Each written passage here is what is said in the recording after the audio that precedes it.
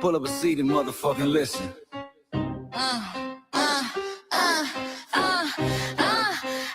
Pull up a seat and motherfucking listen.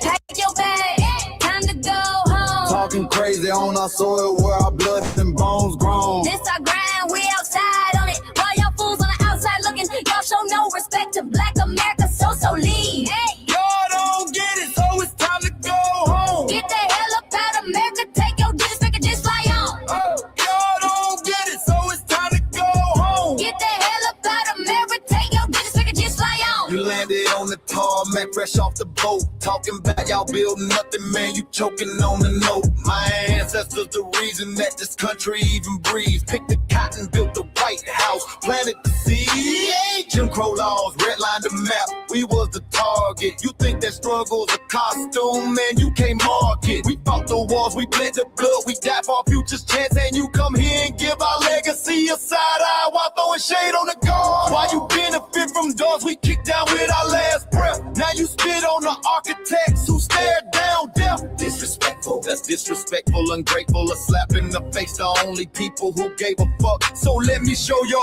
ungrateful ass to the right place.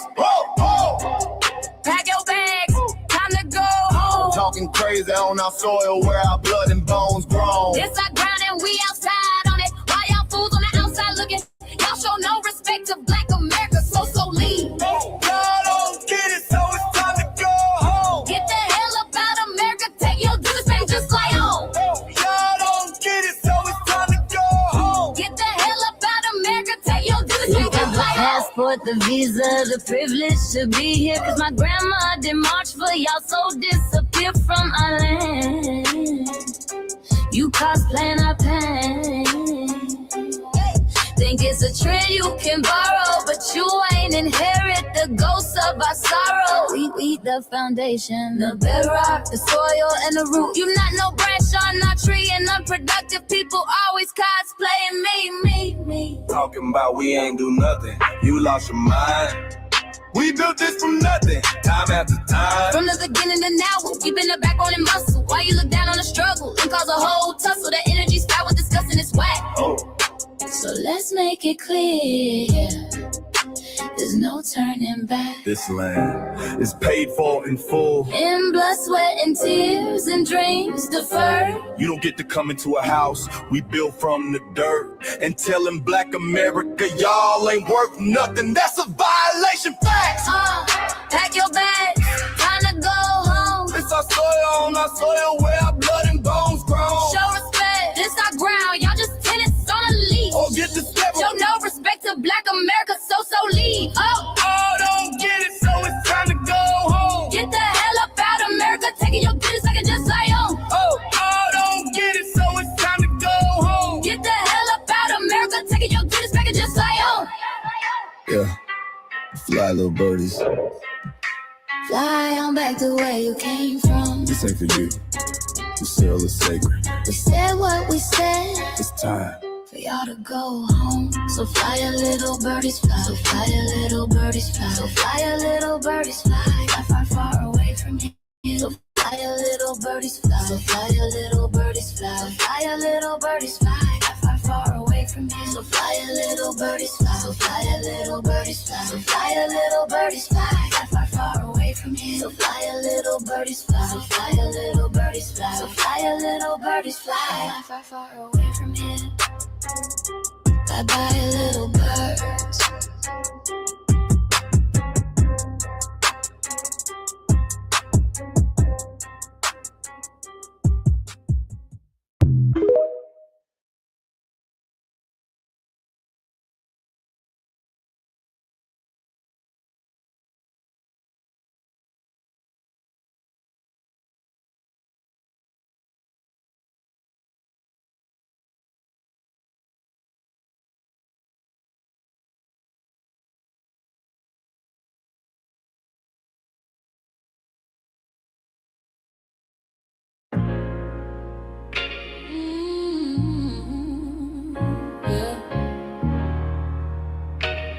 Thought we forgot, but we never forget.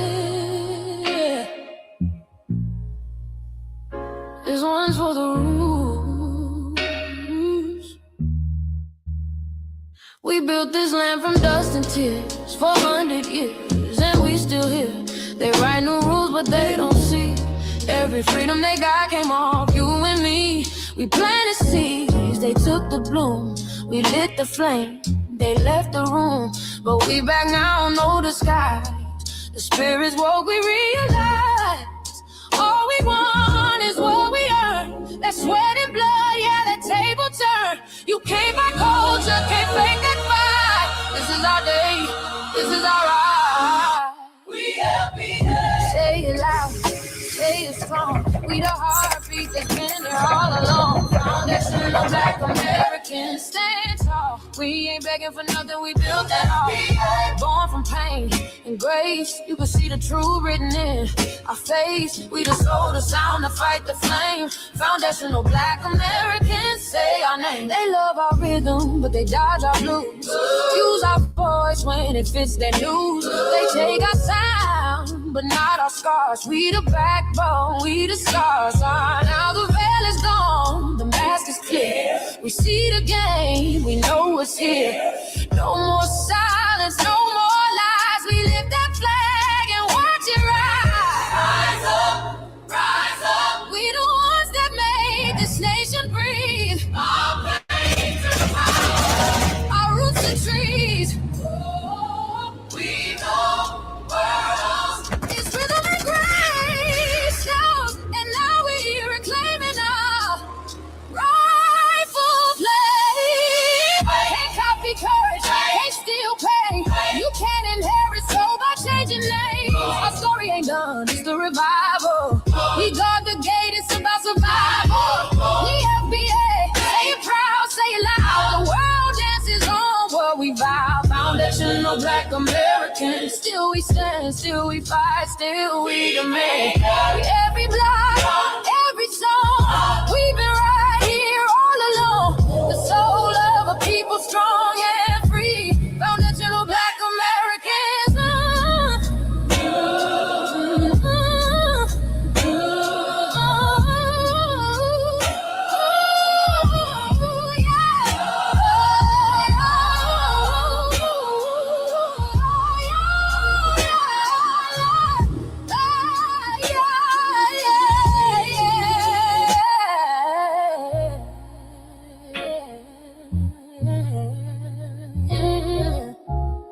We the first, we the root, we the fire. Still rising, still here.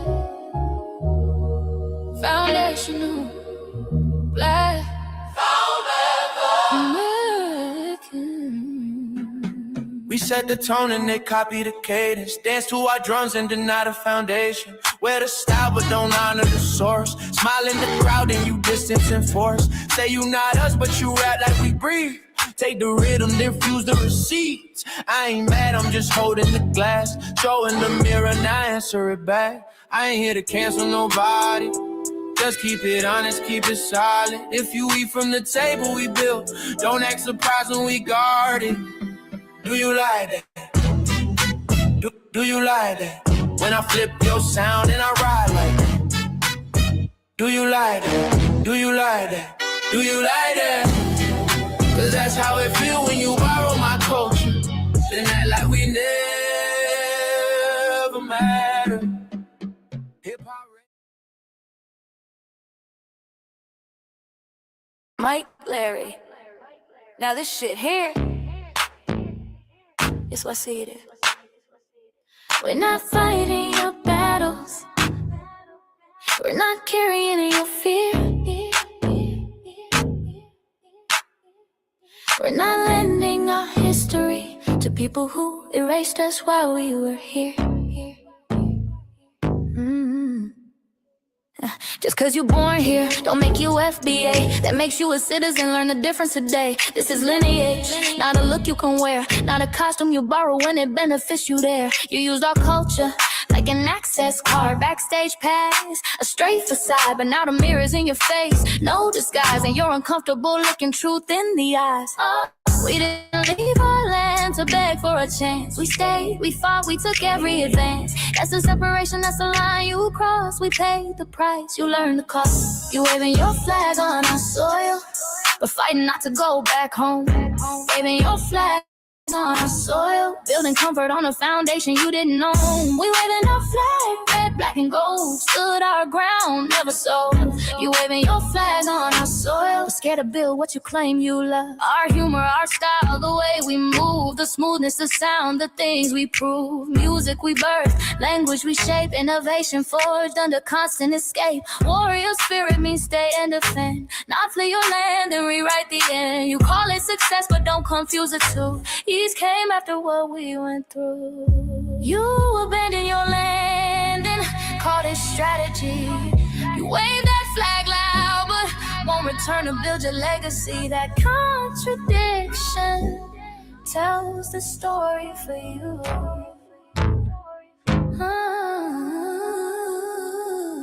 You waving your flag on our soil, or fighting not to go back home. We waving ours where we were forged, every inch earned, every brick known. We can't be deported, and that truth changes everything. We can't be deported, and that truth changes everything. We know who we are, and now we see who you are too. Just because y'all born here doesn't make you FBA at all. It makes you an American citizen. It's biologically impossible to be us because it's a lineage, not some damn costume you can just put on to look cool.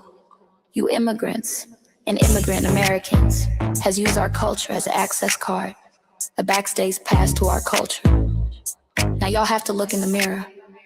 Our sense of humor, the aesthetics, mannerisms, the style of dress, the smoothness, the creativity, our genres of music, innovativeness, our slang, our warrior spirit by staying on our homeland and fighting and not fleeing to somebody else's land to beg for a better life and shit on the very people who fought to have us there. That's who we are. And we know who the hell y'all are waving your flag on our soil and fight to make sure y'all know. Go back. Blacc, you got all kinds of background noise. Use your mic. Wait a minute. Leech Okay, off I'm our on culture anymore. Bluetooth. Wait a minute. That's the TV set. Hold on a second. Shit. Just mute your mics, man. Just mute the mic on the StreamYard. Mute the mic, man. Stop sounding like a seductive bedroom. You know, erasing history is something that you have to do when it comes to conquest, domination, and destroying a people. If people knew who they were, what they were, and what they were capable of in the past, they will understand what they have a possibility or a likelihood of doing in the future. Foundation of Black Americans, we've always had a culture of resistance. We cultivated a culture of resistance on this land, and we've been resisting ever since we've encountered European domination. But nothing was really popping in Europe until the transatlantic slave trade, and that's where they amassed a lot of wealth. One thing that I think is unique about our culture as far as how we resist, how we fight back, is just the environment we were put in from day one. Being only 13% of the population, the white supremacists were very meticulous about keeping that population at a certain amount. There was never a period when we did not resist the encroachment of the white man. They have a natural behavior of authority no matter where they go. That's why they'll step up in front of us in the line at the store. We're not important. They don't even see us. We've never been able to excel. We've never been able to relax. We've never been able to just be, which means that existence is resistance. It must be something in our DNA, our historical background, to when something doesn't sit right with us, especially spiritually, in our souls and in our spirit, we just say no. We live in resistance. You know, from the moment we're born, we're in resistance. And it's handed down generation to generation. And so I think that cultural resistance is actually in our DNA, in our epigenetics, and then it blossoms out into the culture.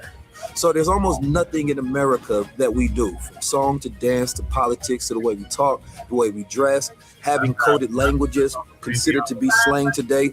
Everything about Black American culture is a form of resistance. Of course, they want to always downplay our contributions to the global tapestry because they continue to act like our number one export in this country is not Black innovation. everyone understands that our resistance has been the cornerstone of what foundational Black Americans have always done. We are the life that breathes everything into this nation. The further back you go, the further Black you go. It's just simple like that, brother.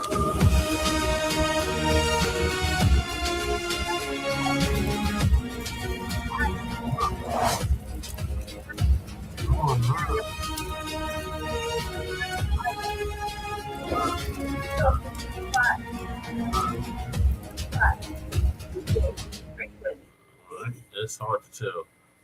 She does. Come on now. You don't either. I definitely do. That's the way. Every other day. Shit. You gotta cut the goddamn. I still smell better. Are you lying? Are you lying? I'm right. Yeah. All right, let me get this going. All right, thank y'all for tuning in to season 6, episode 20, part 3 of the Frontline Black News. I'm your host, Chan Krumah, and we're joined with our other host, Lady Che, and we just lost Shabaka. Oh, there you are, Shabaka. Sorry. We got Shabaka in here as well, and we got our brother Kukizi. And on this season 6, episode 20, part 3 of the Frontline Black News, we'll be discussing several topics. The first topic is Afroman. Once again, we didn't get Professor Black Truth's take on it, so let's see what he had to say. Afroman defeats Dirty Cops. Why it matters. Can the white media stop Kanye's comeback? Don't call it a comeback. I've been here for years. I'm working my peers, putting suckers in fear. Democrats hosted a Black event panel, then pulled a bait and switch. Election or execution looms for man punished over rap lyrics. Then 162 IQ Black Hitman was that terrified Italian mob. U.S. allies shifting. Global impact.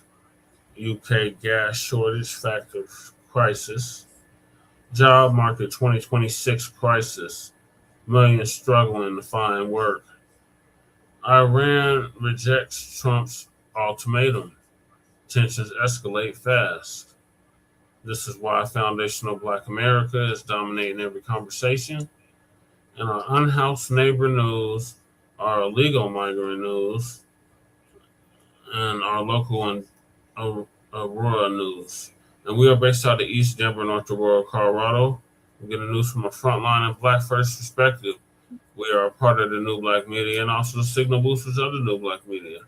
We have been around for 6 seasons now and counting, and we have several platforms that are part of the Frontline campaign.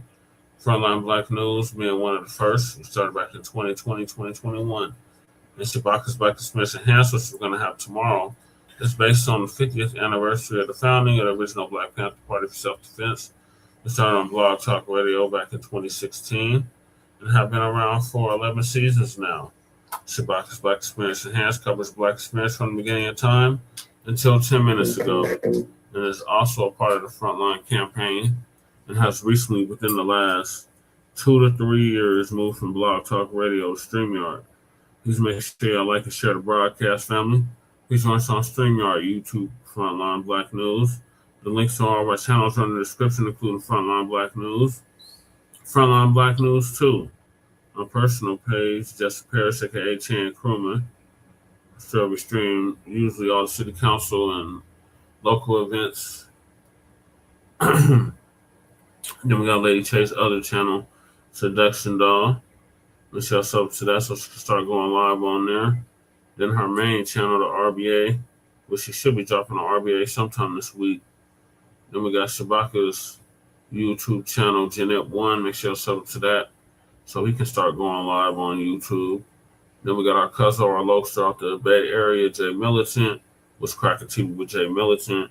Make sure y'all sub to his channel as well. Then we got our brother who's with us right now, Kukizi. Make sure y'all sub to Kukizi's 5100 page. Hey, Kukizi. Then we got Breeze Omega, our brother out of Virginia, by way of New York. who was live earlier. Make sure y'all sub to his channel. He just surpassed 1,000 subscribers. So salute to Breeze. Then we got our brother, the Church of Black Power, who I was chopping it up with the other day. And along with Tori and Rain Reloaded. Our brother, Church of Black Power, out of West California, who's now in Houston, Texas. Make sure you sub to his channel. He just surpassed 2,000 subscribers and is fast approaching 3,000. And last but certainly not least, we got our young brother, Black Truth United, who's been on hiatus but came up with the B1 Rolodex, which is a modern-day green book for FBA and B1 businesses. So the link to submit your business or a business of your choosing is in the description.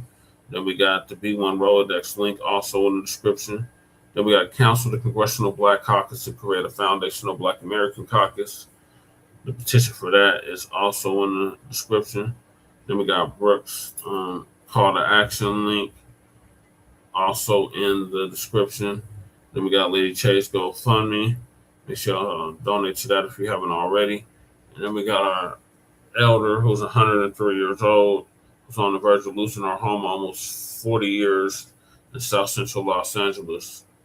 Then we got the copyright disclaimer under Section 107 of the Copyright Act of 1976. Allowance is made for fair use for purposes such as criticism, comment, news reporting, teaching, scholarship, education, and research. And I do not own the rights to the music. And if you don't understand racism, white supremacy, what it is and how it works, everything else you think you understand will only confuse you. Only confuse you. In all 9 or 10 areas of human people activity. And that is economics, education, entertainment, labor, law, politics, religion, sex, and war. And some say health and nutrition. In all 9 or 10 areas of human or people activity. And when you, a Black person, are captured by any race soldier, you must never fuss, fight, or flee, comply, and defend yourself in court. Also by Neely Fuller Jr., who transitioned exactly a year ago at the age of 95, ProduceJustice.com. And last but not least, we got racism, white supremacy. It's conscious and subconscious behavior to maintain white genetic survival, to prevent white genetic annihilation. And that was by the late, great Dr. Francis Cress Wilson, who transitioned exactly 10 years ago at the age of 80, and would have just turned 90 about a week or two ago. And shout out to our FBA brother, Tariq Nasheed, for paying for her funeral, along with several others. So those are the topics. Make sure you hit that like and subscribe button. We got Twin in here early. We got Crew Reality in the building. We got Keezy's other page, Cool Cars, in the building. And we got Mac 285 in the building. Greetings, Shabaka, from the Mile High Income and Illegal Migrant Flooded City. Yeah, greetings from Sand City. Greetings from Sand City. It's a pleasant 72 degrees here right now. And, you know, the heat is creeping up. And then on top of that there, too, is that Las Vegas, from what I'm gathering, is they're losing a hell of a lot of money out here. Because, yeah. So I don't know if they're getting ready to shut down some of these hotels, but the dumpsters building is still yet to be occupied, and they stopped construction on another project out here as well too. Oh, is that right? Okay. Yeah, because the dumpster and his tariffs, man, he's literally fucking up the whole economy. You see what I'm saying? From the outside point of view. And then I've been arguing with a coon who I invited to come up here on the show. He ain't gonna take himself on. Share the link. I shared the link to the coon. You know what I'm saying? You know, because I told him to Google us, and this Negro, man, is a straight ass scratching yassa boss for the orangutan. You know. Yeah. So if he's caping for the orangutan, then I'm gonna call this motherfucker a baboon. Okay. Well, maybe the baboon will join us tonight. We'll see. But, yeah. What are your thoughts on the Afroman situation, Shabaka? Okay, it's all bad. You know what I'm saying? I'm sorry to see him get caught up in that. but hopefully, he will prevail. You know what I mean? All right, let's see what the professor got to say about it. Yeah. If you're not already subscribed to this YouTube channel, go ahead and hit the subscribe button now, along with the bell icon, so you can be notified whenever a new video is posted. And if you're already subscribed, check and make sure that YouTube hasn't unsubscribed you. And of course, be sure to give the video a like as well as share it on your social media. The white supremacists hate that. And now, the Sunday address. The sheriff's never supposed to raid in my house in the first place. The whole raid was a mistake.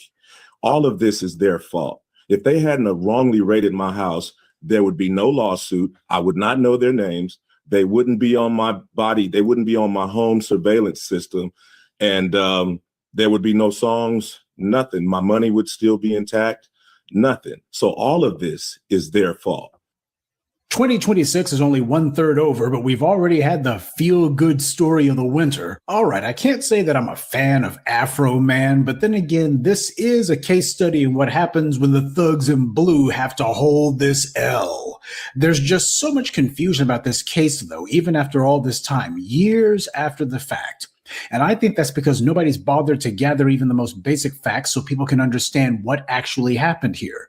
Predictably, the white media hasn't done it, so the black media will. Now, the number one question that I noticed that pretty much everyone's asked, but that nobody's answered is, who was it who actually accused Afroman of kidnapping and dealing drugs in the first place? In their search warrant, the Adams County Sheriff's Office claimed that they had a so-called confidential informant who said that Afroman had kidnapped people and was torturing them in his basement and dealing drugs, etc. Okay, so that answers the first question, a confidential informant, but it doesn't answer who it was. Well, now we have a name, Tasha Chamblin. Afroman himself has identified her as the, as he puts it, unconfidential informant. All right, but why did this white woman accuse Afroman, a person she didn't even know, of kidnapping, human trafficking, and drug dealing? Afroman's lawyer, David Osborne, explained why in an interview. From my understanding from the deposition, there had been a report of a person with a large amount of marijuana. Officers had come together, went there for what they call a knock and talk, talked to this lady. I guess they confronted her. Did you have the marijuana? And she took them to it, or at least told them where it was. And they found a felony level amount of marijuana in her possession. From She's there, stupid. They kind of asked her some questions. They had her go back to the station, did an interview. And the question becomes, where'd this come from? And it's my understanding she said something to the effect of, well, this came from Mr. Foreman. And she also told him about women coming and going out of a dungeon, being put in cages and stuff. And so they kind of put that together and got a search warrant. What was really interesting was the contradictions that you have, because there was one interview with Mr. Newland that the recording failed. So they went in, and Mr. Newland, while he's typing the search warrant, has two other deputies go in, Sergeant Estep and Sean Cooley go in and re-interview her.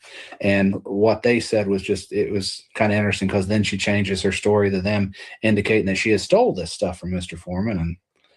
And so it's kind of interesting as you read the deposition, you kind of see a picture of what happened with the confidential informant. And then you kind of read the warrant again, and you're like, wait a minute.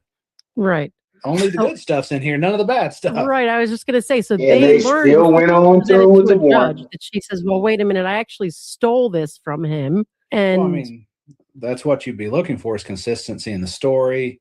I know she has a prior criminal record. And so there was a lot of stuff. And Mr. Newland, in his deposition, went through a lot of detail about the CI packet and all the stuff they look at, because when they classify you as a CI, they actually have a whole packet. They look at your criminal record.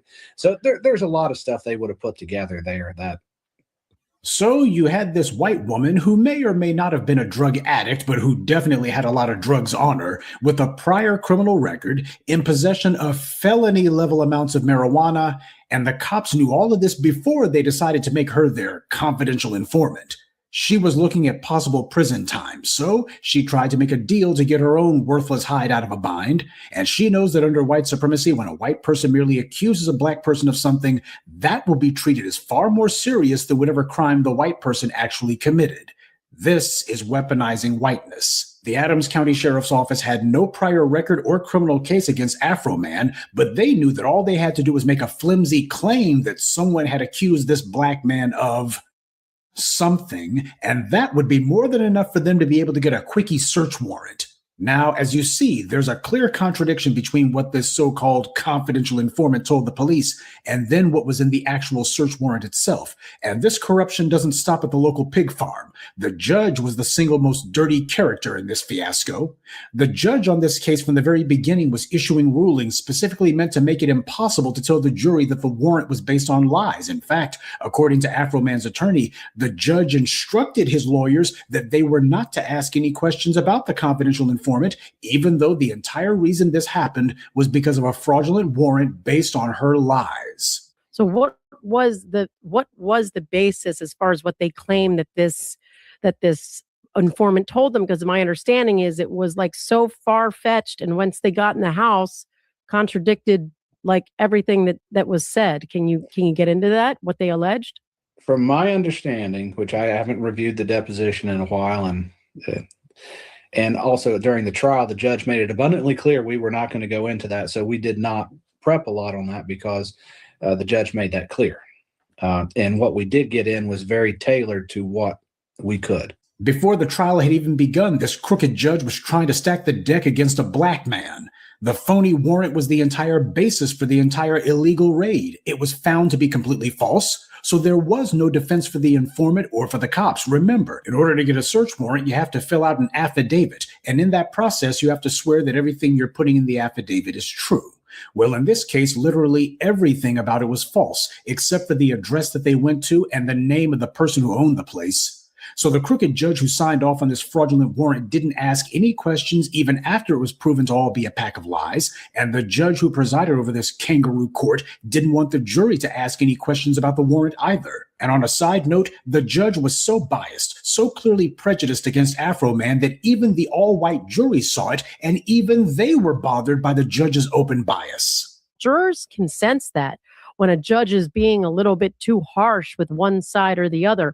For you, which way did you take it? I mean, I don't want to say, I don't want to bash a judge or anything, but I mean, it did seem like he was on, like he had something against, the defendants or something. But I mean, it didn't factor into our decisions. I mean, I understand it, that it wasn't part of your thought process with deliberations, but just the way you perceived it in general in the moment that it was happening. Yeah, well, it was one of those things where you could just feel it. It felt uncomfortable. Yeah. That's the way I would describe it.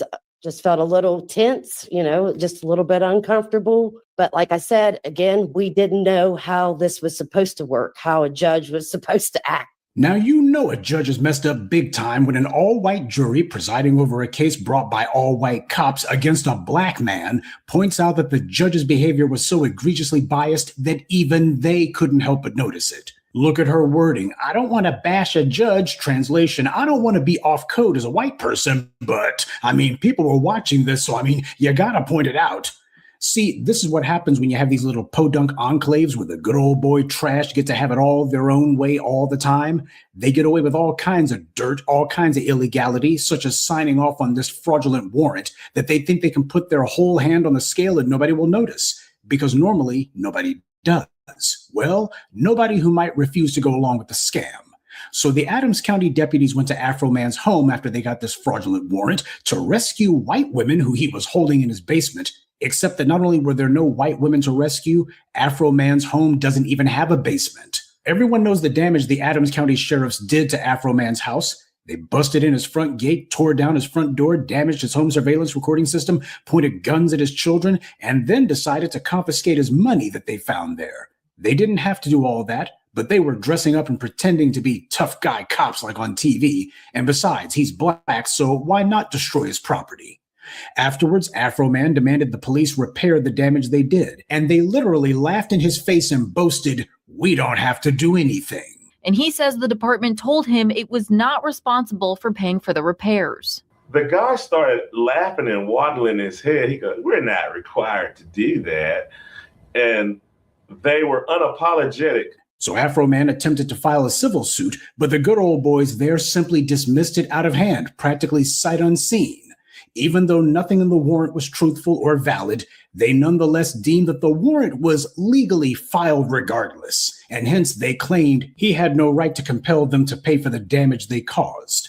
So, having been denied his legal rights, even his right to redress, he did exactly what you would expect a musician and an entertainer to do.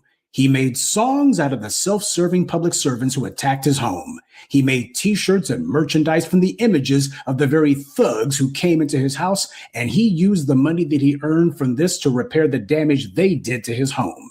He made them famous, but not in the way they wanted. He made sure people knew their names and what they did. Afroman making the police into the butt of the joke did get some headlines at the time when it originally happened and got a few million views online, but it very soon faded from the headlines. So what Afroman did was to rightly hold the police up to ridicule, and it's about damn time. The police are a joke, though not a funny one. Having been humiliated for their own incompetence, the Adams Sheriff's deputies decided they would try to impress the Fox News crowd, so they sued Afroman for $4 million, claiming defamation, that he used their likeness without their permission, and anything else they could think of. Apparently, they never learned what defamation was at the police academy, and no one explained to them that as public figures, especially as police, they have no expectation of privacy when they barge into someone else's home, and as public figures, the burden of proof for defamation is higher for them than it would be for a private citizen. Now, you are fair to ask, what motivated these clowns to even try a stunt like this? Keep in mind, this raid happened at the end of the pandemic, and that's significant because the 2020 pandemic coincided with the murder of George Floyd and the national uprisings that occurred. People were standing up to the thugs in blue. You had a lot of cops who were feeling on the defensive and getting put under scrutiny, and a lot of them were desperate to score some kind of victory.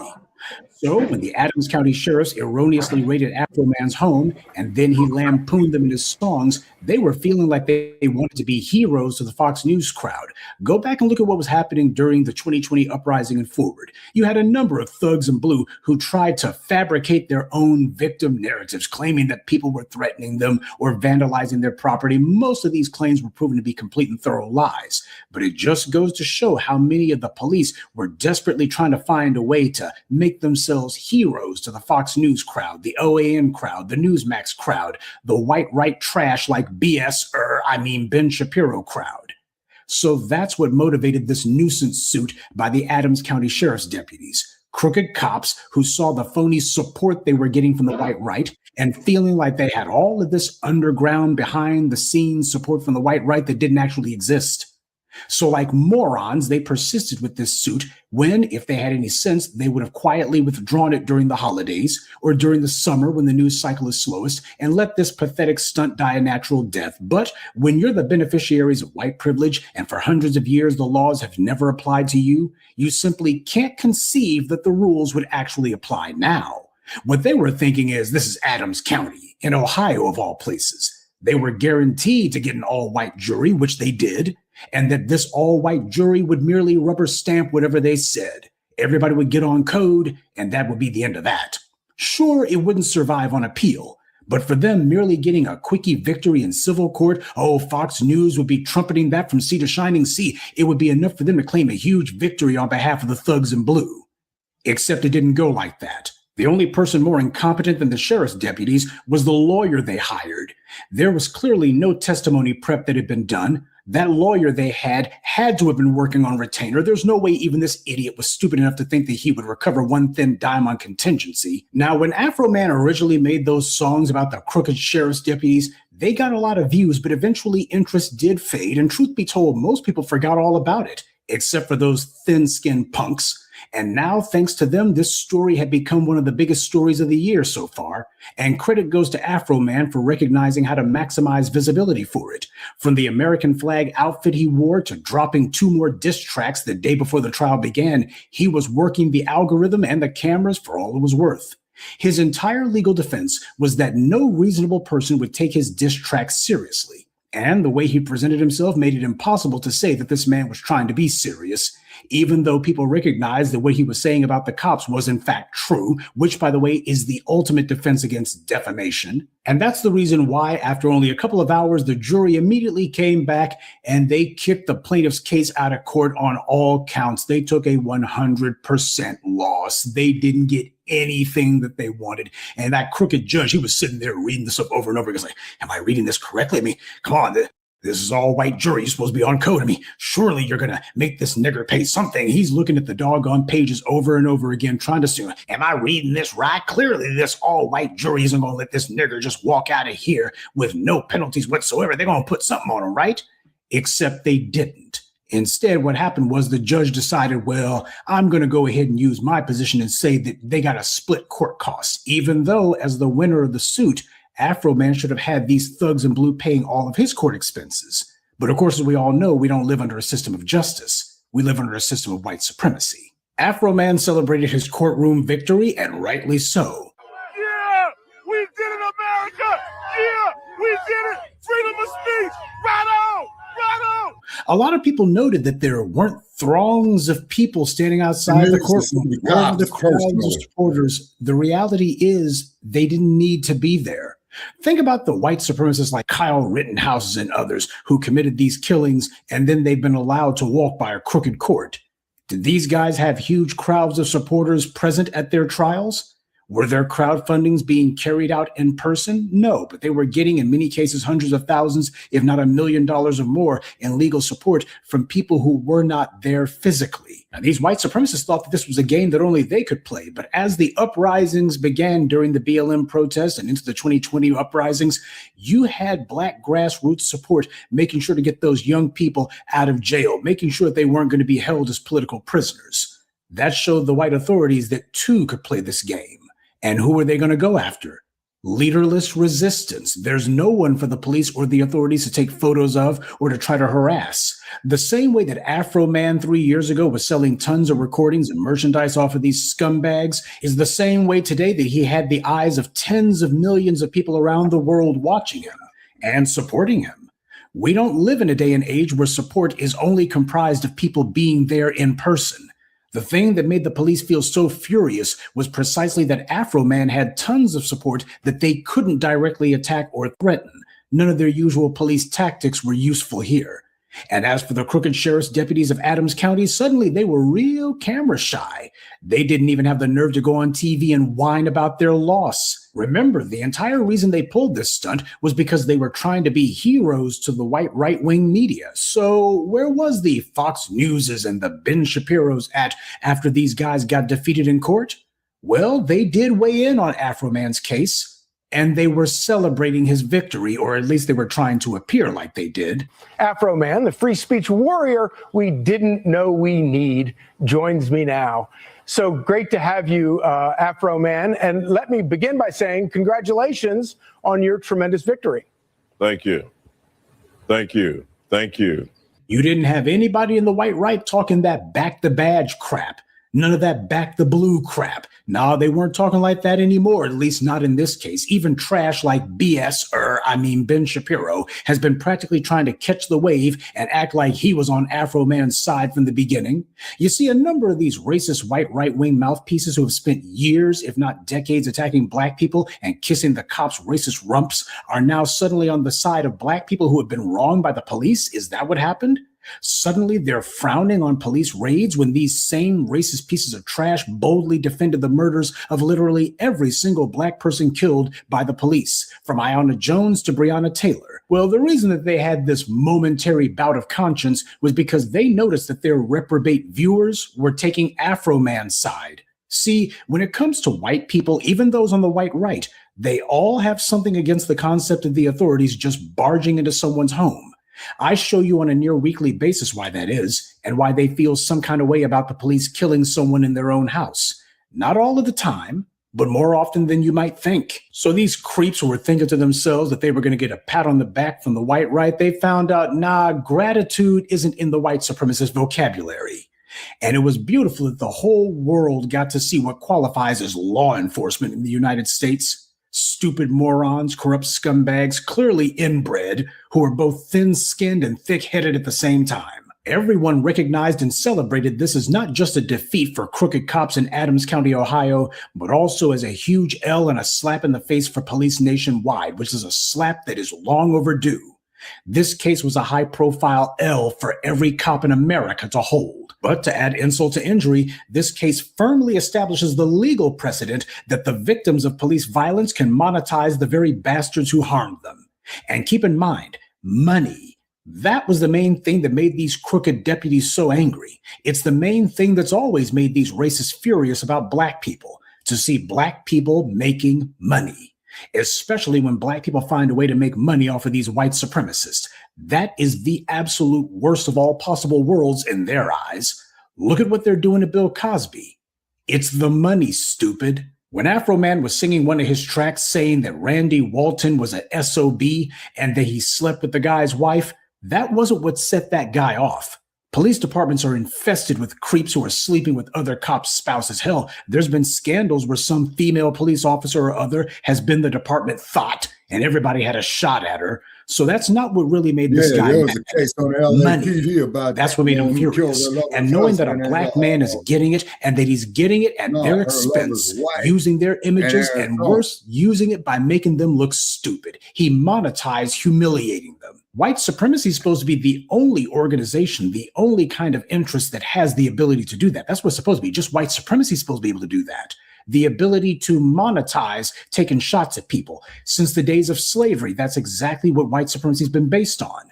Making an economy built on attacking and denigrating the image of black people. Well, now the shoe's on the other foot, and Afroman's forcing these bastards to wear it. And they don't like how it feels. And that's the part that makes it so beautiful. They can't hide the fact that they're humiliated. They would like to do something about it, but they can't. You know, at this point, I'm surprised that these guys don't try to gin up another reason to raid his house a second time, just so they can try to take him out.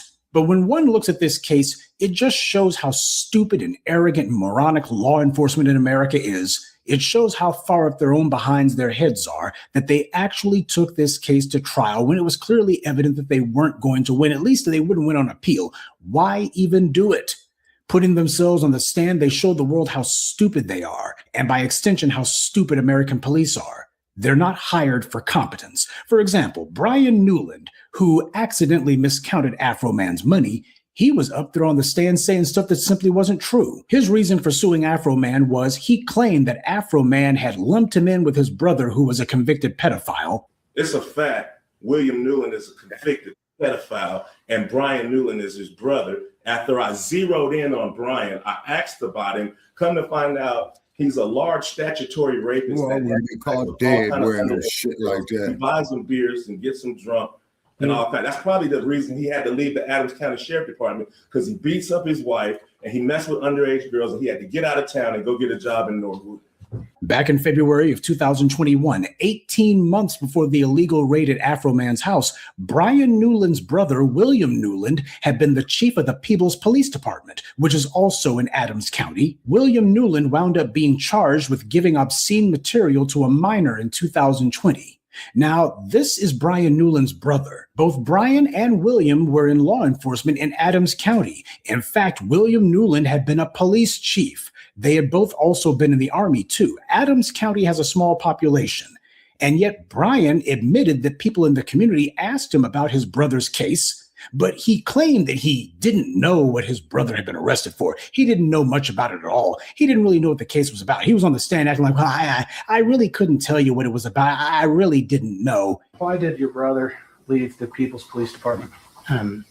He was charged with some kind of crime through the Adams County Prosecutor's Office. He was subsequently convicted, and he resigned or quit sometime during the process. And it is a fair statement to say it involved minor children? I really don't know anything about the investigation. You don't know anything about your brother? He was charged. He don't know nothing. What I've seen on Jail Tracker in the past. So you're not close. Another goddamn Stacey Coon. He tried to claim, well, we just really weren't that close. Yeah, both of them were cops in the exact same small county. His brother was a chief of police. and He's had been staying on arrested code and with his charged brother. with That's giving all. obscene What material up, to Tay Keezy? children. Shabaka. It made headlines all over the doggone state, and yet Brian Newland didn't know anything about it. Even though he admitted people in the community talked to him about it after his brother's arrest, though apparently nobody ever told him what the charge was, and he apparently never bothered to ask. I guess his family didn't ask about it either. And given his testimony, nobody in the sheriff's department told him what his brother had been charged with. Nobody in the sheriff's department even wanted to discuss it with him, even though it made big headlines in Adams County and beyond. Well, to hear him tell it, neither Brian Newland nor anyone else in Adams County watches their own news or their own TV either, huh? During cross-examination, Brian Newland admitted that people in the community already viewed him differently after his brother's arrest and conviction, which, by the way, took place before Afroman's satirical videos about Brian Newland. So now you've said people have treated you differently since Mr. Foreman's post. Yes. So people come and ask you about your brother. Did they treat you differently because of that? It was just on a smaller scale. I was asked about it, and then that was it. It Listen to wasn't the shared, and I wasn't motherfucker, man. putting music videos and everything else because of that reason. But your brother's criminal charge and everything was in the front page of the local newspaper, correct? Yeah. So everybody in Adams County knew that your brother was charged. Correct. And so did people treat you differently at that time? But he didn't know. No. Not at all? No. So you see that? Originally, when he was asked about whether he was treated differently, he said, well, it wasn't large scale. So people come and ask you about your brother. Did they treat you differently because of that? It was just on a smaller scale. I was asked about it, and then that was it. It wasn't shared, and I wasn't. But only a few seconds later, Brian Newland changed his testimony, and now he was saying that people didn't treat him differently at all. They didn't view him differently at all. Everybody in Adams County knew that your brother was charged. Correct. And so did people treat you differently at that time? No. Not at all? No. He actually thought that the jurors wouldn't see his testimony change right there on the stand, but they did see right through it, just like they saw right through that crooked judge. One of the guys who didn't get mentioned, though, much was a guy named Sean Grooms. He was involved in the raid, and then afterwards he claimed that Afroman's videos about him led to his marriage falling apart. The feel-good moment of the trial came when Afroman put on his star witness, Deputy Grooms' own ex-wife, who filed for divorce, by the way. So, Ms. Grooms, has Mr. Foreman's posts about Sean or any of the general posts about the Adams County Sheriff's Department as a whole affected your life any at all? No. Is it fair to say that Mr. Foreman, the posts about the police department, everything had not a damn thing to do with your relationship between you and Sean and why it came to an end? No, it did not. So the posts never affected your life, never affected your marriage? No. Okay. And when the plaintiff's attorney asked her why she didn't file a restraining order against him, she immediately shut that down when she pointed out that she had filed a restraining order against him. You never sought a protective order against your ex-husband, did you? Yes, These I did. folks are insane. The divorce, yes. I had a restraining order. Did you got a restraining order? Yes, I did. Now, for this shyster lawyer to be asking this woman questions, especially like that, questions that could be potentially damaging to his client, without at least doing some investigation about whether or not this had happened, that shows that this shyster lawyer was as stupid as his clients are. Rule number 1 of cross-examinations: never, ever ask a question that you don't already know the answer to. And this is the reason why, because this is what can happen. You have a witness who makes you look like a fool. We won't even talk about Randy Walton or Randy Walters, whatever it is, who apparently was so traumatized by Afroman's video about him that he doesn't even know if his wife is sleeping with Afroman or not. Okay. And that's painted you in a false light. It's called Adam 22 cuckold in my life. I'll get to that. We have to go through false light first. So does it paint you in a false light? Yes, that my wife is cheating on me with Mr. Foreman. But we all know that's not true, correct? I don't know. Well, oh, god damn. And I think we can all agree that the less said about Lick'em Low Lisa or her disturbingly deep voice, the better. Or her pathetic attempt to said dredge up some Lick'em Low. white woman Oh tears my on the God. stand that fell flat. As I pointed out at the very beginning of this evening address, Afroman has long since identified the woman who falsely accused him. Brian Newland had me suck his in the interrogation room. Then he told me about all the young girls that he had sex with in Adams County. And he raises a very She on meth. If all She on it meth. took was for this white woman to make an unfounded accusation against him with no evidence whatsoever, and the Adams County Sheriff's Department stormed into his home based merely on unfounded She looks like she'll words, say anything then for a hit why of meth. into Brian Newland's home and searched it Absolutely too? anything. Accusation against him, so why is no one in the Adams County Sheriff's or DA's office sought a search warrant against him? Suddenly, they're not taking the word of confidential informants anymore. Afroman asserts that the police were attempting to set up a Breonna Taylor-style hit on him, and I believe him. Their goal was to raid his place and then to accidentally kill him during the attack. That certainly makes sense. But does anyone think these inbred liars who told lie after lie after lie on the stand are above that kind of thing? Look at how much blatant corruption was unmasked about the cops and the judges in this area just from this one case alone. Afroman lives there. He knows how dirty these scumbags are. That's the reason why he went in on them like he did, and he was right to do so.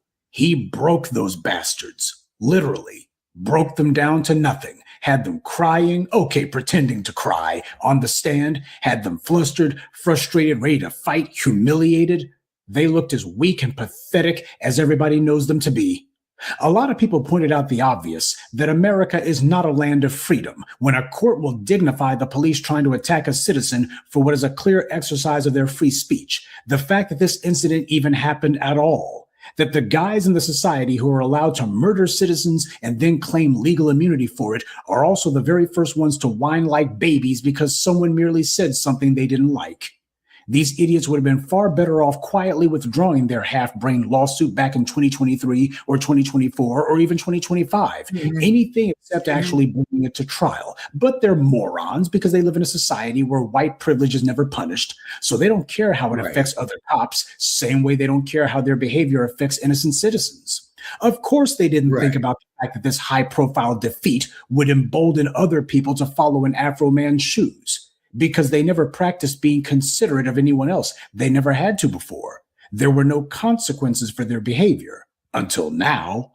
They figured that qualified immunity and the other largely unconstitutional measures that lawmakers and judges illegally put in place to protect them meant that since they couldn't be touched by the law, it also meant that they shouldn't be touched by people's words either. White privilege, thugs with badges privilege, which is a subset of the same, it always results in satanic delusion. Slave patrol. The last word, Afroman said he plans to make his next album about the corrupt judge on this case, and I, for one, welcome it.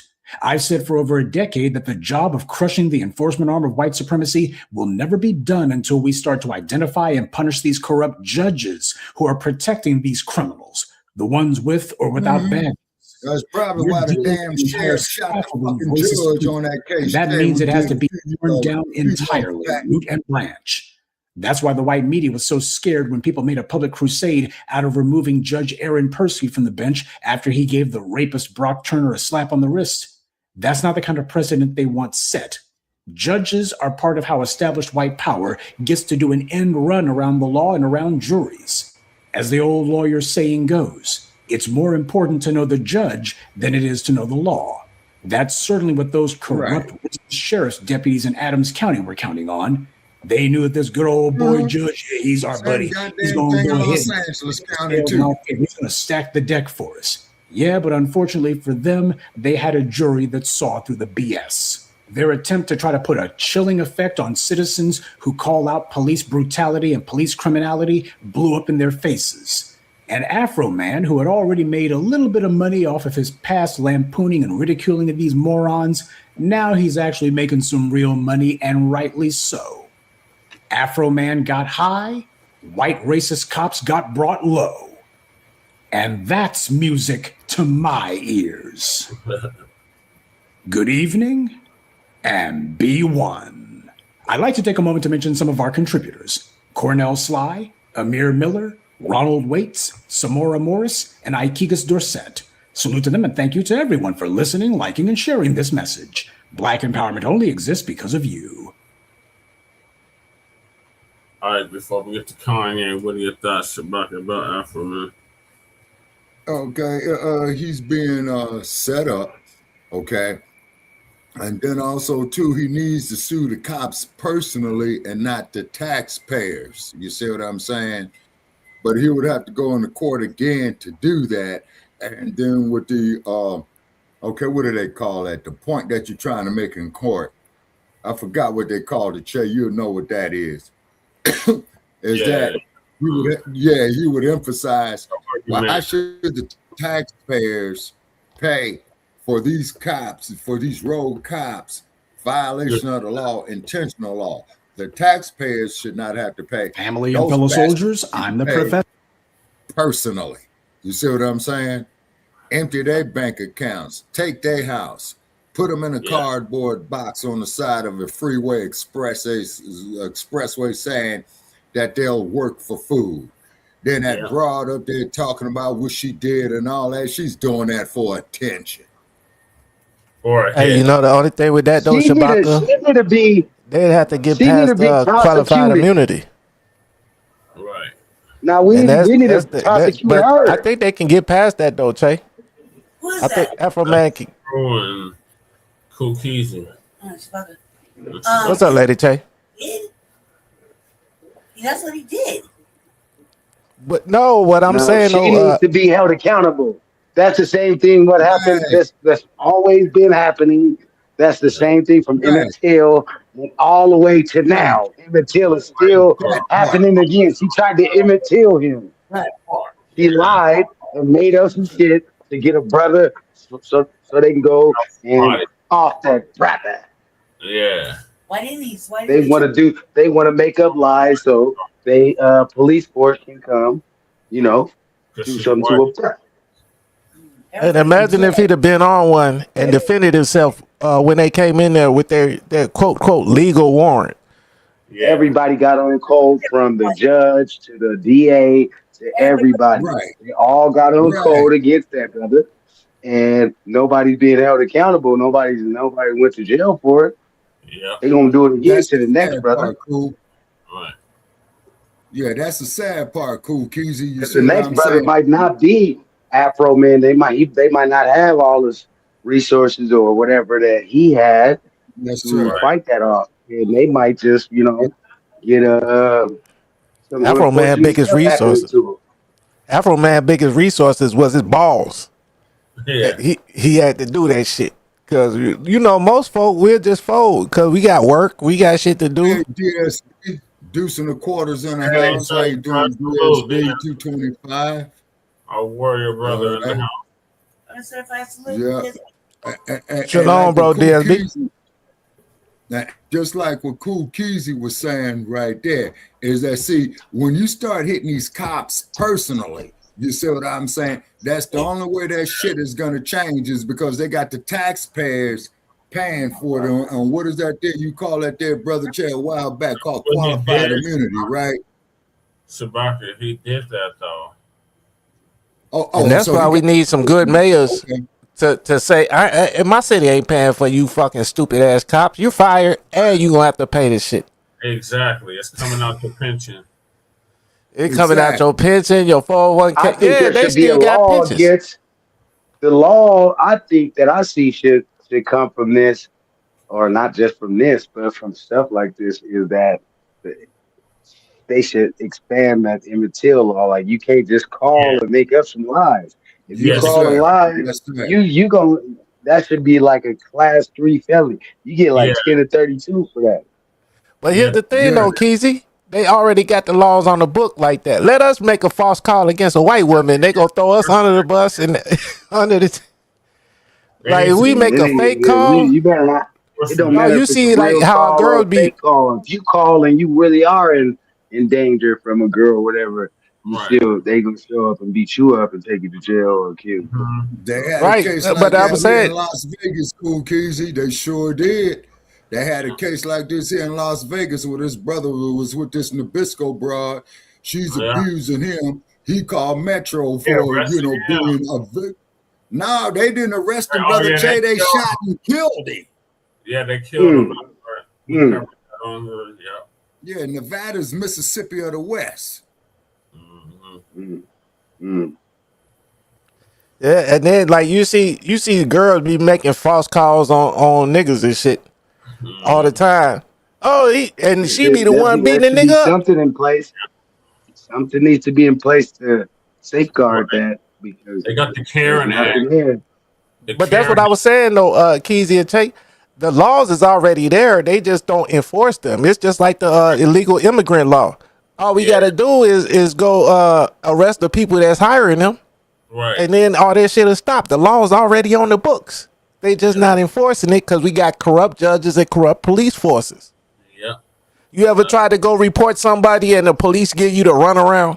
Yeah. Well, I don't know if we can make a case. I've never made a report in my life. Oh, you know what I'm saying? Like somebody steal your Amazon shit, or just some regular shit. I never made a report of it. Well, I'm just saying, as me as a, you know what I'm saying, a bootleg citizen or whatever, I've made reports before, right? Like on some real, because I ain't in the streets or whatever, right? So, but when you make the report, look, I got rear-ended by a Mexican chick, and the cop tried to arrest me talking about making a false report. Oh, hell no. And I'm like, bro, I just came from the ATM. You can go see my car, dog. He talking about, well, she just tapped. She said she just tapped you, so it wouldn't make that much damage. I'm like, nigga, I got an 85 Monte Carlo. You know them box trucks. I mean, them box cars. Right. Them trunks ain't strong. Motherfucker, that shit will bend up real quick. Yeah. Right. The cop tried to arrest me. Then I got rear-ended by a Hispanic dude. I threatened to call the police. He started breaking bread. Right. I told his ass to go back to the bank. I think this Mexican chick. He had to top back. He went back to the bank and got more bread. I told him, nah, this ain't enough. Hey, but that's legal. That's how it go. Why we need to get insurance involved? You just pay me right now. $1,700 later, I didn't call no cops. I was like, yeah, you cool, you go. Right. Let me go. I ain't even gonna call ICE on you. $1,700. Cool. Hey, you got a 1-year visa on me. Cashed out. But that's amazing how they tried to arrest me because I got rear-ended. You see how these people be? Yep. Like, there's no world where you can get rear-ended and it's your fault. Unless you change lanes and just slam the brakes. Right. Crazy. That's some crazy shit. All right, so moving along. Well, let me say this here, brother Chad. Yeah, it take me less than 10 seconds. You see, when you deal with these legal cases, man, particularly in civil court, it's chess, not checkers. Yeah. So moving along, we got Kanye making his comeback. That's really why I had to get up here. So Professor gonna give us an update on that. Keezy acting like me at the railroad. Sir, and this is the moment of truth. Oh, don't call it a comeback.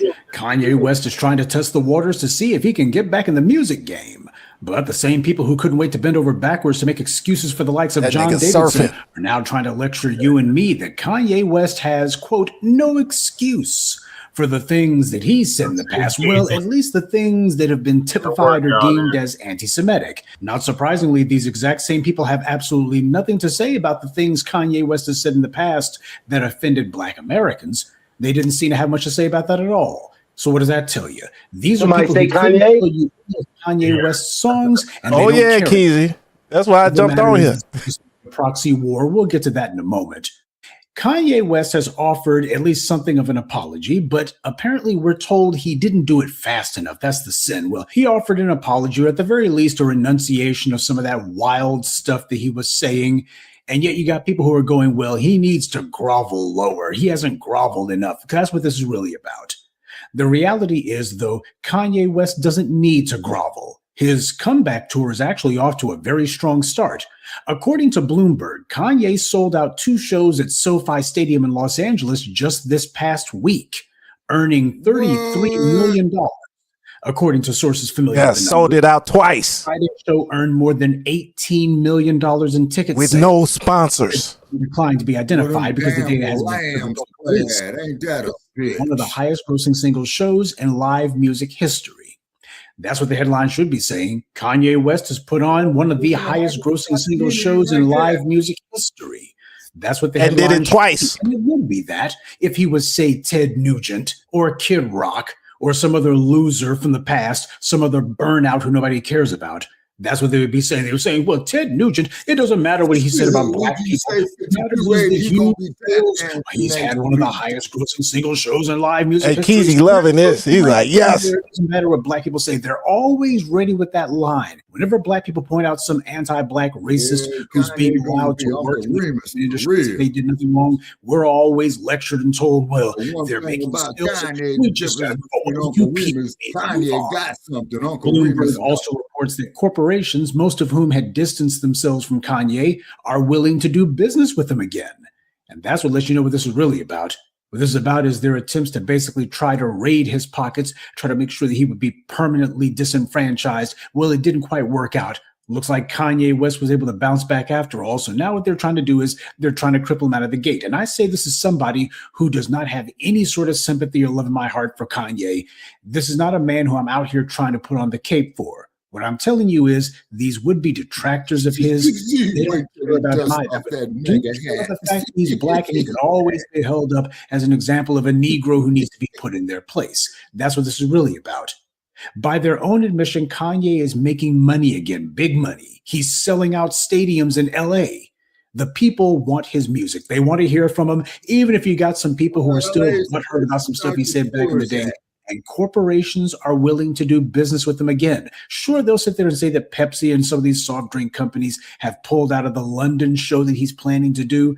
But as far as these, there are other companies that are willing to do business with him regardless. And if he's selling out stadiums, as far as they're concerned, hey, the people have spoken.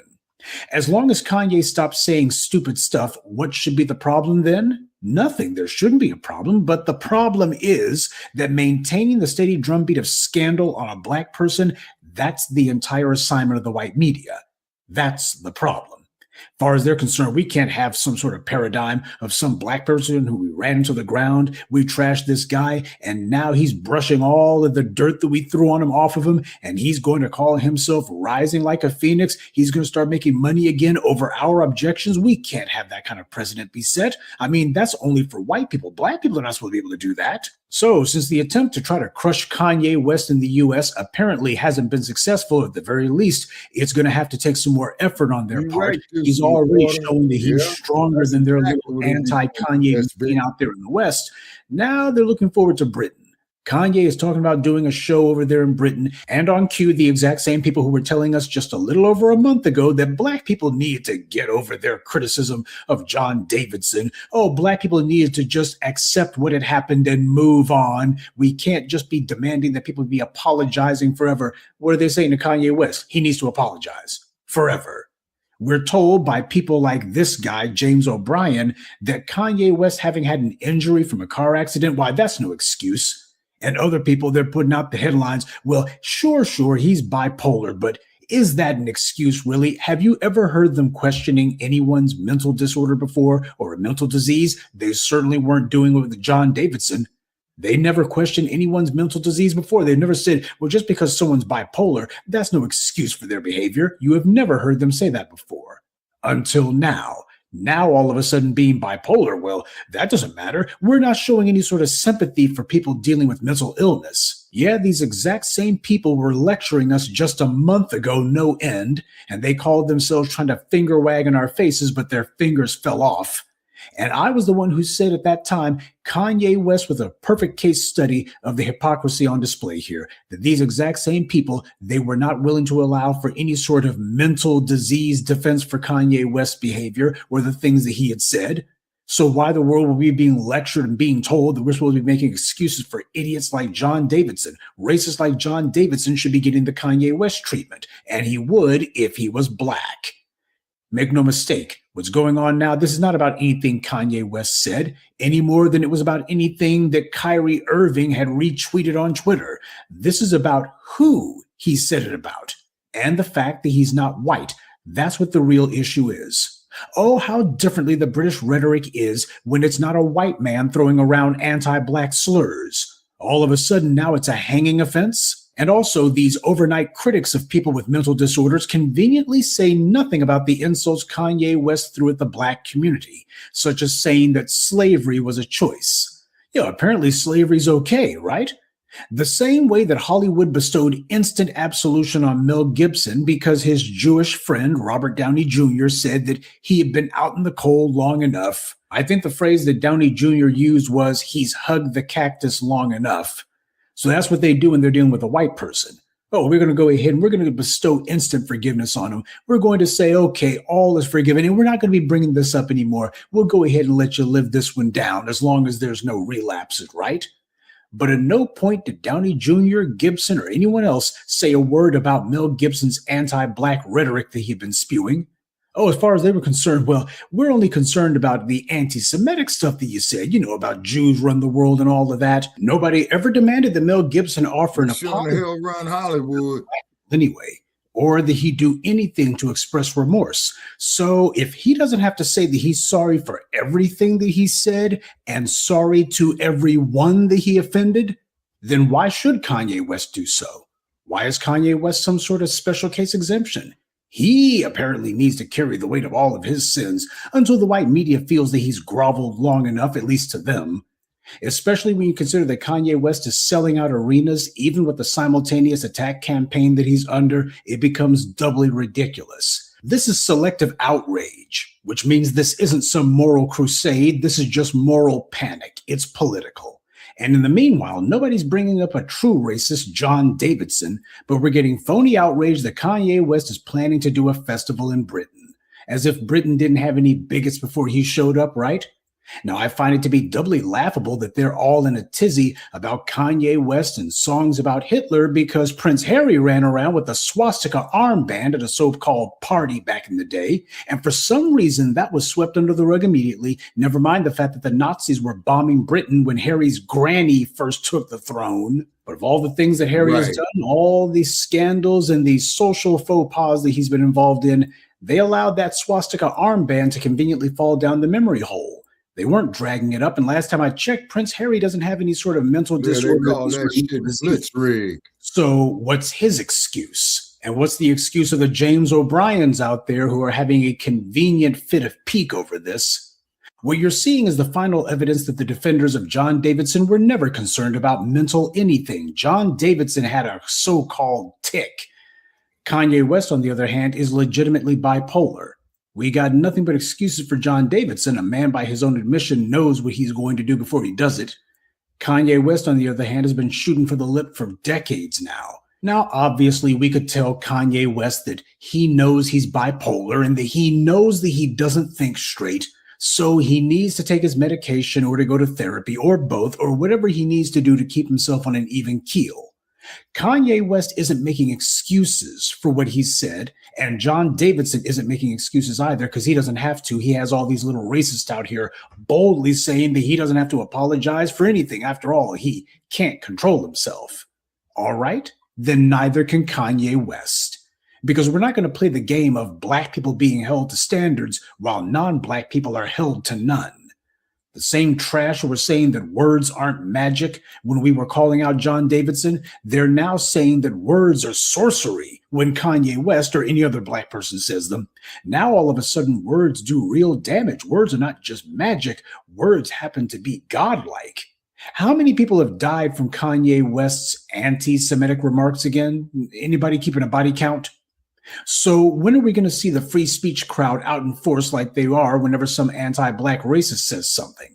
Right. Black people need to understand that entertainers, and this includes athletes, are seen as valuable in the white media only because they give them a black person with money and fame who they can take down and crush them and hold them up as an example. They get their jollies doing that. Now, of course, Kanye West gets no sympathy from me, but I'm not going to jump on the condemnation bandwagon either because truth be told, Kanye dug this hole, so it's up to him to claw his way out of it. And it's not like the man is broke or anything. Besides, anybody who's stupid enough to hang around with the likes of Amber Rose Show ain't broke. He just made 30 million. Hanging away for Kim Kardashian of all people. Well, that guy pretty much is a lost cause. But I also want it to be understood that these critics of Kanye West, they would be attacking him regardless, just like they did with Kyrie Irving. Because if it wasn't this, it would be something else. And with Kanye showing that he still has support, the real danger is that trying to continue scandalizing him would backfire like it did when they tried to scandalize Kyrie Irving out of the NBA. But just ask bootlicking morons like Goldie Taylor how effective that is. She's still as scared as Rolling Stone was that black men who survive being canceled, I mean truly canceled, not the fake phony canceled like Fox News talks about, but black men who survive the white media blitz to try to erase them from the scene, if they manage to survive all that and make a comeback on their own terms, and they don't have to actually kiss any sort of white media person's behind to get there, if they decide that instead of groveling, they're just going to get on their grind, well, that would set a terrible precedent. That would be a horrible influence on those young black men who Goldie Taylor pretended to care about, when in reality, she has nothing but contempt for them. Because you see, those young black men, if they see someone like Kanye West do something like that, they just might start to lose their fear of the white powers that be, or their Negro bootlicks like Goldie Taylor, especially the white media in particular. Those young men, they see stuff like this, they might start paying attention to the support they have right in front of them and stop caring about whether they're getting nice headlines from a white media that never cared about them in the first place. And if black people, even though willfully deluded like Kanye West, were to start taking the white media's power away from them, now that's something they would really find offensive.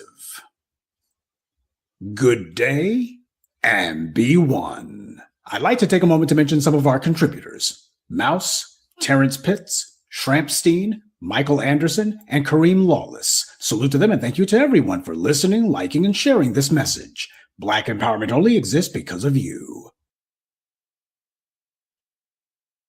Damn, they called Keezy back to work. He posted, this is what he posted a comment on.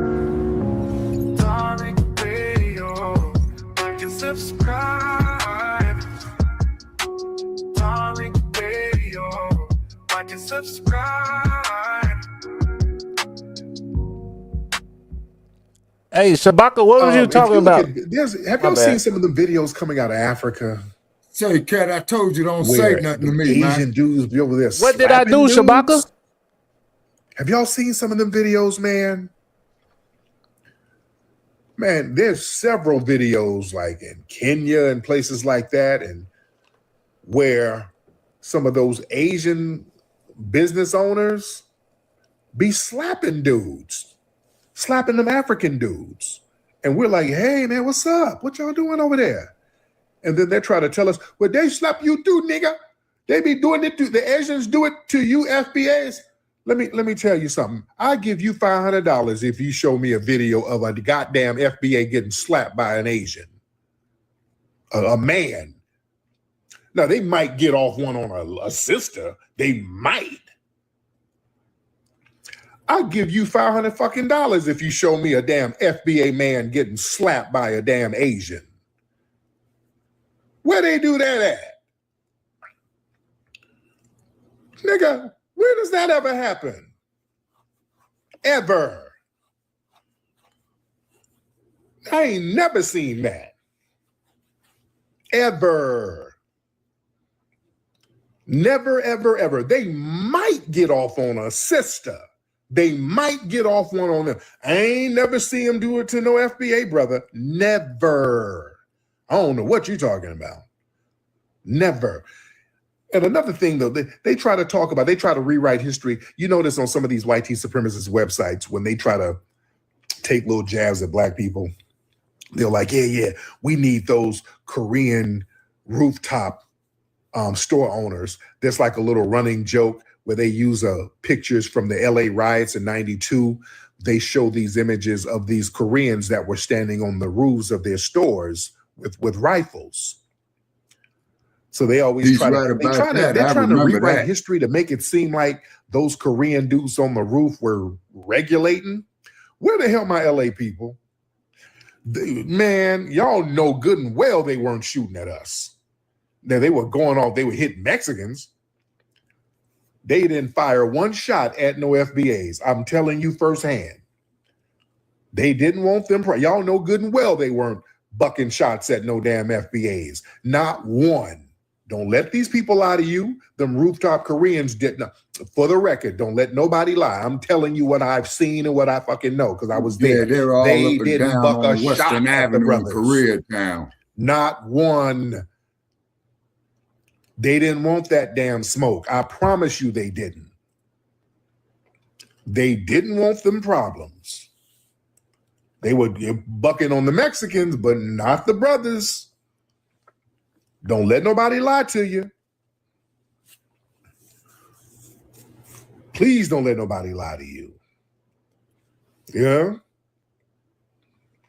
Yeah, people try to get slick after 30, 40 years. They start trying to rewrite history. And you're not doing that. No. Yeah, that's one thing I give South Central LA that. Yeah, you ain't really running down on cats like that out there. Y'all remember during the whole Black Lives Matter riots and uprisings, when you had the Proud Boys and the Oath Keepers and all of that. And, you know, they like to test to see how far they can go. The Oath Keepers and all those little white supremacist groups start popping up because they started feeling like they got punked out because there was uprising and the streets was rising up around the country. So law enforcement was working with those guys. You know, law enforcement, some of those guys are clicked in with law enforcement. So y'all remember when they thought they were going to come out to South Central LA. Y'all remember that? The Oath Keepers and all these people. Man, the Oath Keepers didn't want none of that fucking heat. They sure in the hell didn't.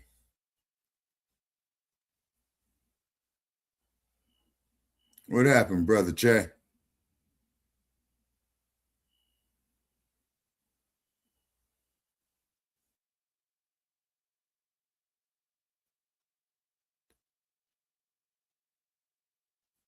Okay, it appears we got a technical glitch.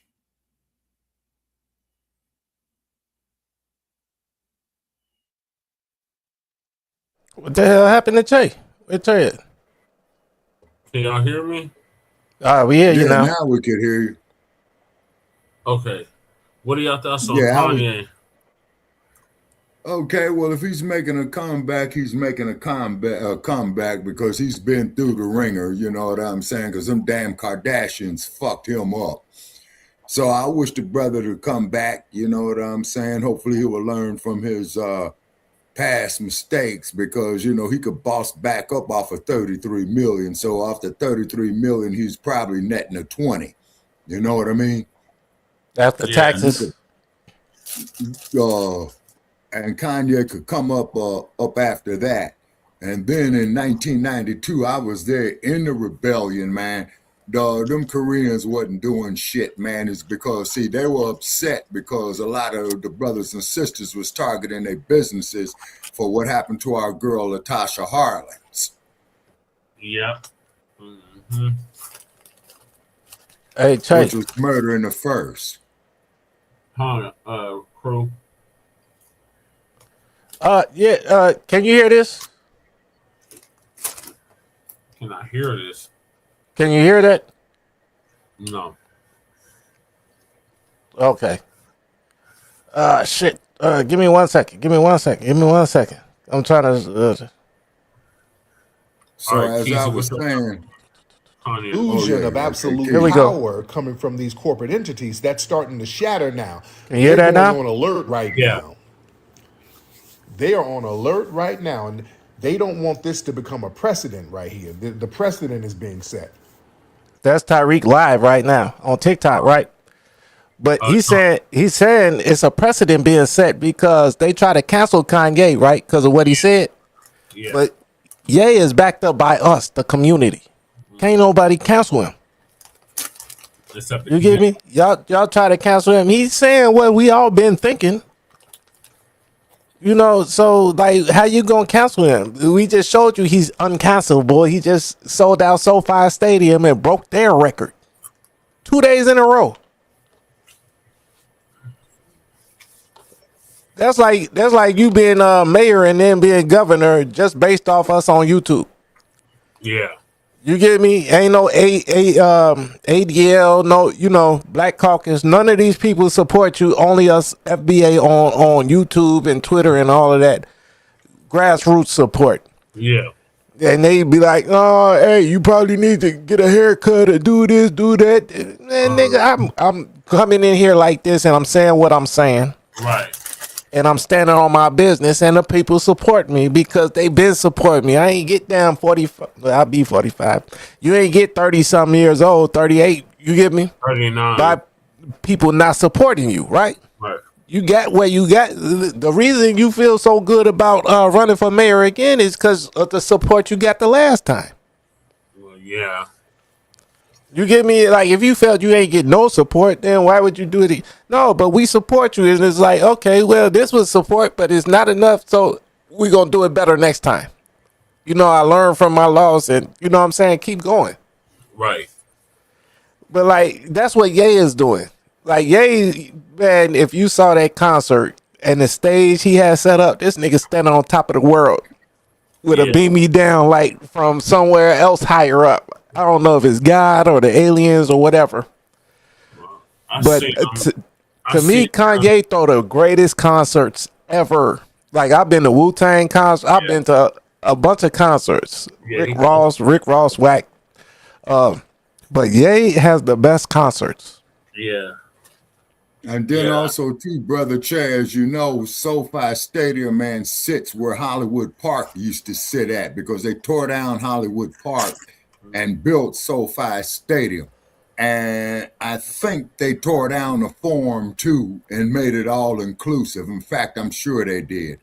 And that's Let me ask you this though, Shabaka. Is there a bigger stadium than SoFi? Like a bigger venue, maybe like New York, the Met Stadium or something. But there's nothing bigger than SoFi, is there? Say, Cat, didn't I tell you not to say nothing to me, man? Jesse, is there a bigger stadium than SoFi? I don't think so. This is the America in LA. You get me? Like, what bigger venue is there? All right, crew, I'm going to answer one question. The biggest venue in LA that you want to do a concert at, man, would be the Los Angeles Memorial Coliseum, where they're going to bring you to the Olympics in 2028. Okay, thanks. But SoFi ain't so far behind, though, is it? Especially as a concert. Yeah, that's like big. you would do the Olympics. You have to, you bringing the whole world there, right? So it got to be a bigger stadium. But like just for like music, Yeah, that's big. you know what I'm saying? Like SoFi, Michael Jackson would have sold that out. You get me? Right. But it's like, yeah, what bigger stadiums are there? You know, you got the Mets. You got the indoor, the basketball arenas, Mm-hmm. and then you got the football fields. Right. What's bigger than that? Especially in LA, Chicago, New York.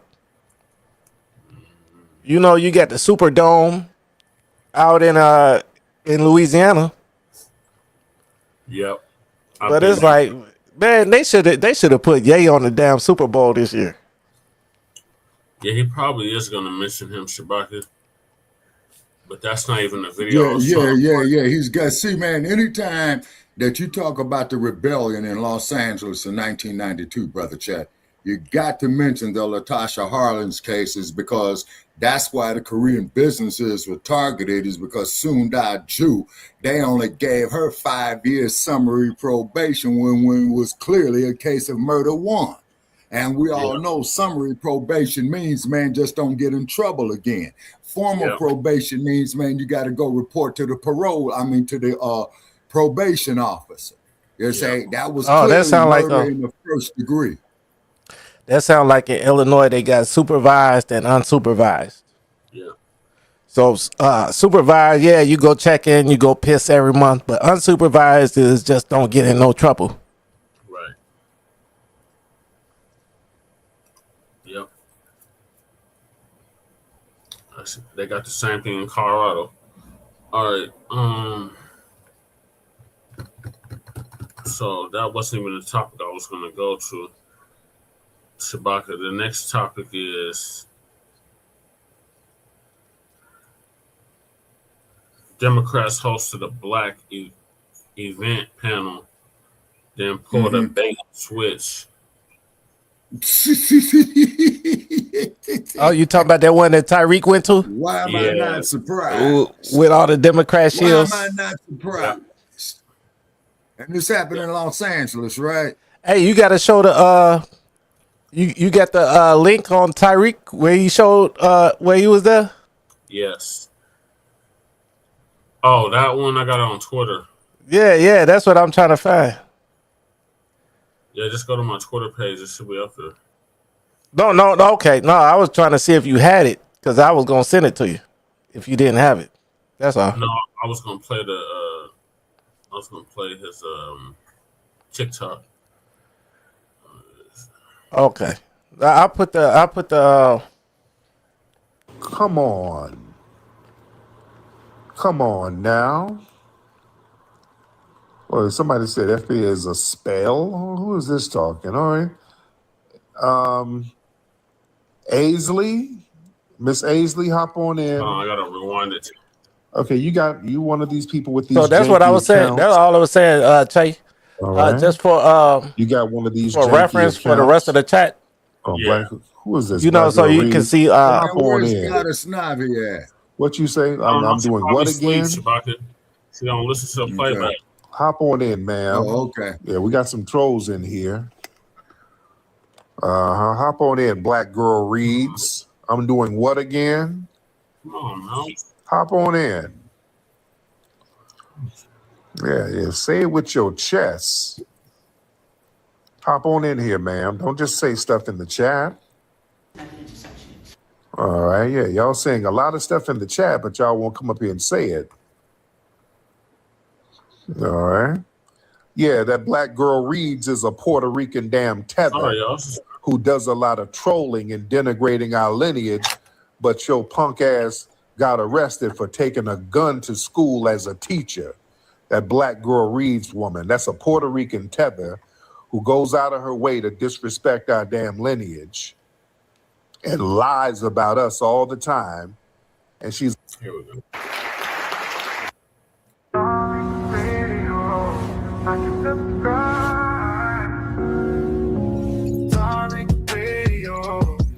Subscribe. Darling Radio. Like and subscribe.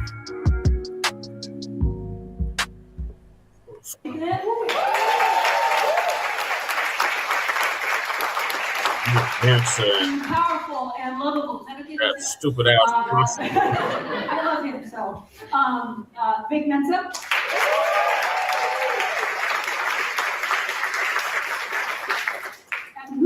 Hey, Che, put it full screen. I'm trying, bro. Okay. No, I didn't know if he had put these clips at the beginning of the video. That's why I put them in the chat. Oh, okay. All right, so we're gonna do the same thing that we did in the previous. That shit got me. I was like, oh, that's Tyreek with the camera? I travel the world telling my story. Telling my story of being a Black trans man, telling my story of being brought up in a Black. I'll bet you conscious leader and pissed his pants. Oh, yeah, you know. Brought up in this family full of love and acceptance. Vic Mensa talking to his Ghanaians like, man, I need to come back home. Did this dude just say that he was a trans? Yes. That it's only one dimensional. God damn. These are these Democrats, Shabaka. Golly. That's a woman, Shabaka. Nothing like that. My family don't play about me. Today, out Shabaka, that person was born with a coochie. Woman, that ain't no They goddamn had woman, man. I don't see any some estrogen in Democrat it. shield shit That's a woman that where they had this. Pause it, Jay, so Shabaka can hear you and run it back. Show Shabaka that person was actually born with a coochie. Yeah, that's a woman, Shabaka. X chromosome. Hold on. And then she called herself as a man, right? Yeah. Right. That's what Tyree was talking about. It was a transsexual woman, like a dude that turned into a woman, and it's also a woman that turned into a dude, and these are the people speaking. Like that dude with the beard is actually a woman, probably somebody's mama.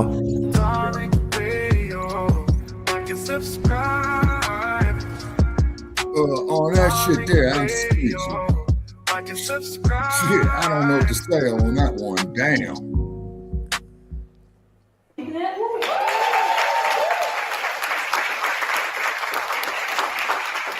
Powerful and lovable. Is that okay if I say that? I love him so. Like I bet you that girl with the military hat on, that's probably a dude. Oh my God. And I bet you Conscious Lee is actually a woman.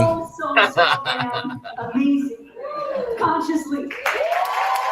Yeah, look at him. I mean her. Whatever. All right, so we're gonna do the same thing that we did in the previous category. Oh, they don't want to see Tyreek does with his Ray-Bans. I'm a professional storyteller and I travel the world telling my story. Telling my story of being That's a woman, Shabaka. Being brought up in a black working class family With a fake beard, no chest. brought up in this family full of love and acceptance. That's why it's not a man's chest. Even Vic Mensa got a man's chest. Ties into liberation is what it does is starts to chip away this dominant narrative that black love can only look one way. Wide shoulders. You see? Even Conscious Lee got wide shoulders. This is a woman talking, Shabaka. Our humanity fighting to be loved. A woman with a beard and a bald head.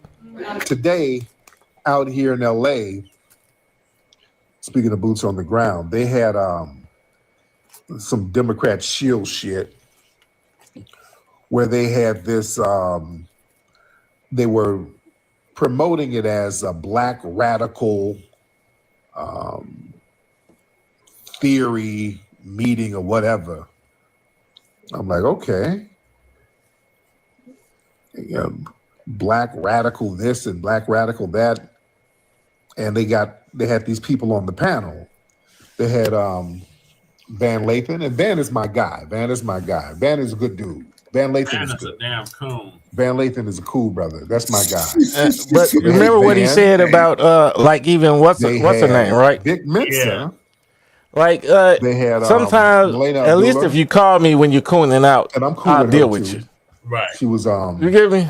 one of the heads of But Black don't Lives coon Matter out Los and Angeles. don't call I'm me cool with about Dr. Abdullah. I'm cool with her. And they had Conscious Flea. Oh.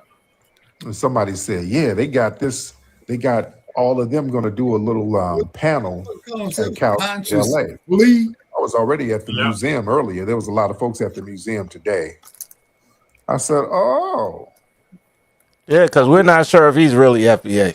Well, let me bust this U-turn real quick. I ain't really that far. So I pulled on up.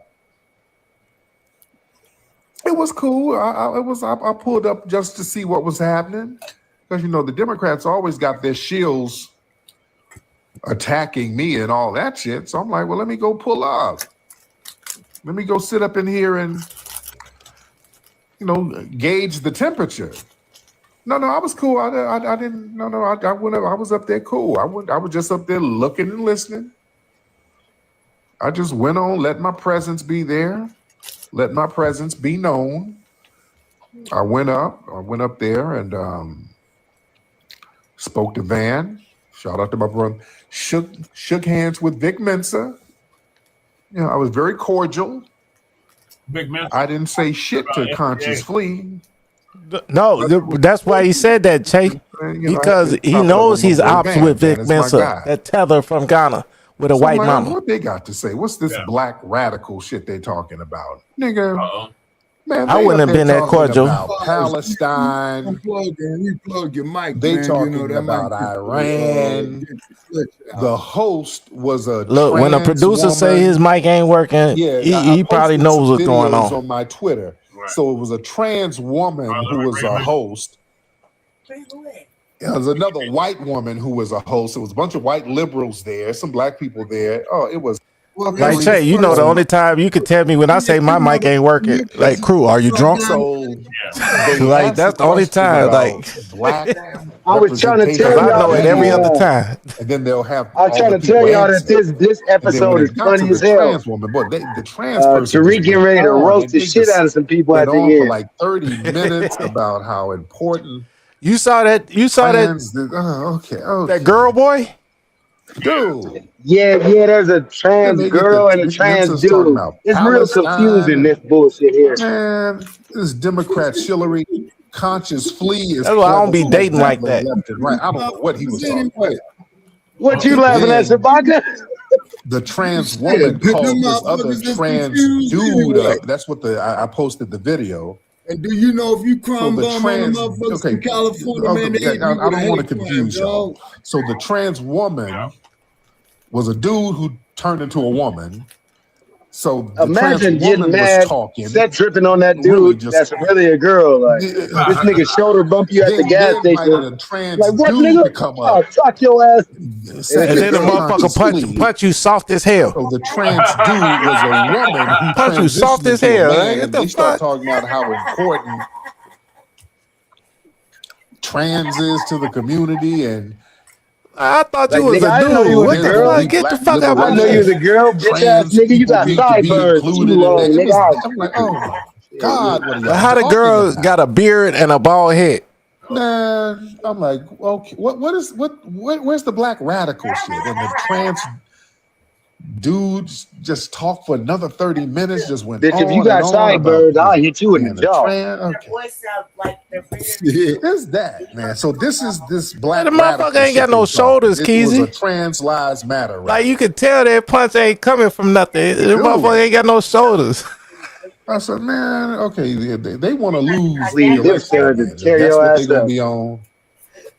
They in there talk. This is supposed to be black radical thought, and they're talking about transgenders, Palestine, and Iran. Yo, your man beat your ass. Dude, the Democrats out of their damn minds, man. These folks do not get it. And there was a bunch of white liberals in there. Okay, dude. Oh, here come my tether supervisor. Watch this, y'all. They want to lose, man. Don't get in trouble, Cool Keezy. How he gonna get in These trouble? people He gonna lost get his their damn supervisor mind. deported. But yeah, I'm up in there. What's I up, went up man? there to see what I wanted to gauge What are the you doing? temperature. So yeah, don't let them. You I'm must get to telling y'all, work. So yeah, I'm gonna be pulling up on a lot of these things. Keep the mail down the hall. I'm gonna do pop-ups on a lot of these joints. I'm not gonna announce nothing. I'm just popping up because yeah, since the Democrats, they're gonna start targeting me real heavy. They done gave a lot of dark money to these organizations to target me. I'm just gonna start popping up at a lot of their shit, and it can go either way. It can be friendly or not. I just say that the shit can be friendly. Today it was very friendly. Or it could be something else. I can go in there dolo, or I can go in there not dolo. And Tariq, What you know, Roland LA said? County, they pulled his tape Roland up on said, you "Don't saying listen that to shit, Tariq man. for the." They always say that. Yeah. That's for real. Go ahead, Keezy. I mean, crew.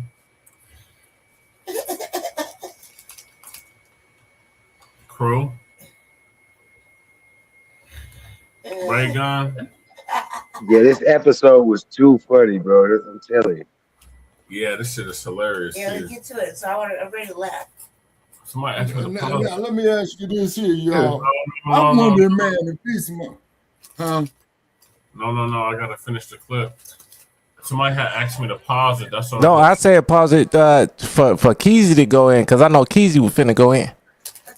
That's all. No. I want to let it play through so we can all, gather our thoughts and hear what they saying because it's really getting ready to get They funny. We're Okay. gonna be No, I heard you. entertained. Hey, Keezy, I heard you. Tariq is You was hard to finna- listen. Yeah, they begging Like he people had not more to listen to patience. me.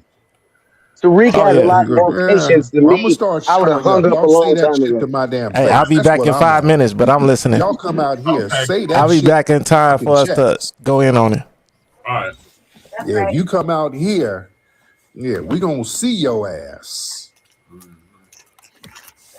Yeah, all that keyboard banging shit. We ain't on that. Cause yeah, they done stepped up their targeting of me, so they gonna have to do that shit in person now. That's what I'm on. Well, Tariq, sound like you got you some That's gum. what I'm on right now. It's all the way up. Man.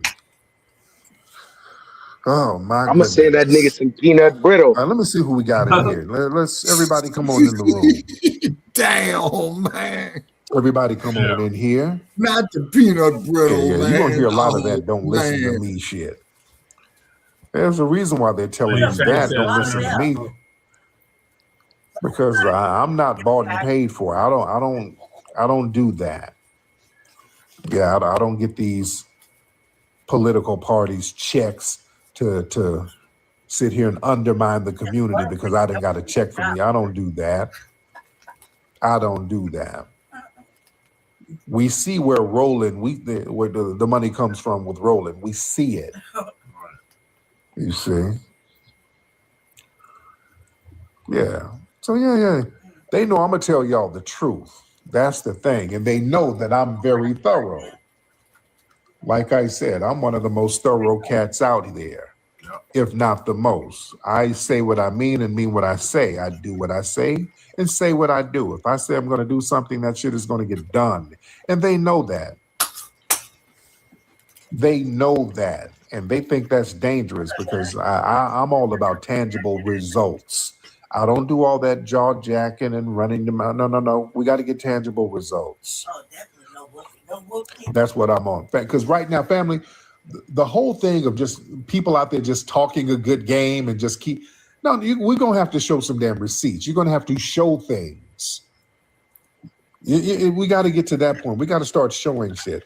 That's why a lot of the tethers, boy, they were mad. Boy, the tethers are mad because I told the truth about Marcus Garvey. Y'all heard that, last week I did a broadcast with that going. Here it comes. He's about to go in on Garvey. Telling y'all the truth about Marcus Garvey. And boy, the tethers are so mad. All the tethers are mad. I don't give a damn about you being mad. You tell me where I'm lying, though. Right. You tell me where the hell I'm lying. It would be nice if you do what I I said do. what I said. He insulted Marcus Garvey. That nigga insulted I'm going to say it. I'm going to double down. Marcus Garvey was a fat tether. Okay? You don't like it? Prove me wrong. He was a fat ass tether who didn't accomplish shit. He didn't get nothing tangible done. All right? He was a fat ass tether. Yeah. All right? Fucking up. Yeah. Let's be real. He talked a good game, but he mobilized, had one of the biggest black movements. Well, yeah, he capitalized on some shit that was happening over here. Over here during World War I, when he came over, around that time, there was a lot of race riots and lynchings going on, and it was the Red Summer of 1919. So there was a lot of shit going on around the country. So he came over doing that pie in the sky. Oh, Africa, there's a better place in Africa. It's going to be better over there. So yeah, there was a friendly ear to that at that time because we were going through so much direct terrorism there. But it was all a damn game. That's the reality. It was a game. It wasn't popping in Africa like that. Marcus Garvey never went to Africa. That man never set foot in Africa. The movement that he had wasn't going to work at all. Do y'all understand that? No, nobody was going to Africa. That wasn't going to happen because he didn't have anything sold up over there. The goal was allegedly to go to Liberia. Liberia was like, hey, we don't really fuck with Garvey like that. Y'all know that? He didn't secure anything in Liberia. Liberia wasn't fucking with Garvey. Y'all better do your research. That's crazy. He didn't have shit going on over there in Liberia. And Liberia was like, yeah, when you really asked the president over there, they were like, yeah, we don't fuck with Garvey like that, to be honest. I don't know what he's talking about. You weren't fucking with Garvey? Right. Yeah, the Liberians, they were trying to make a deal with that Firestone dude, the rubber guy, Harvey Firestone. They were trying to make a deal with him, with the white man. They weren't trying to fuck with Garvey. They're like, yeah, we don't really support Garvey. A lot of folks don't know that. So there was nowhere to go in Africa anyway. And the rubber was coming And from Garvey was messing with the Klansmen. We got some little janky ass ships. The dudes didn't know how to work them. They didn't know how to sail. The people were crazy as cat shit. Garvey and them niggas fighting. It was Firestone and Goodyear. Captains, they literally fist fight, just tether shit. It was a mess. Come on, man, we got to tell the truth about this. It was a mess, and then he was promoting one ship that he didn't have. That's where the scam thing came in. That's how he got charged. Then when his dumbass went to court, he fired his lawyer and tried to represent himself. That's why he lost.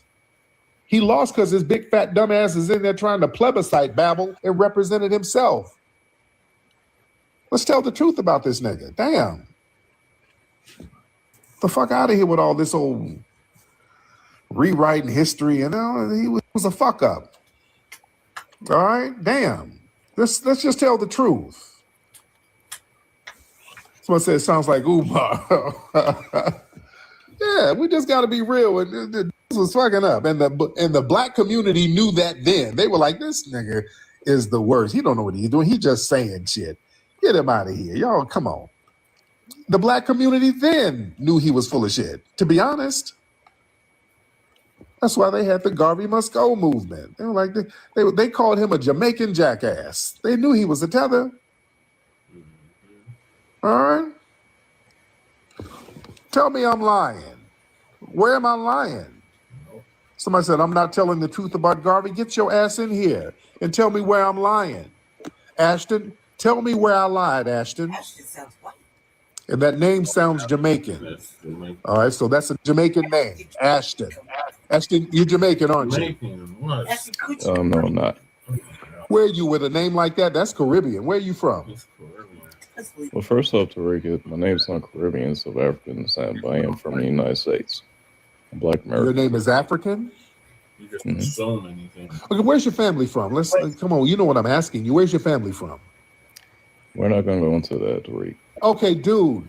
Okay, now that you're ashamed to let folks know that you come from a foreign background. It's not about being ashamed. Yeah, I'm not going to get. Yeah, it is a shame. It's a shame. You're ashamed to let us know because I know you come from a foreign background just by your name, sir, and just by your accent. I can hear your accent. So the fact that you don't want to let us know where you're from. All right, you're a coward. You're okay.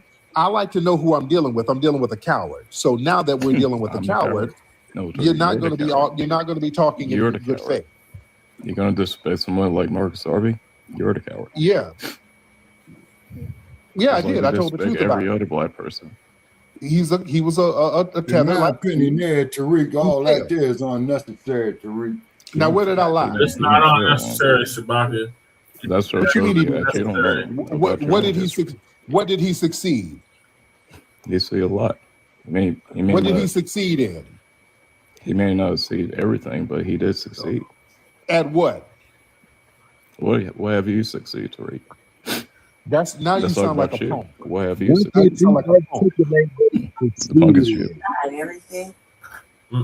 Where are these sassy niggas coming from tonight? Look at the punk is you. The punk is you. Where are these sassy punks coming from? So you can't debunk anything that I said. You just wanted to come up and be sassy.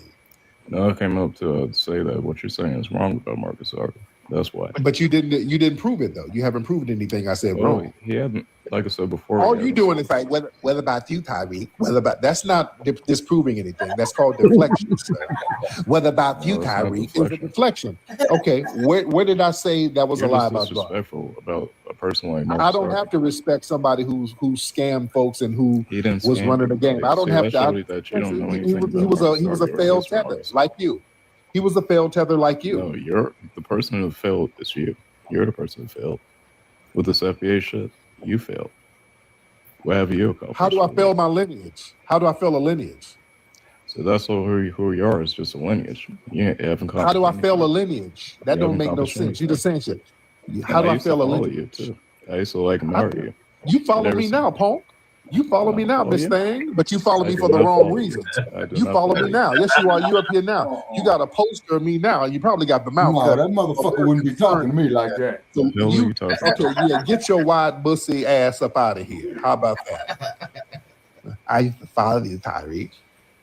You follow me now, Paul. Call him being sassy. You notice he didn't disprove anything. All he did was call up and try to deflect. What about you, Tyree? Let's talk about you. No, nigga. Little sassy thing. Yeah, I said it. Yeah, whatever.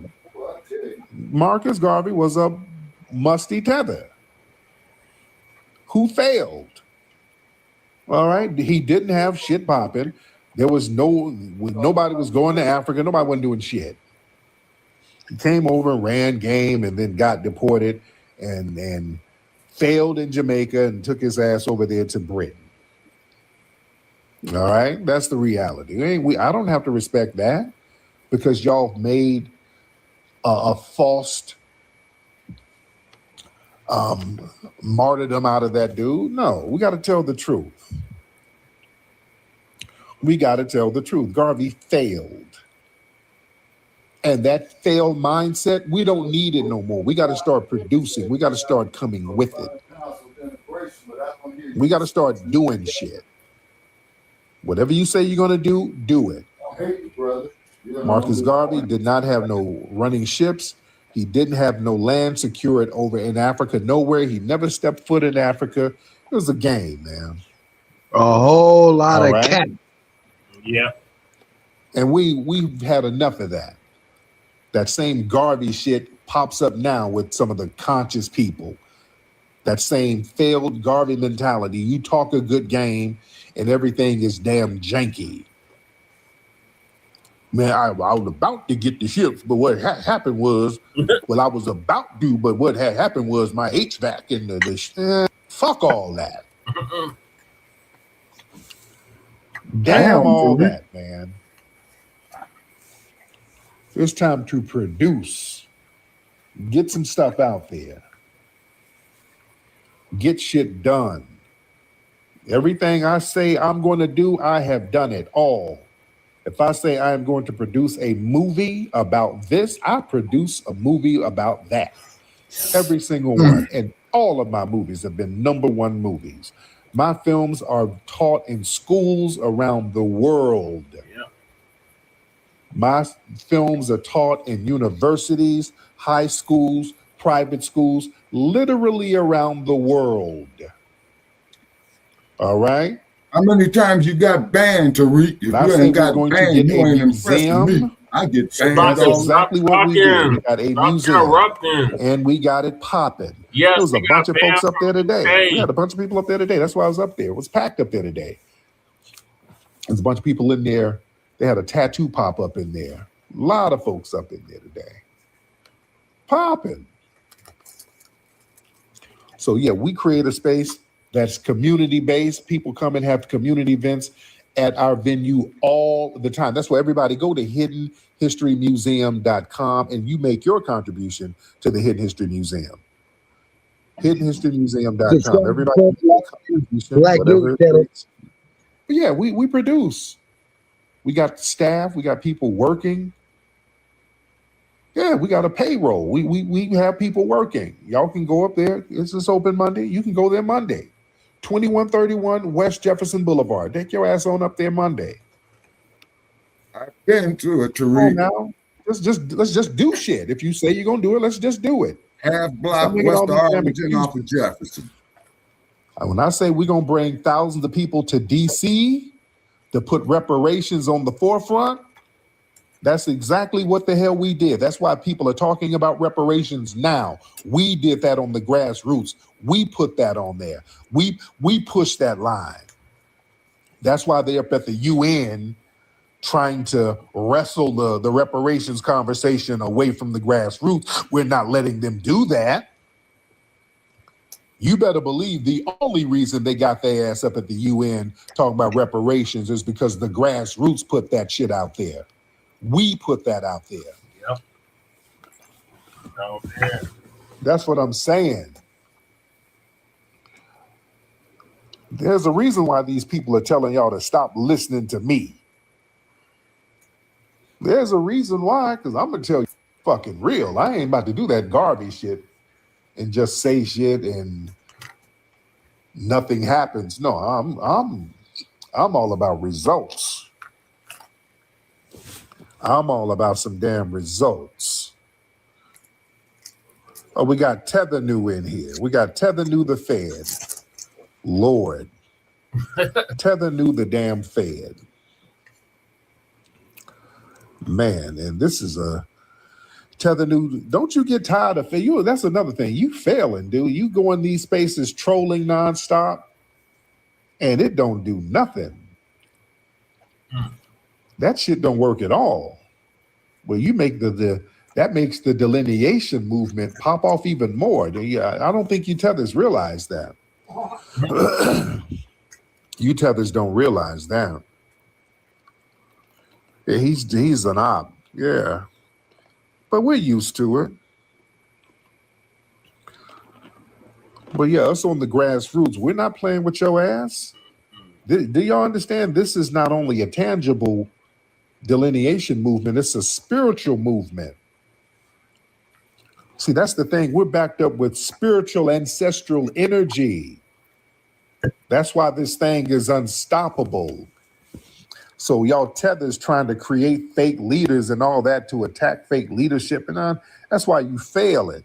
You're failing miserably. That shit ain't working. Right. That is not working. This is a spiritual movement. Y'all not getting it. Or the ancestors are talking. Y'all remember when the president of Ghana went out there to New York and went out there to the cemetery with that wreath laying bullshit, disrespecting our ancestors up there like Bishop and Juice coming to the funeral after you done unalive somebody. Yeah. Yeah, he pulled a bishop. That's the basis for my video with Dave today. Plotting on our damn ancestors. Hey, and let me tell you something. Y'all remember our sister Brooke was up there? Sister Brooke was up there on the bullhorn on their ass. Some of y'all forget. Follow you back home. She was barking on them, and she said, "Listen, I hope the ancestors follow your ass home." Y'all remember when Sister Brooke said that? Yep. Sister Brooke Super said, flood last week. I hope the ancestors follow your ass home. Yep. What happened when they went back to Ghana? Ghana got flooded. A damn flood. Yeah. A damn flood hit them. And you can't tell me this ain't a spiritual damn movement. Right. Come on. Come on now. Well, somebody said FBI is a spell. Who is this talking? All right. Aisley, Miss Aisley, hop on. That's in. fine. Let FBA be a spell. Okay, you one That's of these fine. people with these janky accounts. All right. You got one of these janky accounts. Oh man. Hold on, Black. Who is this? Black Girl Reads. Hop on in. Oh yeah, I remember Black. What you say? I'm doing what again? That's one of Tahaka Bay's girls. Hop on in, ma'am. Yeah, we got some trolls in here. Hop on in, Black Girl Reads. I'm doing what again? Pull some data on garbage, brother. Hop on in. Okay. Yeah. Say it with your chest. Hop on in here, ma'am. Don't just say stuff in the chat. All right, yeah. Y'all saying a lot of stuff. How you like my flags, Chango? Yeah, they're dope. I sent you both of them. All right. Yeah, that Black Girl Reads is a You just gotta zoom in on them so they don't who does a lot of so they don't trolling clip. and denigrating our lineage, but your punk ass they're not- got arrested for taking a gun to school as a teacher. That Black Girl Reads woman, that's a Puerto Rican tether who goes out of her way to disrespect our damn lineage. Yeah. And So she lies brought a about gun to us school all as the a time. teacher for what? To use She's on a the damn kids? Puerto Rican tether who got arrested down in Florida. Like who is you finna use it She's on? a teacher who took a damn That's gun one to of school. Tahaka Bay's girls. Yeah. Like I bring my guns everywhere, but still, you give me. Yeah, these I know who I'm finna weirdo-ass use them on trying to come in our mix. if I have to. A blast if I have to. Yeah. She won't get on. Yeah, I invited you to get your ass on. If you got something to say, I'll say blast that. if I have to. You sound like you listening to one of my old songs. Say Che. that. No, I sound like ESP. Get on here and say that. Well, he sound like me. Yeah, you co-signing other was feds. like a decade before you. I didn't lose to anything. Man, well, I was saying Dude it a decade lost before you majorly heard in of court. DSB. Your Fed partner owes my insurance company money. In 95. Yeah, your Fed partner, his ass owed I my sure insurance was. company money. They sent him a bill. I've been He making owes my music insurance since company money. 84. Your Fed partner, who done got caught up in Since I court started several taking piano times, lessons in 84. who got stalking charges on him. Man, Yeah, put your me in the Fed classification partner, with dirt. fucked up majorly. Man, Don't no. let this, your Fed partner lie to you. That's how old Shabaka is. I'm He way took older than major that. L's. That's why he owes my insurance company. They pulled a whammy bammy on his deformed ass. Say, you stupid motherfucker. I told you to keep your my goddamn name out your motherfucking mouth, punk, and I ain't fucking with you, man. Come on, let's get some folks in here. All right. Yeah, yo weirdo chick up here taking a damn gun to school with some kids. That's why you can't teach in Florida no more. Weirdo. I'll talk to you tomorrow, Chuck. Yeah, we see you. And we doing Shabaka's Black Experience Enhanced tomorrow. Crew ain't allowed. All right, y'all have a you gotta nice watch night. these tethers. All right, let me get some What folks did I in do here. to Shabaka? Shout out to everybody. I don't in know. He's here. still salty about All that. right. What did I do Y'all to her raise your last hand night? If you're ready to get up, ladies and gentlemen, raise your hand if you are ready to get up. Yeah, she's a low life. Last time he was on. She looks smoked out too. All right. Carry on with the show. Excuse me. All right, y'all raise your I hands. thought me and Shabaka was Raise getting your along. hands, raise your hands. Where's Revenue? You in here, Tether New? Cause I stopped going in on Shabaka. Yo, Tether New, are you in here, Tether New? I said he just has to learn the FBA, Man. and he's getting around here too. The FBA stuff. What did I do to Shabaka? Let's get Tether New in here. You just don't like your. All right. Okay. Who is this? Okay. I keep getting these damn Persian people. Hold on one second. I keep getting this damn Pakistan. Ma'am, stop. Do you know how it is when people that smell good be around people that stink? Stop. You know. Pushing the damn button, ma'am. I'm not playing no game with your ass. Stop. أرجوك يا أخوي وين جيم؟ Stop pushing the goddamn button, ma'am. عندي بيبي على الحليب. I don't give a damn about the baby, the baby. You keep pushing She the always damn there with button. the I'm baby. finding your ass for a reason. ايش عارف الله هذا أجنبي. Get your ass off here. Did he say? He sounded like he said the N-word in Pakistani language. Her Gosh, dude, now, baby. What the hell? yeah, it sounded like her dude said the N-word in Pakistan language. Her man came through. They're trying to run a game. Get your asses out of here. Sound like that was a racial slur he said in another language. I don't Gosh, like to you hear know, that. he's I don't- young I don't and like then how cut that it sounds. off. Like, what the hell? We got Get Black. the hell out You of just here. missed They Shabaka. like this person here, they keep It's a little man, black, get though. your sassy ass out of here. Do I gotta watch the last stream to see what the hell Shabaka mad at me about? Damn, you and your damn Tony Baxton Brayang. I don't Hey, dude, offline, get out of here, bro. man. I don't man, get your ass out of here. No, dude. No, I don't want to do no battle, man. Stop. Man, I need the Stop. help for eat for my family. You need to get that bayang out your head. Stop pushing the button, man.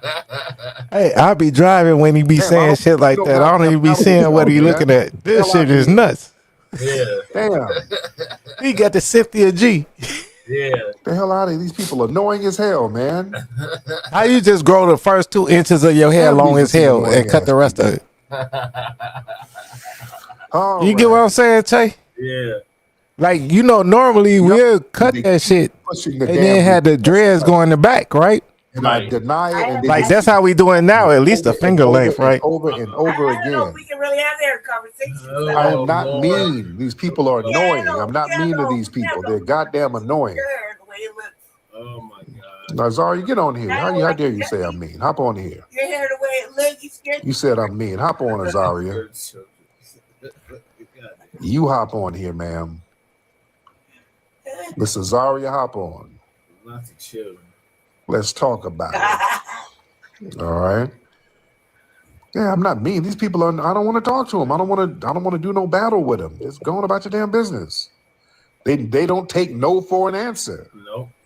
Please, one battle, please. That's how them Africans be at the airport when you land. Shut up. Go on about your business. Damn. Yeah, my OBS ain't working. Good freaking grief. We shouldn't have cyber begging like this. Right. He said cyber begging. All right. Jesus Christ. Azari, get on here. I want to see what you look like.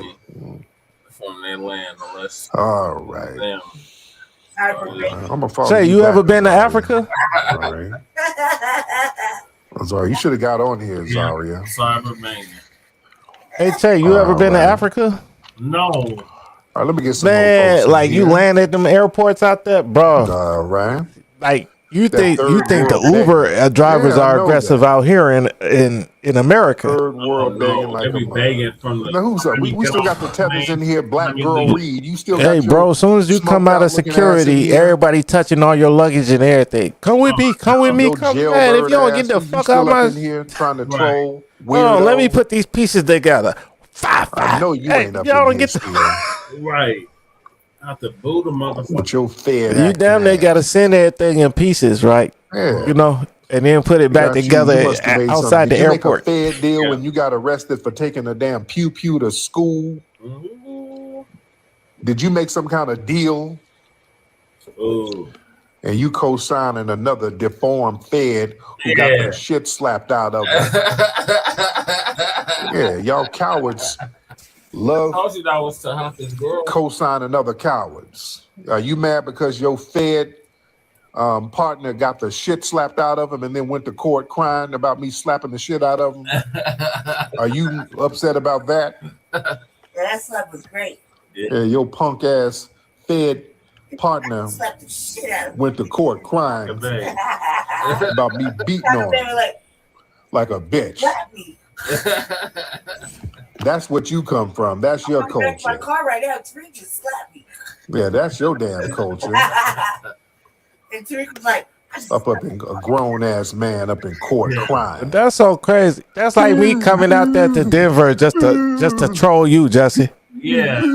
Like that's so that's gay as hell, dog. You know how we do. It really is.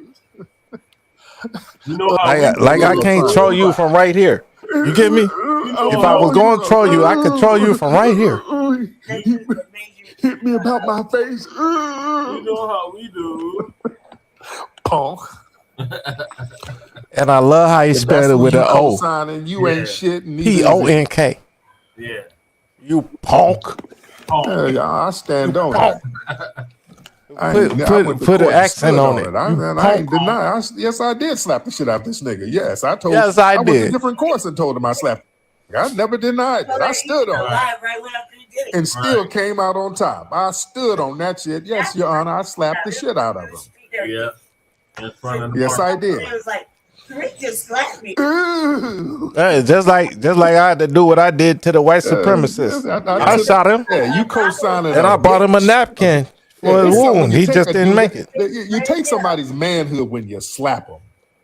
Slapping a dude, boy, that takes something out of him. Because you didn't see the dude as slap a nigga. you didn't see the dude as manly enough to where you balled up your fist, so you just slapped him like a woman. Yeah. That really takes somebody's man. Like a woman. All the way from where That's worse than getting beat down. to fucking spy. Yeah, that's worse than getting Like, beat came all down. the way from wherever the fuck he was. When all you the way to slap the California shit out of them. to spy out the fucking new Yeah. And then they run. Hey, Tay, you That's see when you them co-signing fights Black where a Girls nigga League. grab You grab come from another that nigga by the coward back of his neck and just start slapping the shit out of him. Yeah. He don't beat his ass. He don't knee him. He don't punch him like we would if know who you we work were for. You in a work real for- fight. Right. It's just it's basically it's spanking him. That got the shit I'm slapped putting out you of over him, my don't knee you? and spanking you on your ass, He knows nigga. that. He Get went the up in fuck up out court of here. crying about me slapping the shit out of him. That is quality emasculation. Right And that's who you co-signing. Right, you not qualified for me even to ball up my fist on you. I slapped that big deformed head, I slap you like a bitch. and it was hella loud. It was so loud, people in the community thought a That's so gunshot went disrespectful. off. It was so loud. That is a quality emasculation move. Quality. Yeah, this dude's a But this shows the pathological whole liar. He's entire the one who ran neighborhood the that court. this shit will not be He ran the tolerated. court. He acted like This You dude give me ran Lady the court. Tay? He You was give in me the Tay? plot. That's what he That does. He proves does to the scared rest of the shit like neighborhood that. this shit will not be He's always tolerated. taking folks to court with frivolous lawsuits. He got like 2 or 3 lawsuits going on now with other people on some Fed shit. That's that Baltimore Fed shit. Told y'all that Baltimore is full of feds, man. Yeah. That's the Fed capital. That's what he said. He said, just tell me, Yeah. just tell me, Big Daddy. So I guess his handlers sent him out here on a mission. Yeah, and he got the shit slapped out That's of what he him. said. Yep. Well, Yeah, your that's what handler's happened. got to pay you some hazard pay for that shit. Yeah, Daddy, why you need Big Daddy's money? he got the Hey, shit Tay. slapped out of him and went to court crying. Yeah. Hey, Yeah. if the Democrats gonna send me out there to slap Jesse Parrish, Yeah, get that's me? some shit he was orchestrating. so he don't He's- run for this mayor, dude they always gotta in give me court some extra with hazard pay, frivolous right? lawsuits. That nigga, Right. people have been. They calling gotta this give me nigga $1 million. Fed And guess where that $1 million going? Yeah. Where the $1 million going? And he's a If Caribbean the terrorist. Democrats give me $1 million to Because come out Caribbean, there you and know fuck good up your well don't nobody campaign look like in that over Denver, here. That's a, You he's a get me? Caribbean tether. guess what's gonna happen? Ugly ass deformed happen? Caribbean tether. I'm gonna keep 250,000 of it, Yeah. and I'm gonna put 750,000 of it and donate Yeah, I it to did. your I campaign. never denied it. Okay. No. That's Oh, And, yeah. When he went and to then court I and come said I fake slapped slap him, the yes, shit I out you sure just so did. the Democrats kind of see it. Yep. Oh my God. And then Yes, you I gonna did. debunk me I said live under on oath, I camera. slapped He's the gonna fuck out pay of you him. something they can do for free. Yeah, I said it was self-defense. You get me? Shouldn't have pulled So up they on him. paying me to come And they agree. get debunked by you. Okay. I know how to Bruh, do this shit. ain't I'm on some nobody Donald coming Trump out to shit. Colorado Smoked out girl. to slap nothing. No lying You gonna ass come old out here boy. and get slapped. All that nigga does Right. is Look, lie. I said a fake slap, Like a damn Keezy. fed. I'll come out there and teach you how to make a few beats though too. Weirdo, yeah. You got your, he got You your shit couldn't slapped out of teach him. me nothing. And ran. That's because you don't like to Yeah, I learn. guess he told his wife that because when you go home to your wife after you got slapped, the relationship ain't gonna be the same. So I I guess he never had to went tell back his wife, home to "Well, my he's wife after strong. getting slapped It because looked I like never he got got slapped. but I had done. So I guess that's what he had to tell his wife. Not even a female ever slapped me. Because I know Not that even a coochie's man dry. has ever slapped me. Ain't nothing dries up a coochie more than your nigga getting slapped up. So he had to lie to his lady, but she know the truth. My mama spanked me, but she knows never the slapped truth. me. It's just how it's played around. My granny, same thing. Oh yeah, Nobody's ever slapped me because that's so that coochie disrespectful. dried We up. learn in my family. That's why the nigga, Somebody he slapped whines you, about me to you this damn day. near He got to still- kill him. Just on an empty page, whining, ain't got no views. Just he relives trauma every day. He relives that slap every damn day. This nigga A flew out white to girl LA, threw rented a ketchup car, on me at a came up to bar, the museum, and I got threw a slapped, beer in her ran face. back to the rental car, turned it back in, and I gave flew her out. Hey ass a Kizzy, beer bag. I've had That's a the kind of biggest L in similar bar history. experience, but it was even worse. I was That's the facing 30 biggest years. L in history. Oh no. I just threw a How little you go through all PBR in a that? You bitch rented face. a car to get slapped, and then had to A turn white the car right supremacist back pulled in a the knife same out way. on me outside the bar. I was just going to buy some cigarettes. This nigga up at damn Hertz. Somehow I still found out Turned I it got in my the damn cigarettes car. 9 months later. But this dude, And that's who you he's co-sign somewhere. Black girl He's reading somewhere in Peace Out space. with I don't know. rap. You get me? Man. But I found out he was a child I abuser slapped this and nigga so hard it echoed in the a neighborhood. wife beater and all of that. In Discovery It later was on. extremely loud. People thought it was a It gunshot. seems like the all-white jury thanked me. That's why when y'all saw For the doing video, what I all the did. people were out. They were like, "Oh, what happened?" You saw there was a Mexican guy. You hit him. You So much so that police even gave me back the tool I used to do it. Y'all remember the Remember the Mexican guy was a Mexican Bro, guy? come on, let's listen. I'm not you hear him. People were just the community was shocked. They didn't like what happened. That shit was hilarious. That shit was great. Both went live like the other 5 minutes after each other. God. Tariq was like, I slapped the shit out of Man. that motherfucker. Yeah, I slapped the shit out that motherfucker. Yeah, they thought they were gonna be next. Everybody got scared. I'm like, calm down. I'm He hit just it. slapping He one hit it. person. Everybody else is safe. He was rubbing his face back in his car.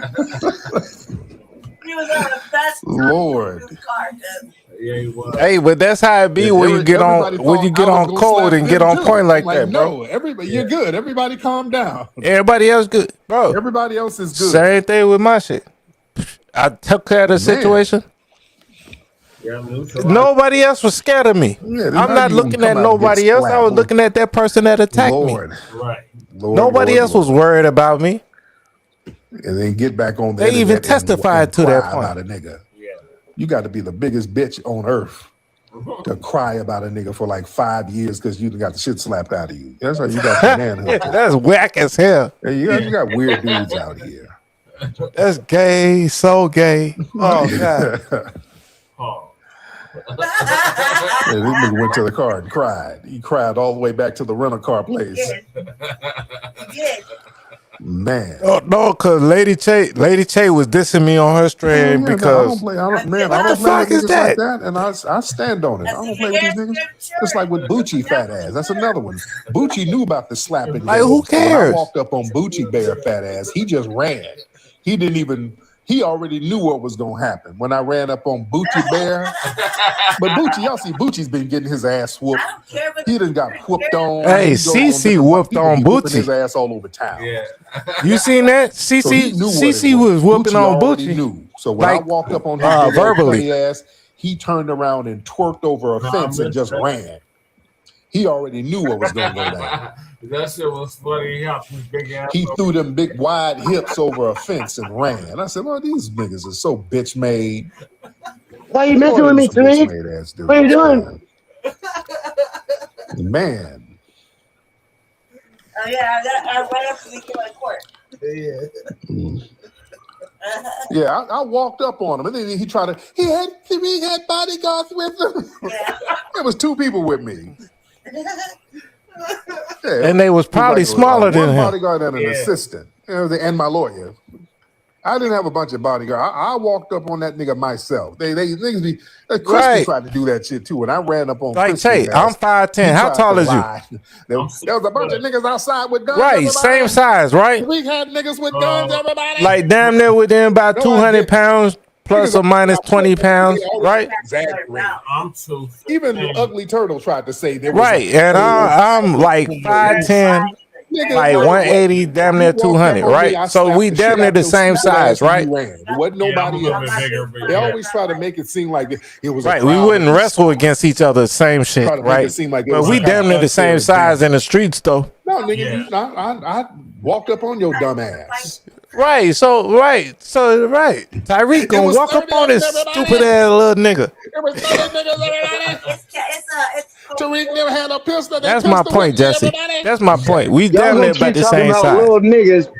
I'm only 5'8". I bet you ain't gonna try to walk up on me. Weird though. niggas out here. I It's a promise different you, you're game not out doing here that. now, man. I'm from a Who that, different Keezy? era.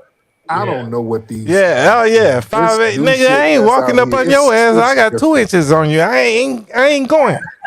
Boy, this new shit. I don't walk up on It is damn different. wild animals, and they small as hell. You pull up on these niggas, boy, they bitch right on up. When I Jesse ain't them, my little people don't get up on me.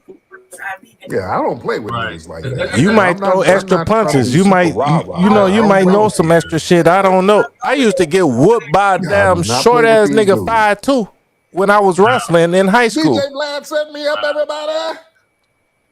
But this nigga been wrestling for damn Man. 13 years, his whole life. Well, yeah, I'm not on that, but I'm on that. I ain't on it, but I'm on it. Hey, Che and You know Keezy, what I'm what you saying? gonna do against a nigga that's 5'2", but You he been feel me? studying jujitsu for damn 20 years. Husband and father. I'm gonna punch that nigga's eyeball out of his socket. You gonna shoot him? You just gonna shoot him? No, I'm gonna punch that nigga's eyeball out of his socket. You know how many niggas that thought they knew karate or something else? Man, we attack niggas out. I don't care what you know, who you know. I'm gonna boot that nigga like a Man. Hey, ain't nobody jujitsu done beat a 9mm Luger. Sometimes you just gotta. You ain't fucking. After I tell you, when you start wrestling me, after I tell you to let me go, You gotta let your you don't. You got about 2 seconds before I start stabbing your dumb ass. Oh, man, I got hella knives. I got hella knives, Keezy. I'm on that same shit too. I got hella knives too. And I keep them on me. Target me. I'm gonna let them know. I'm never I keep knives on me, like just like the guns. I keep them all on me. You never know what somebody can do to you when you get choked out. They run up in your butt. Don't listen to me. Right? Hey, and I bet you, Keezy, if you getting choked out, and somebody you gonna stab the shit out their ass, ain't you? You're looking for me. Like, let me the fuck go. You gonna stab this shit out. Here I go. I already have did that. Man. Yeah, that's already happened. You said Bucci. Well, I've already shot people too. With your crew. Was he a punk then? Did Tyreek just say crew? Man, so we got a lot of people in here. Shout Hold out to on, run that everybody back, Tay. I swear I just heard Tyreek just say, yeah, crew. In here. Yeah, he said you had a Newport visor on and some burnt orange We are spandex. heavy, ladies and gentlemen. Man, Keezy. Oh man. I don't smoke anymore. Yeah. He said you look like a seductive bed bug. Hey, Keezy, I don't smoke no more. I got a pink vape. And they get dude. I got a pink vape. Yeah. And I drive a HHR. Yeah, I don't play with niggas like that. And I'm not trying to be super rah, but I don't play with these dudes like that. Nigga said you got a chopstick I do neck. not play with these dudes. DJ Blacc set me up, everybody. Man, that shit was funny. When he walked up all crooked. But yeah, That nigga got the big old lip. That nigga lip. That nigga got the big lip, nigga. That nigga look like he been trying to steal a beehive. Nigga got stung by a beehive. As fuck. No, now is it a beehive with BEE or a beehive like Beyonce? Because I don't know. Member crew, he was All right. That shit ain't funny. You know, I did get stabbed I like do that. not want to be on that. From drinking a soda and a beer was in a can. Yeah. My lips blew up so fucking big. I do not want to be on that. Man, my lips are so small I couldn't even talk. come on. Did you see the last episode of Cross, Lady Che? Man. Nah, y'all, that shit was funny when people were trying to get on this nigga's live, though. That nigga tried to get on with that bang. Right corner on the left. Sometimes you gotta let your presence when he be known. said crew. You didn't say it. That's why I went up there to that. Did nobody hear what I said? All the good shit is over. All the good shit is over on this one. And I'm gonna start doing a lot of that with these Democrat events. He already roasted them. They want to target them dudes me. with the Bay and they kept trying to cyber beg and all that. The I cyber heard you beggar. looking for me. Here I go. All that talking about me all the time and all that rolling, all these people talking about. This the crazy thing, right? Tyreek was right there with Vic Bissell. I'm trying to find Y'all, here I am. Say all that shit to me in person. Fuck all that. Say all that shit to me. You're looking for me. Here I go. Here I go. There I go. Here I go. Here I am. And nobody thinks Bucci they with Bucci went to high school with your crew. Was he a punk then? Was he a big old wide hip punk then? A punk. Man, but we got a lot of people in here. Shout out to everybody in here. No, he didn't say it, crew. Yeah. Shout out to everybody in here. Like his crew. We're in here heavy. Yeah, he's talking about his crew. We are in here heavy, ladies and gentlemen. Got the crews in there. Oh my God. Oh man. Yeah. He's running thank you, Jesse. Yeah, he's a big wide. He's fatter too. Big old wide, fat, sassy punk. And Lady Che. And then getting dude, I really lost respect for him. Tyreek a fool, man. Them bringing that dude on that podcast. I ain't used that one yet. I'm gonna get somebody though. I'm gonna get somebody with that. Shut up, you old sassy punk. A cop. Yo, sassy punk. We told Yo, wide back punk. That's some Alabama slang. I swear to God, if I go say this shit at Thanksgiving or something this year, all of my uncles and my daddies, they gonna be like, man, where you learn that at? Yo, sassy punk. They gonna be like, where you learn that at? Don't you never disrespect me with them wide hips like a sassy punk. What? Jesus. All right, there we go. Jesus cuck. Jesus cuck. Nah, hey, but you could talk like that where you could say that up north, but you can't say that down there. No, what I'm saying, hey Keezy. No, but it's like it's Jesus cuck. But you can't say that shit down south, and you can't say that shit in Chicago. Big wide back sassy. Cause motherfuckers will fall in on you. Like, ooh. them is fighting words in Denver. You can't do that to me. Right. Niggas is gonna fight. Right. You call me what? Right. Hey Keezy, like my dad, my uncles, them, they all factory workers. Steel mill. Like Ohio, Pennsylvania, and all of that, right? These like strong ass motherfuckers, right? Right. You can't, man, you sassy punk. Say that shit to them. And see if, bro, my dad done told me stories where he'd pulled people out their house while they eating dinner. Hey mama, send your son outside. Otherwise we gonna come get him. But send him outside. We gonna send him back inside. But like this is stories my dad has told me about how they do in Pennsylvania and Ohio. They came from Alabama. Like nigga, you sassy punk. We gonna come get you. I like to take a minute, just sit right back. We gonna come get you, sassy punk. I promise you don't want to come to nobody's house in Colorado. That's the wrong move right there. No. Hey, Keezy, you get what I'm saying? I'm saying my dad was doing this in Pennsylvania. His family was doing this in Pennsylvania, and it'll be like Jesse mama house or my mama house, right?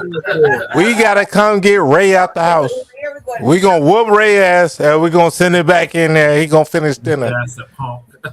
What? Ray did some like, hey, Che, you get what I'm saying? Yeah. That's like if y'all came to my crib. It's the same thing. It applies to me too, right?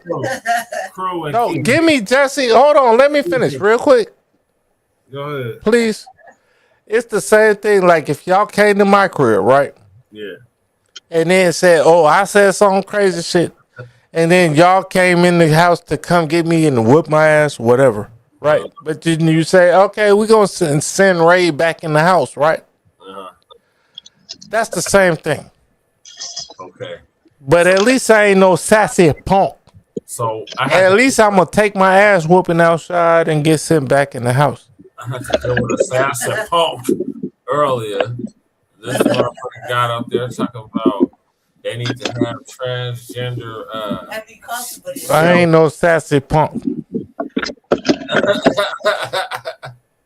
They need to have transgender shelters. Matter of fact, why y'all beating my ass outside in the front yard? Can I get a haircut? And then Lady Che, can you twist my dreads before y'all send me back in the house? So I told like this is I'm sorry, Che. This is how I really think about shit. All right, let's get back to focus, bro. Is this the 5th? Are we all about to be drunk? No. So think about this. The Democrats are actually being given the election. Trump is just giving the midterms away. And all they have to do is say, you know what? Let's focus on our base and let's secure this victory. And instead, they want to bring up trans people and all of these folks to babble about nothing. exactly why all of those sassy whatevers, all of that stuff is gonna end up. All of that stuff is gonna end up with them losing, and they're gonna have to sit around with them LGBT people and sell some whatever those people eat and drink. I don't know. They're gonna do that. They're gonna do that. Hey, Keezy, Lollipop kids and all that. I don't know.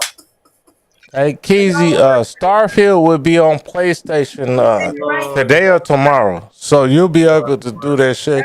Now you'll be able to be the greatness that I am. Way to the So I told this punk, you'll be all right. only 2 genders thanks to President Trump. He said that. Are we not? This nigga done ran Sabakov again. Which gender are you, Jesse? I'm obviously a male, nigga. I was just talking shit. I was just talking shit. You have to be on your ass because you be on some crazy shit. Yeah, Shabaka can only give us an hour or so. Yeah, he don't play none of that dumb shit this nigga be playing. Oh no, you ain't gonna, hey, don't talk to me like that, Mike. Don't even say nothing to me, Mike. Yeah.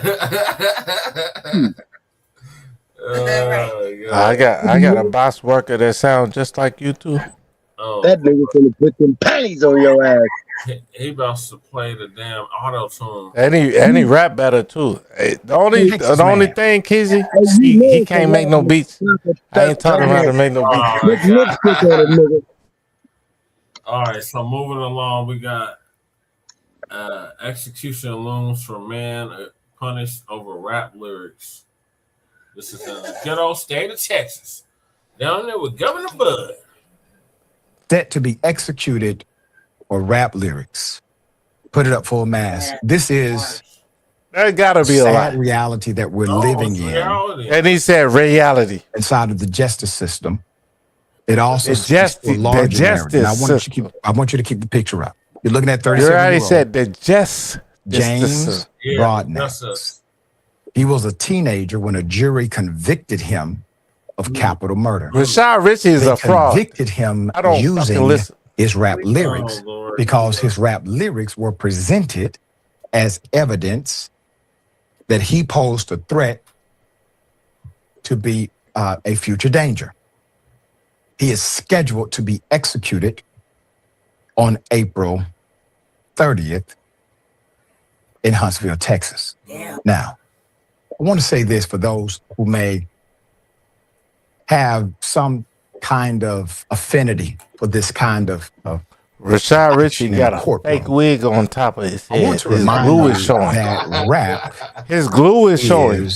Protected. Oh my God, His glue is showing. You know, I can spell.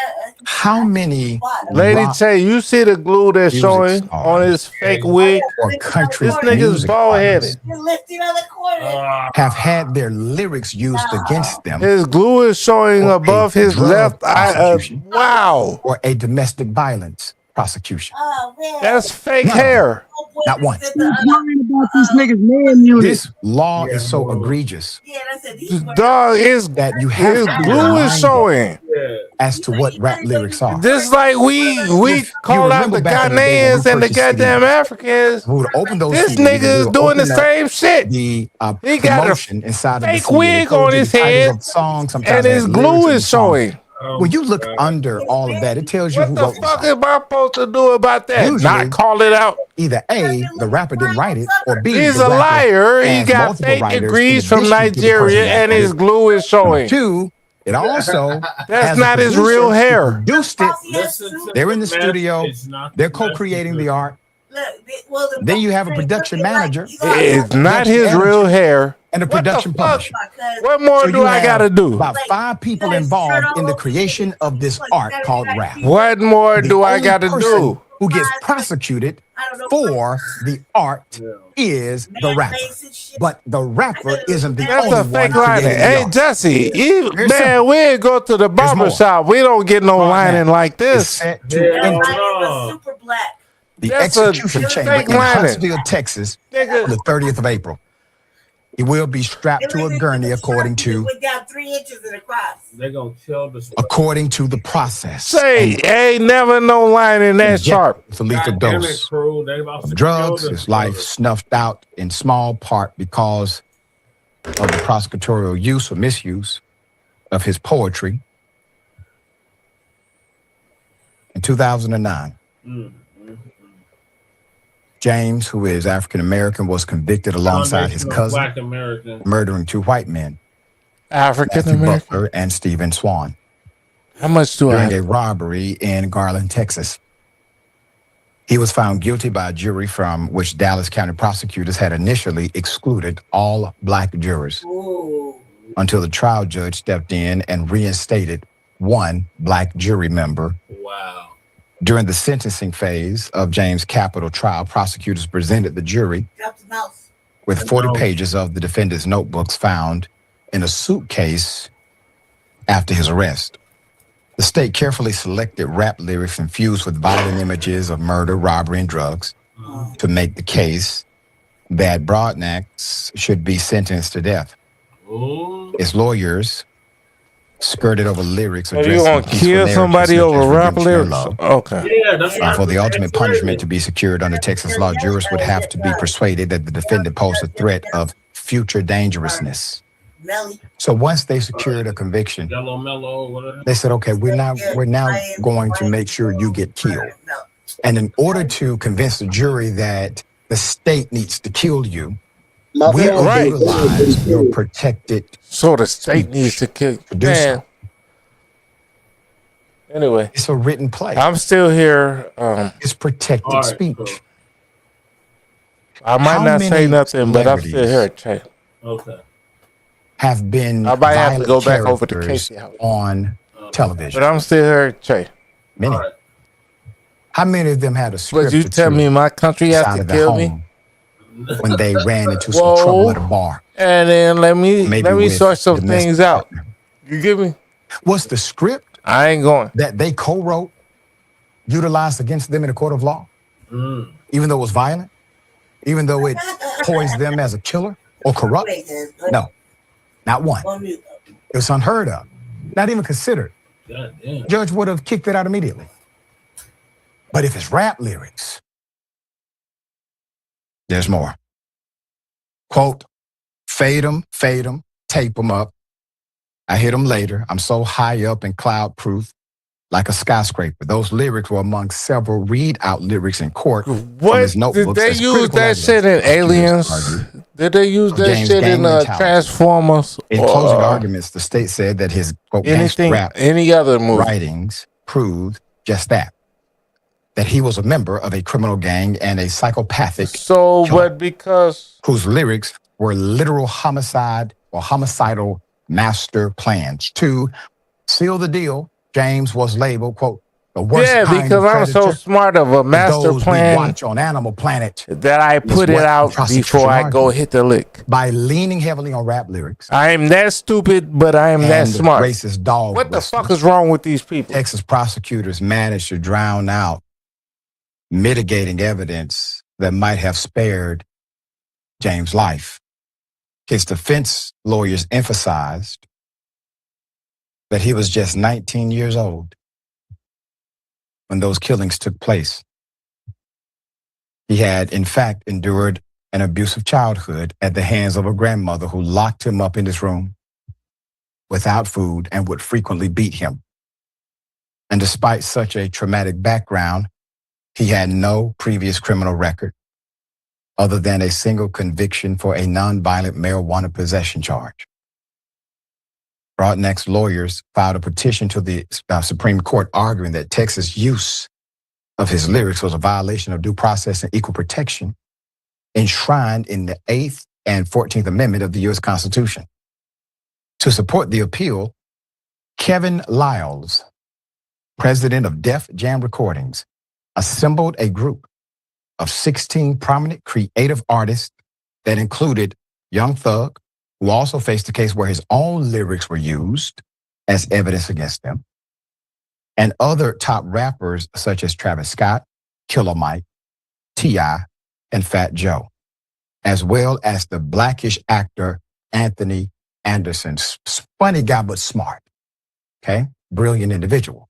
They joined what's called an amicus brief of the petition. Okay? Here's more on that amicus brief. The Supreme Court just got a brief that could change how music is used in court. It centers on James Broadnax, a man sentenced to death after prosecutors used 40 pages of his rap lyrics against him. I know what you're thinking. Rap lyrics as evidence? Isn't that protected art? Well, that's the argument that a group of amicus brief writers, including Grammy-winning rapper Killer Mike, is arguing that the state of Texas used those lyrics to stoke racial bias. They say prosecutors didn't use the lyrics to prove he committed the crime. Instead, they introduced them during the sentencing phase to convince a nearly all-white jury that Broadnax was, quote, a super predator. Now, the brief highlights what supporters are calling a massive double standard. When Johnny Cash sang, "I shot a man in Reno just to watch him die," he won a Grammy. But when a young black man writes rap lyrics, prosecutors, well, they're calling it a confession or even a master plan. Now, supporters argue that that's weaponizing cultural expression.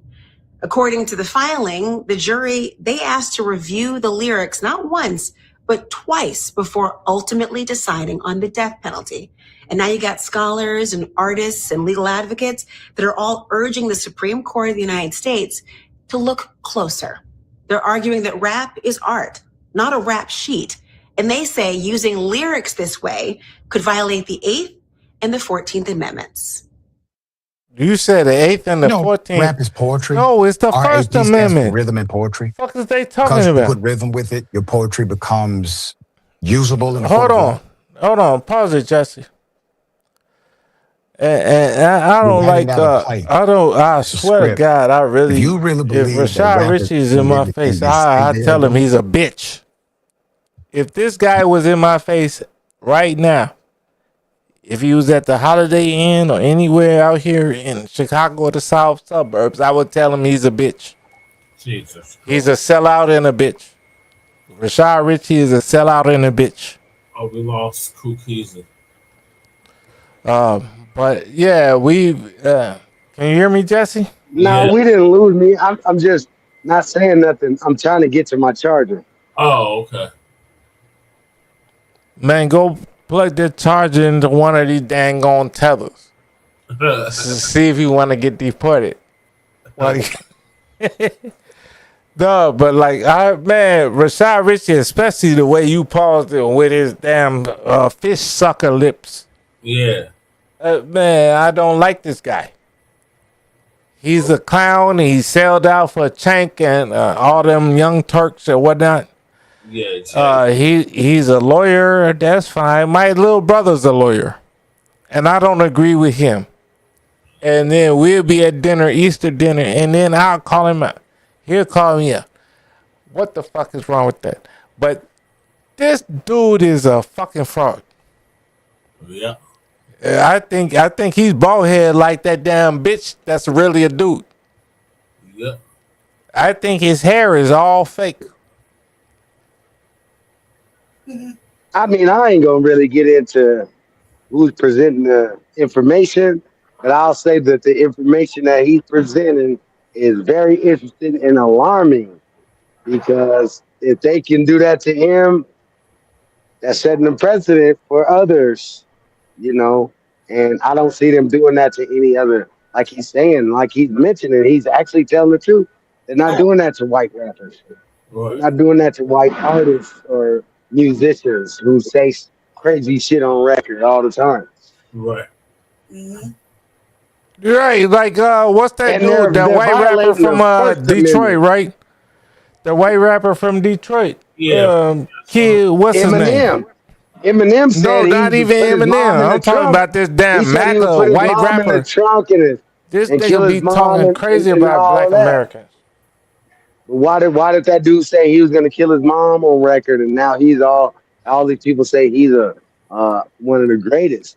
He's one now of the you know greatest. if we said that, they'd be in our house instantly. No, so yeah, this is a double standard, and it only happens to a certain group of people. Say, if you said you go your mama, right? They'll be in your house instantly, right? Yeah. They'll be in my house instantly. Yeah. If my office, you with me? Man? I don't know what's wrong with these people. Yeah, me neither. Hey, how you like this flag I made? It's dope. What's the next topic? The next topic, Lady Che, is. You sound all drowsy up there. The next topic is flags for Lady Che. What flags you want, Lady Che? I'm right here. I can't see nothing that's going on up there, but I can tell Jesse's drowsy because he's not sitting up straight and handling his business. You can't see the flag I got that's animated? Stars in here. It's motherfucking. You have the other flag already.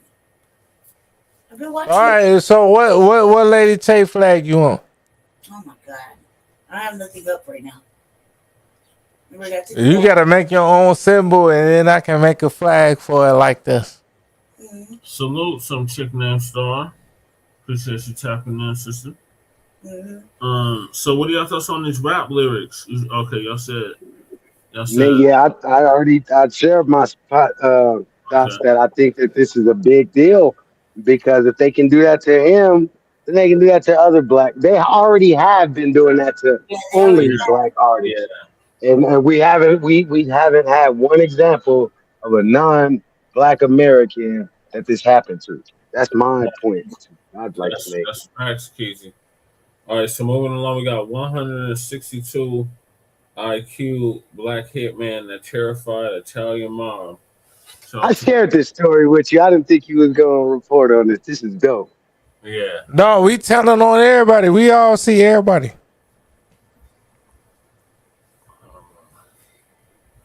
You said, oh my God. I hear you, Jesse. All right, here we go. Man, I want y'all to come down to downtown Chicago. This shit is crazy downtown. February 6th, 1975. That looks like Orchard my Lake, auntie's Michigan. Nice neighborhood, quiet streets, big lawns, the kind of place where nothing happens, where people sleep with their windows open. A rented Oldsmobile is speeding down a narrow road. It comes around a bend and nearly collides head-on with a patrol car. The cop hits his brakes. The Oldsmobile does not stop. High-speed chase. The Oldsmobile runs the police car off the road. More units called. Miles of pursuit through a Detroit suburb that has not seen a crime all year. They finally stop the car. Behind the wheel, a black man, 44 years old, scar tissue across his hands. Calm, not panicked, not running, just sitting there, like he had been expecting this moment his entire life. Damn, that seems like me if I go out tonight. 2 semi-automatic pistols, a rifle, a sawed-off shotgun.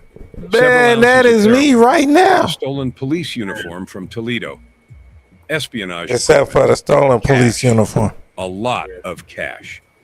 But none of that A lot of cash, oh yeah. Law enforcement agencies would spend the next 2 decades fighting over this case. That's a lot. In the trunk, notebooks, handwritten, meticulous, page after page after page. The names and home addresses of over 300 cops, judges, prosecutors, and politicians. Yeah. The daily habits And mayors, of recent murder Jesse. victims documented before they were killed. Sealed grand jury files that no civilian should ever possess. Locations of every safe house, drug den, and witness in the city of Detroit. This man had been running a one-man intelligence operation more sophisticated than anything This the nigga Detroit was Police Navy ops. Department had ever built. He had cops on payroll running license plates for him through the Law Enforcement Information Network. He had stolen a police uniform and badge. He kept surveillance Stolen. equipment, I got the disguises, entire uniform. aliases. The officers stared at the notebooks. Then they stared at the man. His name was Chester Wheeler Campbell. He had nicknames: Dr. Death, the Angel of Death, the Undertaker, 007, Or Ray Gun. Federal authorities would later estimate he personally killed over 50 people. Yeah. He was convicted of murder exactly once in 1955. Only Never once? again. Every witness who tried to testify against him ended up dead. One was found in the protection wing of a maximum security federal prison with his throat cut and X's carved into his eyelids. Damn it. When Campbell's lawyer was asked about the dead witness, he told the judge something that made the courtroom go silent. Chester does not need to be physically present to conduct business. And the most dangerous thing about Chester Wheeler Campbell was not his gun. It was not his body count. It was not even his near genius IQ. It was the fact that the Italian Mafia, the Tocco Zerilli crime family, the same organization connected to the disappearance of Jimmy Hoffa, did not just tolerate this man. They needed him. They funded him. They staked his crew. They gave him their drug supply lines because Chester Wheeler Campbell was so good at what he did that Detroit's most powerful crime family could not operate without a black man doing their killing for them. This is the story they never told you. The real 007. The real John Wick. A man who dressed only in black, attended plays and museums, studied foreign languages, kept assassin's notebooks. God damn, who ordered the damn Yeezy record on vinyl? That both sides of the law Who got the wanted him Yeezy dead. bully on CD? And when they finally caught him, he looked at his cellmate and said 7 One day they'll buy I'm a a dead cool man. Keezy Whether I CD. stay in here or get out, brother, I'm dead. You gotta get that hustle, man. Chester Wheeler Campbell was born in 1930 in One Detroit. day they gonna buy a He cool was the Keezy fourth of CD. 6 children. His father died when Chester was in the And second then buy grade. it on vinyl. His mother raised 6 kids alone. Here is what made Chester different from every My other granddaddy gangster you've raised ever heard his of. 6. He was the only Still- one That in his ain't got family nothing to do with criminal. the story, man. 5 Come on. siblings, all of them law-abiding. One mother doing her best, and one son You who just chose a love to different path. interrupt with some By the age nonsense. of 15, he was incarcerated for burglary. Man, in get back to work, 1946. A child in a cell. Whatever chance he had at a normal life ended before he could drive. I'm finna go By the make age some of beef 20, he stories. faced You 2 gonna be more burglary mad. charges. You His gonna be mad photograph as was hell. already displayed in the That's precinct what the white station house. supremacists love, for you to The go make cops some knew his face, unproductive ass, and they were watching him. non-constructive ass waiting. They beats did not somewhere. have to wait long. Yeah, I'm gonna make On some July 1st, non-constructive ass beats, and then they 1955 in gonna Detroit, on they Lawton gonna Street, call your job Chester was and 24 ship me the years products old. to make He my and 2 beats. partners, David Green and Watson Brooks, planned to rob a numbers spot, a gambling apartment. They masked their faces with handkerchiefs. They had 2 pistols between them. Outside the apartment, they encountered Luther boy. Mixon, 43 years old, standing near an expensive car. The robbers demanded to know who owned it. Mixon said nothing. Campbell Jesse, pistol you whipped gonna him. be mad as Mixon hell when I fell send you this and tried to picture. get back on his feet. Campbell fired a round into his face. Then they went inside the apartment. Fired a round into Inside his were 4 face. people. What? John and Julia Jackson, Roosevelt Williams, Sound like and Emmett Carter. They robbed them all at gunpoint and beat them. Their total take was $420, including what they pulled from the pockets So of the y'all man committed bleeding out felonies in the for street. $400. $420 for a man's life. They arrested They Campbell did all the that next for day. $400, An Jesse. officer recognized him from the precinct wall And you know photo, that ain't the same going photo right. they had been staring at for years. The White witnesses nigga, from we the don't do that apartment shit. Identified him in a lineup. He was charged with first-degree murder Hey, in check January your ex 1956 inbox. and sent Tay. to Michigan State Okay. Prison, known Hold as on, Jackson bro. Prison, Let the video one of the play. most violent penitentiaries in America. Chester Wheeler Campbell walked in as a street robber who killed a man over $420. 13 years later, he walked out as something else entirely. Here's what nobody expected. Campbell didn't waste a single day He said they inside was Jackson babbling. We Prison. don't do that. We don't do that. While other inmates fought and gambled I ain't and waited finna for kill parole, nobody over no weak ass money. he studied criminal law. That's a whack as homicide, hell. You ain't gonna do a lot of shit. You ain't gonna do a You lot read of shit. You everything haven't done a lot of shit, books and on you surveillance, haven't been quiet. books So on let's try that. espionage, books on forensics. He scored I've near killed genius people levels for on less a than money. court-administered IQ test. But He learned I've done a lot routine of shit too. trades from the most And dangerous being men in quiet, I don't You have still to. haven't learned how to be quiet and let I don't folks have drug hear the to. distribution I story. teach how to be the quiet. I don't economics have of to be heroin. quiet. I He teach how to be controlled quiet. what in Yeah, you getting Detroit, on my nerves, bro. I'm going. Cleveland, and That's Chicago. fine. You know, I operate on nerves 13 too. years. That's how long Chester Wheeler Campbell spent CO, preparing for what came next. you running everybody off. Who? Keezy. I mean, not Keezy Cruz. You running everybody off. Let me play the video and then we can discuss it afterwards. In September 1969, he pleaded his case down to second-degree murder. The court transcript is chilling because of how calm he is. The judge asked, "Do you know where he was killed?" Campbell answered, "On the street." The judge said, "Tell me the circumstances." Campbell said, "In the process, I shot Mr. Mixon." The judge asked, "After that, what happened?" Campbell said, "I think I went through his pockets." He said it like he was recalling a trip to the grocery store. No remorse, no emotion, just facts. They paroled him in September 1969. He was 38 years old. Within 1 month, police suspected him in a double I was homicide. 38 when I Jimmy shot Davis that. and his girlfriend Lisa were both shot execution style in the head while sitting in a parked car. Davis had been a protected witness in trials against heroin kingpin John Klassen. The man who was supposed to be safe, who the government promised to protect, was dead with a bullet in his brain within weeks of Chester Wheeler Campbell walking free. But they could not prove it. No witnesses, no evidence connecting Campbell directly. That became the pattern. That was always the pattern. And what Chester did next would make the Italian mafia take notice. After prison, Chester Wheeler Campbell did not become a drug dealer. He did not become a gang leader. He did not try to build an empire. He became something far more valuable and far more dangerous. A freelance assassin, available to anyone who could pay his fee. His fee was $15,000 per hit, an astronomical, almost unheard of amount in Detroit in the 1970s. That's crazy. Paid it. Folks don't even pay that much Wheeler out here Campbell now. did not just kill.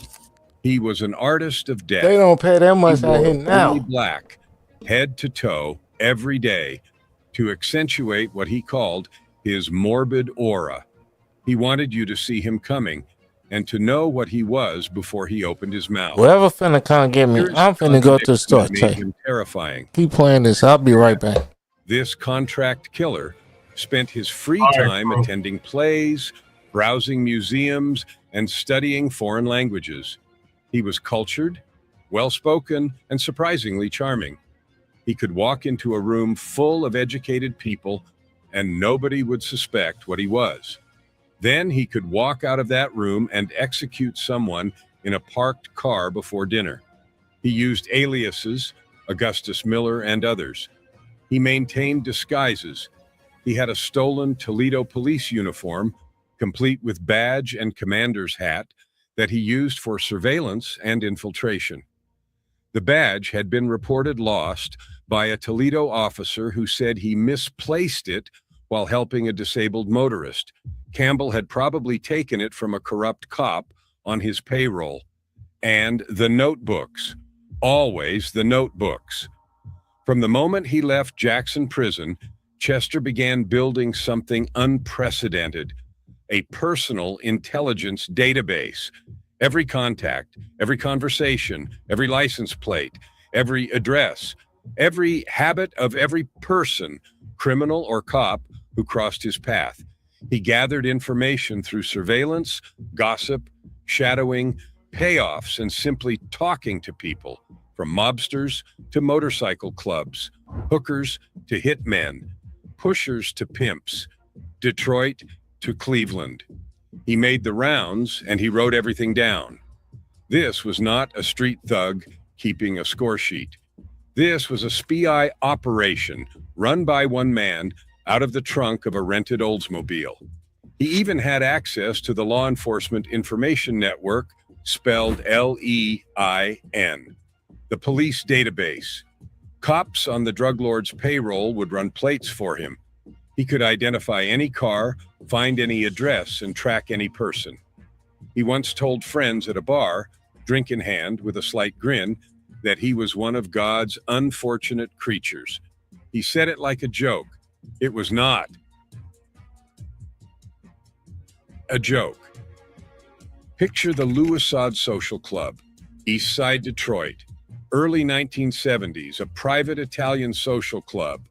The kind of place where men in pressed shirts drink espresso and talk business in half sentences, where the walls have no ears because nobody walks in without an invitation. Anthony Giacalone, known as Tony Jack, sits at a table. His brother Vito Giacalone, known as Billy Jack, sits beside him. These are the street-level commanders of the Taco Zerilli crime family, the Detroit Mafia. Tony Jack would later become infamous as one of the men connected to the disappearance of Jimmy Hoffa on July 30th, 1975. That's who we're talking about. A black man walks through the door, head to toe in black. Nobody stops him. Nobody questions him. In a room where no black man should be welcome, Chester Wheeler Campbell sits down at the table. Because the Giacalones had a problem. The heroin trade was exploding, and whoever controlled heroin controlled Detroit. But the old arrangement was dying. The quiet, black, gambling bosses who had worked for the Italians for years, doing what they were told, staying in their lane, were being replaced. A new generation, independent thinkers, volatile drug kingpins, men who didn't want to pay tribute to the Italians anymore. The Giacalones needed someone who could move through Detroit's black neighborhoods without standing out. Someone who could enforce their heroin operations in territories where an Italian face meant a bullet. Someone whose reputation alone could keep an entire side of the city in line. They didn't find that man. That man found them. Chester Wheeler. Campbell had been freelancing since prison, killing for whoever paid. But the Giacalones offered something better than a fee. They offered infrastructure, supply lines, protection, money, a permanent position in the most powerful crime organization in Michigan. Not as an employee, not as a servant, as their chosen weapon. Campbell was placed in the East Side camp, connected to a crew of black enforcers working directly under the Giacalone wing. Contract killers, extortionists, drug traffickers, a subunit of the Italian mafia staffed entirely by black men. They would later be called Murder Row, and Chester Wheeler Campbell was the reason anyone feared that name. Around late 1973, Campbell was introduced through mutual acquaintances in the mafia to two young East Side heroin dealers, Frank Usher, known as Big Frank Nitti, and Harold Morton, known as the Hawk. The Giacalone brothers had given Usher his nickname, Big Frank Nitti, after the real Chicago mobster. That tells you everything about the relationship. The Italians weren't just doing business with these men. They were mentoring them, shaping them, building them in their own image. Usher and Morton had ambition. What they lacked was fear. Nobody was afraid of two young dealers. Every corner had young dealers. Then Chester Campbell walked in. Here's how it worked. A dealer owed money, hadn't paid in weeks, thought he could outrun the debt. Campbell didn't chase him, didn't threaten him. He just parked outside the man's house in the morning, in the same rented car, in the same all-black clothes, in the same spot. For 3 days, never got out, never knocked, never said a word. On the 4th day, the man walked out with an envelope full of cash and handed it through the window. That was Chester when things went well. When things didn't go well, bodies turned up in parked cars with bullets in the back of the head and no witnesses within miles. With Campbell's reputation, the Giacalone brothers' money and supply lines, and Usher's ambition, Murder Row became the most powerful drug operation in the entire state of Michigan. Not Detroit, Not the East Side, the entire state. The Michigan Federated Democratic Social Club in Midtown became their headquarters. From there, Murder Row expanded operations citywide: gambling, extortion, prostitution. But heroin was the engine. Heroin was always the engine. And here's the thing that nobody talks about. Through all of this, the killings, the heroin, the Italian mafia, Chester's mother was still alive, still in Detroit, still the same woman who raised 6 kids alone after her husband died. 5 of those kids turned out fine, church-going, law-abiding. And then there was Chester, the son who dressed in all black and came home for dinner with blood on his reputation and cash in his pockets that his mother knew better than to ask about. She never disowned him.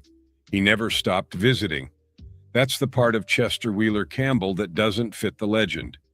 The part that reminds you he was a human being. A man who scored near genius on an IQ test, who could have been anything, who had a mother who loved him, and who chose to become the most feared killer in Detroit anyway. Because everyone in that city's underworld knew the same thing. If you crossed Murder Row, Chester would find you. He already had your name in his notebook. He already knew your address. He already knew what car you drove. The question wasn't whether he could find you. The question was whether you'd see him first. Chester Campbell was suspected in at least 10 homicide investigations between 1969 and 1975. 10 that police knew about. The real number, according to federal authorities, was north of 50. He was never convicted, not because police didn't try. They tried constantly. They built cases. They found witnesses. They prepared prosecutions. Then the witnesses died.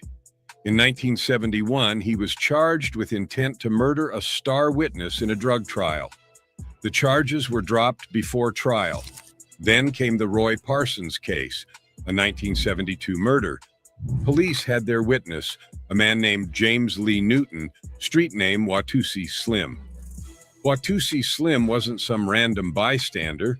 He was a one-time Campbell confidant and business partner. He knew everything. He could connect Chester to murders going back years.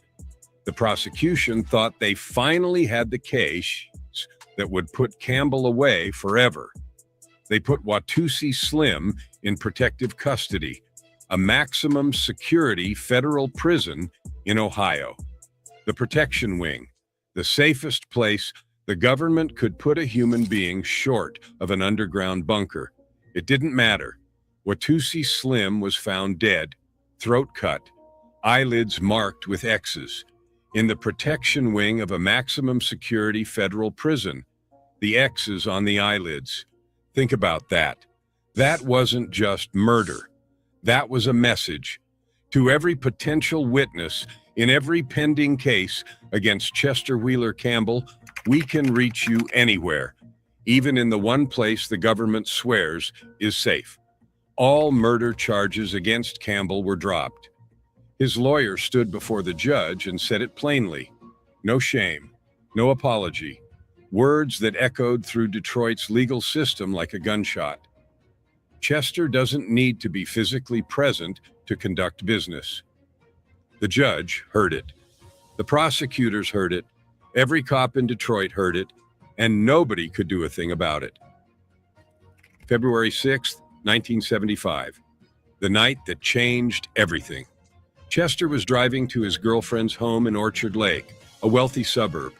Campbell had been living 2 lives, killer in the streets of Detroit and gentleman caller in the quiet suburbs. His girlfriend's house was full of his belongings, weapons, documents, and more notebooks. He came around a bend and nearly hit a patrol car. Instead of stopping, instead of showing his license and playing it cool like any smart criminal would, Chester Wheeler. Campbell hit the gas. High-speed chase through a suburb that had never seen one. He ran a police car off the road. More units joined. They finally stopped him. The car was a gold mine. 2 semi-automatic pistols, a rifle, a sawed-off shotgun, several ounces of heroin, and the notebooks. When they searched his house in Detroit and his girlfriend's home in Orchard Lake, the picture got worse. Documents bearing the names, addresses, and personal details of cops, politicians, judges, gangsters, addicts, witnesses, and prosecutors, sealed grand jury files, espionage equipment, the stolen Toledo police uniform and badge, an estimated $250,000 in cash, and a list, what prosecutors would call a hit list, the names and daily habits of people who were already dead, alongside names of people who were still alive. The implication was obvious. The living names were next. Among those names, L. Brooks Patterson, a well-known assistant prosecutor in Oakland County, who would later call Campbell absolutely incorrigible and a dedicated recidivist. 6 law enforcement agencies, Detroit Police, Oakland County, Wayne County, the FBI, the DEA, and the ATF, immediately began fighting over the notebooks. Not cooperating, fighting, because whoever controlled Chester Campbell's intelligence had leverage over the entire Detroit underworld and the police forces that were supposed to be clean. The corruption ran that deep. The Detroit Free Press covered it obsessively. The notebooks didn't just expose criminals, they exposed the true extent of Detroit's rot. Cover-ups, bribes, homicides, espionage, racism, addiction, rampant greed. And Chester knew it. In his cell, he reportedly told a fellow inmate, "I'm a dead man.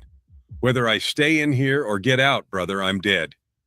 He wasn't wrong, just not in the way he expected. With Campbell locked up, Murder Row was finished. Not immediately, but inevitably. Chester had been the fear. Without him, the crew was just drug dealers with guns, and Detroit had 1,000 of those. The power inside Murder Row shifted. A lieutenant named Doc Holliday, real name Clarence Hillary, had been waiting for his moment. With Chester gone, Doc decided the leadership needed to change, violently. One night in 1979, at the Michigan Federated Democratic Social Club, Murder Row's own headquarters, Doc Holliday ordered 3 men killed. Not rivals, not enemies. His own people, James McJoy, Herbert Jackson, Alvin Clark. 3 Murder Row members who had sided with Frank Usher over Doc in the internal struggle for control. They were shot. Then it got worse. Doc ordered the bodies dismembered, heads removed, limbs separated, body parts placed into garbage bags. And he forced Frank Usher, the founder of Murder Row, the man the Giacalones had personally mentored, to participate, to pick up a blade and cut apart the bodies of men who had been loyal to him. While it happened, Doc Holliday popped a bottle of champagne, lit a fat cigar, and celebrated. Then he sent 2 men to dump the garbage bags. They were sloppy. The remains were found. The case unraveled. Usher was convicted. Doc Holliday was acquitted, but the streets have their own justice system. In 1983, someone walked up to Doc while he was having a drink at a Detroit night. The year I was born. The Giacalone brothers watched all of this from a distance. They had lost their enforcer. Then they had lost their crew. The most powerful black drug operation in Michigan, the one they had personally funded and built, destroyed itself in 4 years without Chester Wheeler Campbell to hold it together. They moved on. They always moved on. New crews, new enforcers, new faces, but they never found another Chester. Campbell was convicted on weapons and drug charges in Oakland County, 40 to 60 months.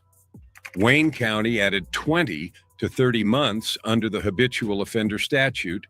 Federal charges for the sawed-off shotgun stacked on top. He fought for his money from prison. He filed dozens of legal briefs. He railed against everyone. The courts actually ruled in his favor and ordered the $250,000 returned. But by then, the IRS had taken it. The money was gone forever. He also orchestrated things from inside. A plot to kidnap 4 judges was discovered and traced back to Campbell while he was sitting in Oakland County Jail. All 20 of Detroit's Recorder's Court judges received extra security from a man in a cell. Chester doesn't need to be physically present to conduct business. September 1984. He was paroled. He walked out into a different Detroit. Murder Row was dead. The Giacalones had moved on. The heroin game had changed. Crack was coming. New players, young players, players who had never heard of Chester Wheeler Campbell. But Chester didn't know how to be anything else. April 1985, 7 months after release, somebody shot Chester Wheeler Campbell multiple times in the leg and thigh. An 11-hour surgery saved his life. Reporters showed up at the hospital. Cameras, microphones, questions about who shot him, why, and what he planned to do about it. Chester Wheeler Campbell, the man who had killed 50 people, who had the Italian mafia on speed dial, who had kept notebooks on every cop in Detroit, looked at the reporters and said, "I don't have anything newsworthy to say." Then he went back to work. In 1987, deja vu. Chester Wheeler Campbell was pulled over again. Same story, different year. A carload of guns, drugs, explosives, spy gear. Prosecutor L. Brooks, active. The same man whose name had appeared in Campbell's notebooks 12 years earlier, stood in court and called Campbell absolutely incorrigible, a dedicated recidivist and a heavy-duty criminal. The sentence was 40 years. Chester was 57 years old. He was never coming home, and everyone in that courtroom knew it. For the next 14 years, Chester Wheeler Campbell sat in a federal prison. The man who only wore black. The man who went to museums and plays. The man who studied foreign languages and kept a spy operation in his trunk. The man the Italian mafia chose above all others. He died on a prison bed in a federal medical facility in 2001. The official cause of death was end-stage liver disease, hepatitis C, natural causes. Chester Wheeler Campbell, Dr. Death, the Angel of Death, the Undertaker, 007, died of natural causes. He was 71 years old. Here's what stays with me. Chester Wheeler. Campbell killed over 50 people. He was convicted of murder exactly once in 1955 for $420. He spent 30 of his 71 years behind bars, not for the 50-plus murders, for guns, for drugs, for being caught with the wrong things in the wrong car at the wrong time. Every witness who tried to put him away for what he actually did ended up dead, including one in the most protected facility the United States government could provide.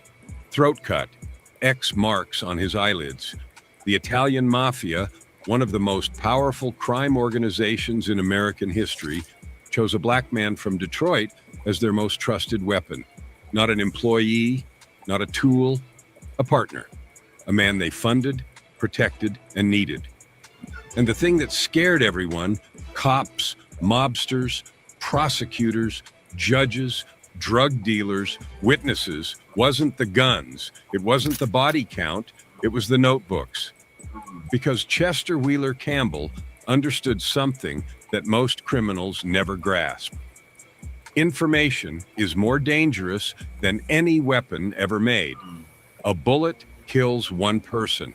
A notebook with the right names, the right addresses, the right secrets, controls an entire city. He gathered intelligence the way a spy would.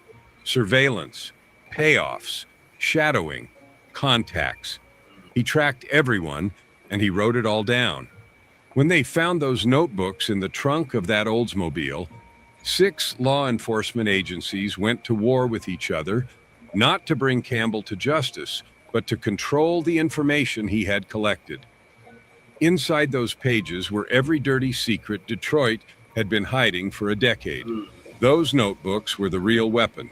That's the real story of Chester Wheeler Campbell. Not just a hitman, not just a killer.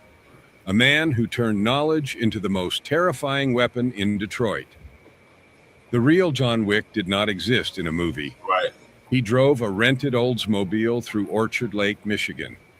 The only thing that stopped him was not a rival gang, not the FBI, not the Italian mafia. It was a narrow road and a patrol car coming the other direction. One near collision. That was all that separated Chester Wheeler Campbell from never being caught at all. Yeah. Shout out to Chester. Country buying U.S. imports. Right. He wasn't nothing to play with. Nothing now. No, They won't. Not at all. It was no joke. All right, what are you talking about, Shabaki? You did some research on what?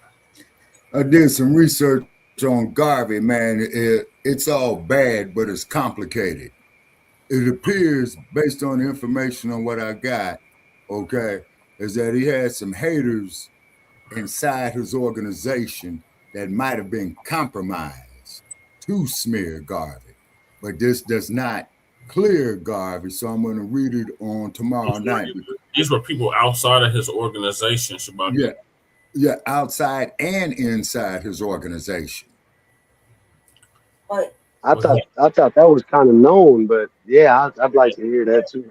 Yeah. It's complicated, man, because and also too, cool keys. I checked out this dude by the name of Lerone Bennett, who was the major writer for Ebony magazine. And he's wrote a series of books on our history. The brother's deep, you know what I'm saying? Yeah, but they're it like is, years old. Them books are like 50 plus years old, Shabaki.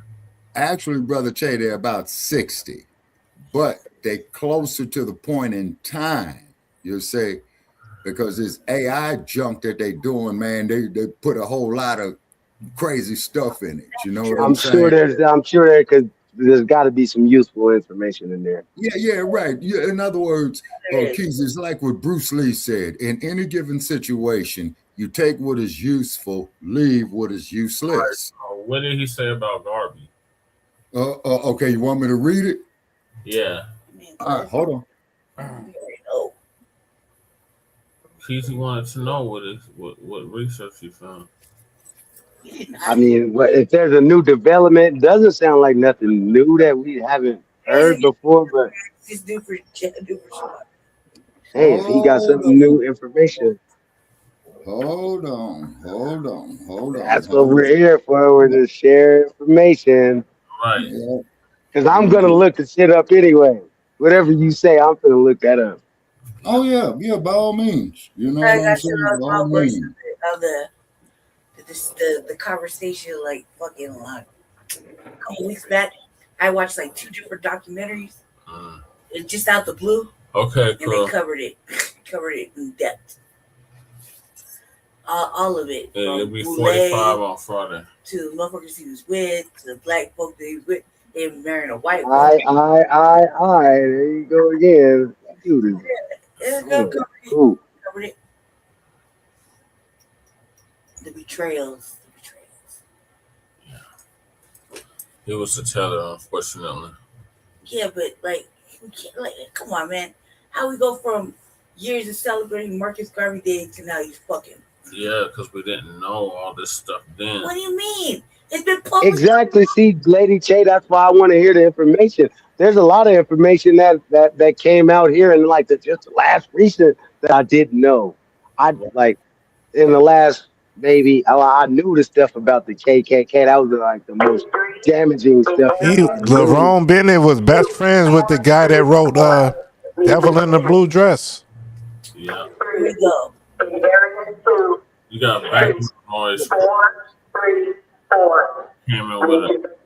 You watching the launch or something? You watching something? Okay.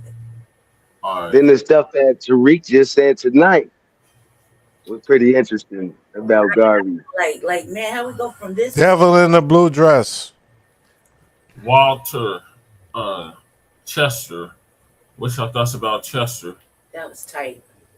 Oh yeah, Chester, man. I shared that story with you because I thought you would just watch it. I didn't know you were gonna cover it on the show. I like it. That's very informative, and think about what they said at the end.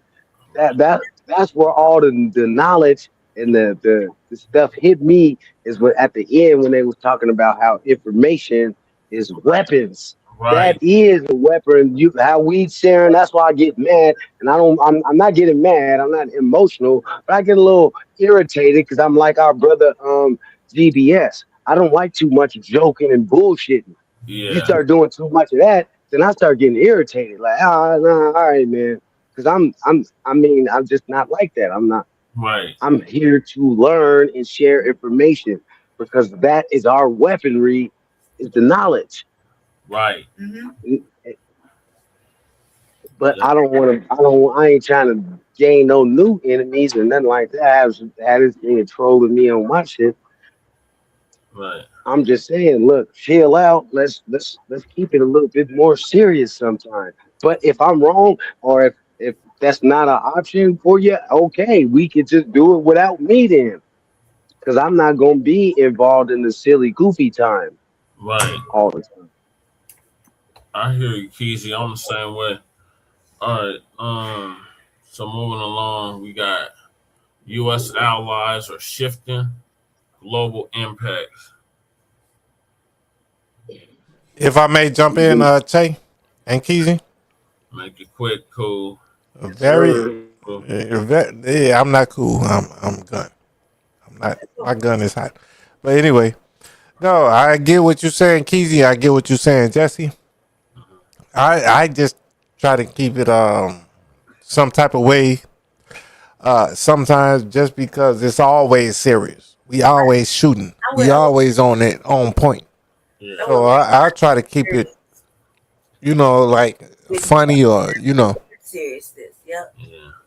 That's the Aries in us, man. They hearing it We though. put the little high in there sometimes. right, because we the war guys, right? We always shooting. We always serious, and we just want to laugh too. If they just think we're playing around, but that's just the Aries in us, because they'll never understand it. Yeah. They just think that we play too much. All right. Right, we playing, but we really shooting. So serious. All right, so we're going to give us an update on this. All right, thank you, Lady Che, and no, thank you, Che. That's all I wanted to say. I got it. You got it. Thank you. Carry on, Jesse.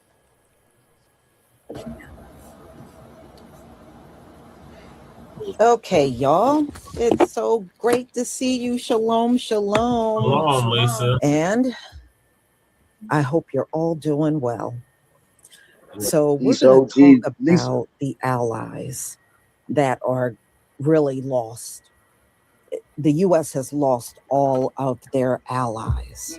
And there are things going on, y'all.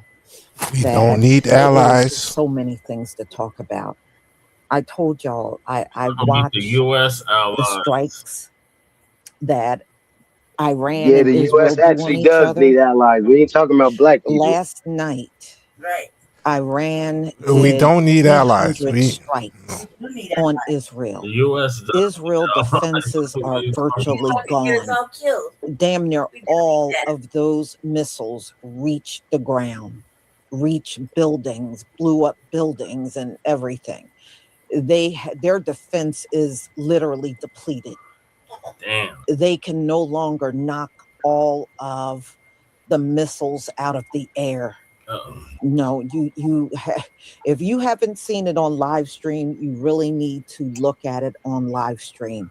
They literally. Yo, where's the link to that? You can tell. Yeah, I want to know that. They have Listen, I don't believe Lisa about shit talking about warfare or anything talking about fighting. Equipment. Now, I really don't. She's using this old ass 1970s picture. I'm hearing that from all the missile strikes That's not how Lisa looks right now. Lisa is damn 80-something years old. She don't look like that. Soldiers no are damn gone 80-something in Israel. And Torian put her on. Torian said he put on. But Lisa don't look like that right now. Hell, Lady Che don't look like that right now. With all kinds of hell, my daughter don't look like that right now. It's not hard to believe that That's a fake picture. And they're of old Lisa back in the day, like 20 years from where she's at right now. Anyway, I fuck with Lisa. I really fuck with Lisa. What does that matter, though? What the fuck does that matter? Their soldiers wanting to fight. Now, they're trying to downplay it. I was listening to the news and they were like, put that bottle down. percentage, and I think they're lying about that. What bottle? Of them are gone. That bottle been down. Imagine That how bottle been bad empty for morale about 30 must minutes. be right now among those soldiers. Bro, you can't be up here if you're just gonna keep interrupting. We don't have that pay. We don't have the patience for that tonight. I was responding to Keezy. Okay, you responded to Keezy. Now let me continue the video. I don't believe it's a small percentage. I think they're saying that to save face in the media. I think it's far greater than what they're willing to admit. The U.S. is also doing poorly, and a lot of the chatter is they're downplaying the number of soldiers that the U.S. has lost, and I definitely believe that. Yeah. I definitely believe that the number is way too low to be believable. It is just not believable that 13 or whatever laughable number they're trying to tell us and a war is going on. That is absolutely impossible. It's impossible. And I think another problem is, y'all, see, we are in the 21st century. Warfare is very different now. Warfare is not the same. What does this woman know about warfare? When was the last time she was in a fight? 1940s. It is nothing like that. The technology is now different and a lot more advanced. And you have all kinds of defenses that you didn't have back then. So you can't fight a war the same way you fought it a century ago. It is just far different. And when was the last time she was in combat? All of the allies are still refusing to help Donald Trump. And I think it's wrong for Donald Trump to start a war and then expect everybody just to jump in.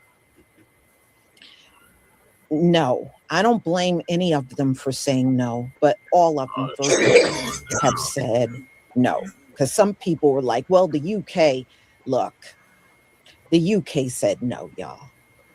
If they didn't say no, you would see the UK sending their troops out there. If you don't see a country sending their troops to the Middle East, they said no. Period. They said no. And they may have said it in a different way, but it's still no. So it's a mess. Oh yeah, Israel is, y'all, that place is a mess. Now, people were saying that they heard quakes. And some people are suspecting that Israel is testing a nuke. Uh-oh. You know, here's the problem with using nukes. So fuck the whole atmosphere up. The problem is if Israel use a nuke on Iran to end the war, you got to remember, Iran got allies, China and Russia, that got nukes. And China already said they were going to get in the fight. And I was also reading, they have been saying a lot of trains have been going into Iran from China. Because, they're all on the east. All of them are over on the east. And they said, China is bringing in a lot of goods. They don't really know everything on train, but China is definitely bringing things in there to Iran. Stay on topic. And the thing is, if they nuke Iran, I don't believe that's going to be the end. I really believe somebody is going to get Israel and possibly the U.S. But that's what they're saying. They're hearing these quakes and they think that's what it is. They're testing. And see, you're turning to that because you're losing. That's why the U.S. used that atomic bomb on Japan. Because do you know Japan was getting the upper hand at one point in time until the U.S. dropped that bomb down on them and that ended the war? But prior to that, The Japanese were literally getting the upper hand on the US. Yeah. So you got to really read about these wars and not go by what these folks tell you. They're only going to tell you whatever they think makes them look good. Right. But when you really look at Pearl Harbor, the US was not winning Pearl Harbor. They weren't winning. And those kamikaze jets that were slamming into boats and everything, they were literally getting the upper hand. That's why they got that hydrogen bomb out and dropped it on them. Yep. Okay. And usually when you got to go extreme like that, or go extreme and use a nuke, you're using it because you're losing. Yeah. All right. I had to learn a lot about these wars. I was going by what I learned in school or what I was told, and virtually nothing they told us about these wars are true. Virtually nothing, y'all. Virtually nothing is true that they have told us. They tell us the glorified version, which is, in other words, lies. Hiroshima and Nagasaki. Yep. They bombed them because the U.S. was losing to them, y'all. And that's how they were able to stop the war and claim victory. So that's what they believe Israel is doing. But I'm just telling you, if they drop a nuke on Iran, somebody is going to drop one down on Israel. And that's what I believe is going to happen. I don't believe it's going to be them dropping it and that's it. Because too many of their allies got nukes, including Pakistan. Pakistan got nukes. They're an ally to Iran. So we shall see.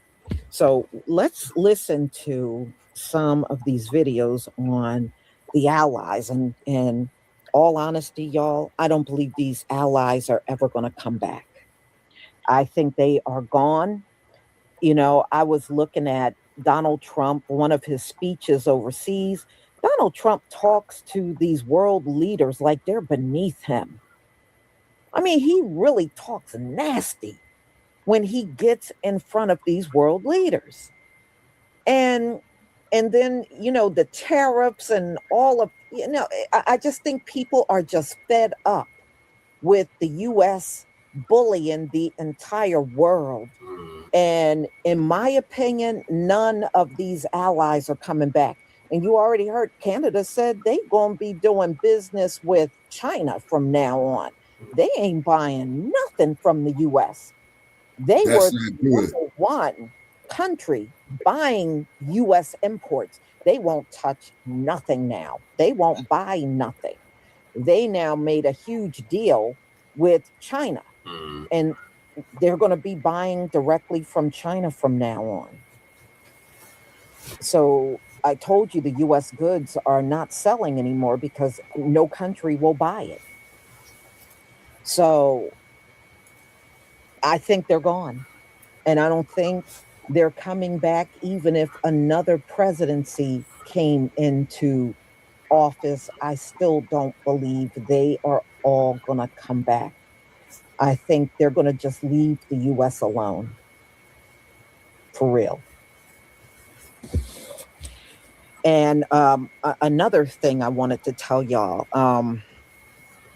the reason why Donald Trump is desperate to get this war to end is because I found out the oil giants are all over his ass for starting this war.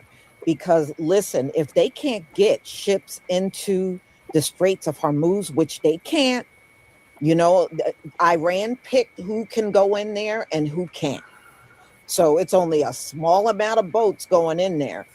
So anyway, they're all up Donald Trump's ass because the longer the Straits of Hormuz is closed, they are losing money every single day. The oil giants are losing money. Remember, they got oil over there too. that's owned by the major oil giants. And if they're not getting in and out of there to get that oil, they're not making no money. So the reason why Donald Trump is desperate, You can have your I heard a lot of these oil executives are all up Donald Trump's ass. That's all we have. For starting this war and for the fact that gas and oil is rising globally. Globally.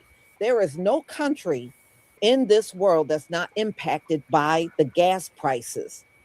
Oh. And they are demanding that Donald Trump end this thing. So that's why he's been so desperate to do a ceasefire and end it and stop the war. Oh, it'll be over soon. That's why he's doing all of that out in the media, y'all. Those multi-billion-dollar oil companies are up his ass right now. Yeah, but so let me go ahead and share my screen. Like, just please stay on topic, crew.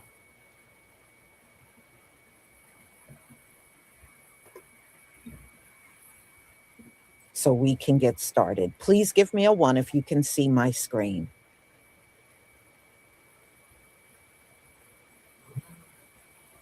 Yeah, I mean, look, even if let me tell you something. We are the safest people on the planet.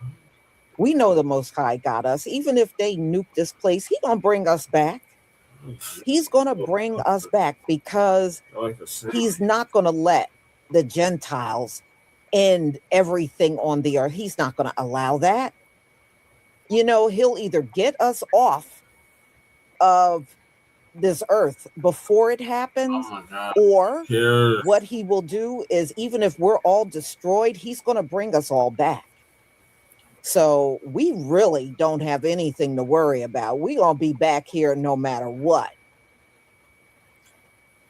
Okay, y'all, thank you for the ones. And don't forget to pick up your hair products at 12 Tribes on Earth, Etsy, Shopify, or TikTok Shop.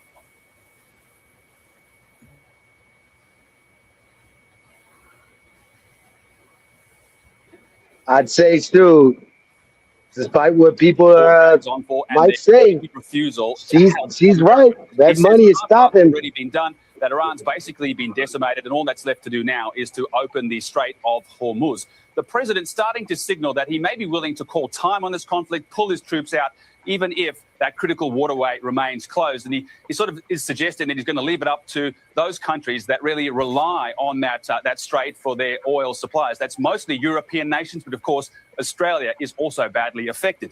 Donald Trump posting online, build up some delayed courage, go to the strait and just take it. You'll have to start learning how to fight for yourself. The USA won't be there to help you anymore, just like you weren't there for us. We have to be very cautious with Donald Trump and take sometimes what he says with a fistful of salt. He's obviously very robust with his rhetoric at the moment, and unfortunately his credibility is somewhat in question, having sort of announced that he's pretty much won the conflict when Iran is showing very, very clearly that he hasn't. Now, the Albanese government said it's not particularly surprised by Donald Trump's remarks, but it says it is not in keeping with the close relationship that America and Australia have enjoyed for decades. Once again, calling for a de-escalation in hostilities.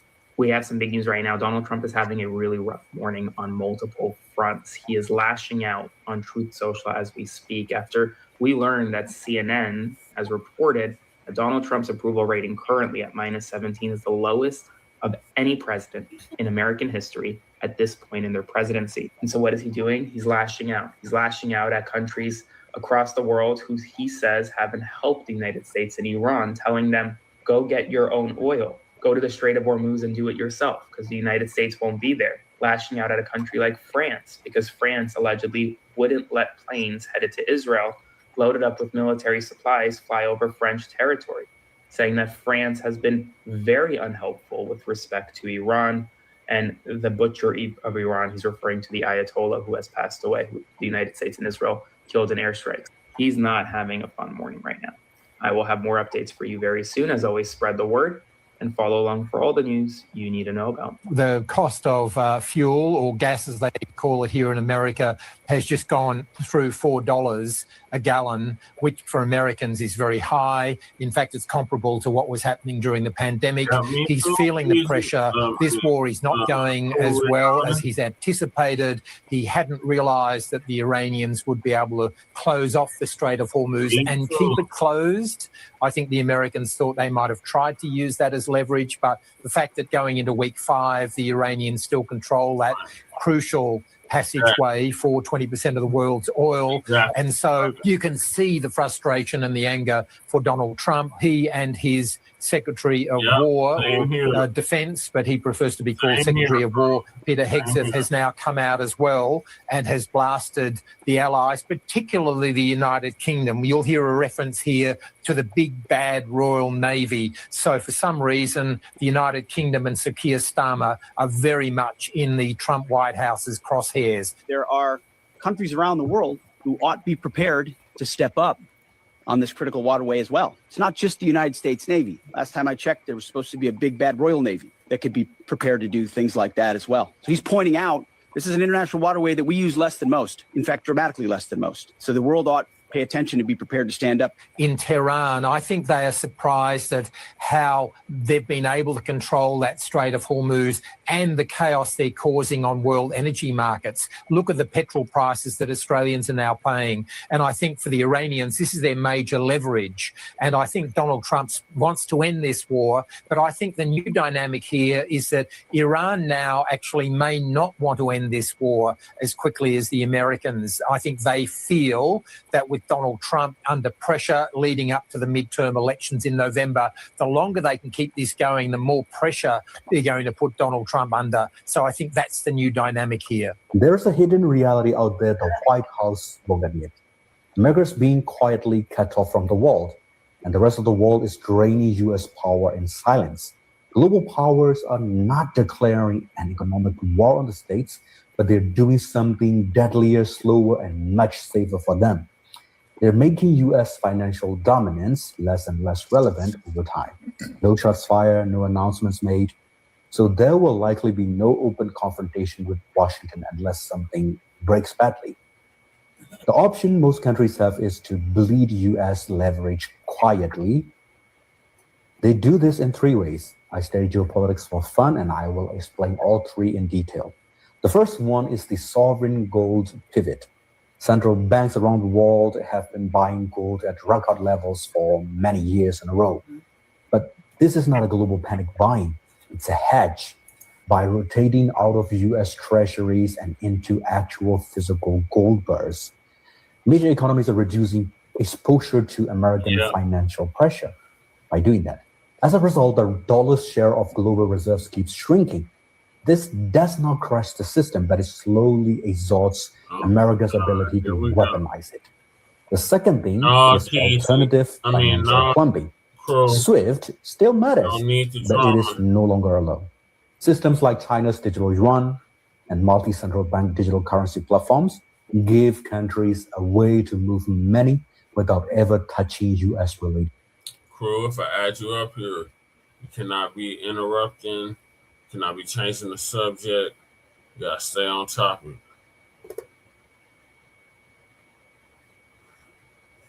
I agree. Banks.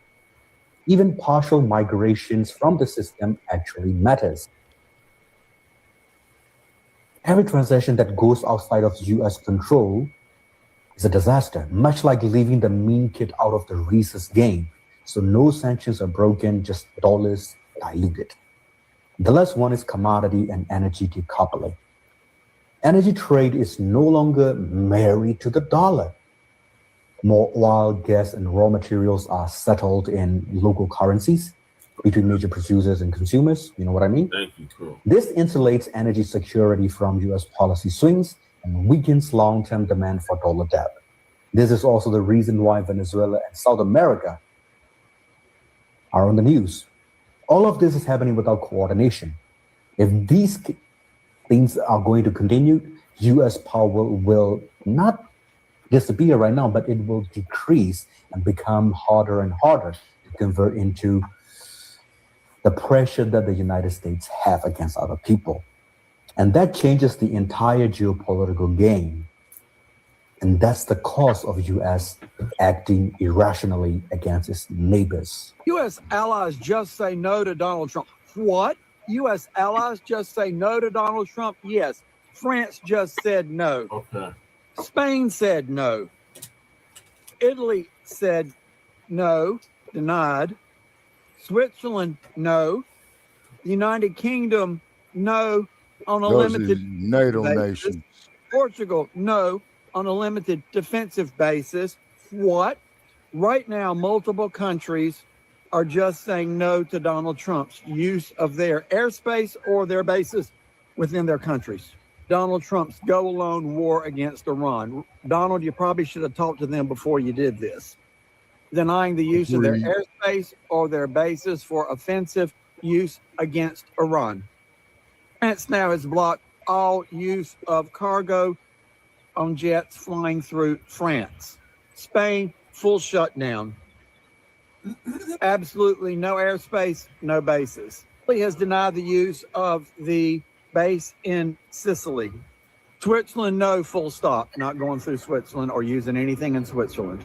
Trump, being the bully that he can be, is threatening them all. We will remember. Donald Trump, this is not diplomacy. This is being a bully. This is not the way you work with your allies or build allies. You like to go it alone, don't you, Donald? Trump has no Countries military like the United Kingdom and Portugal are saying no to offense. They can only use their bases on limited defensive basis.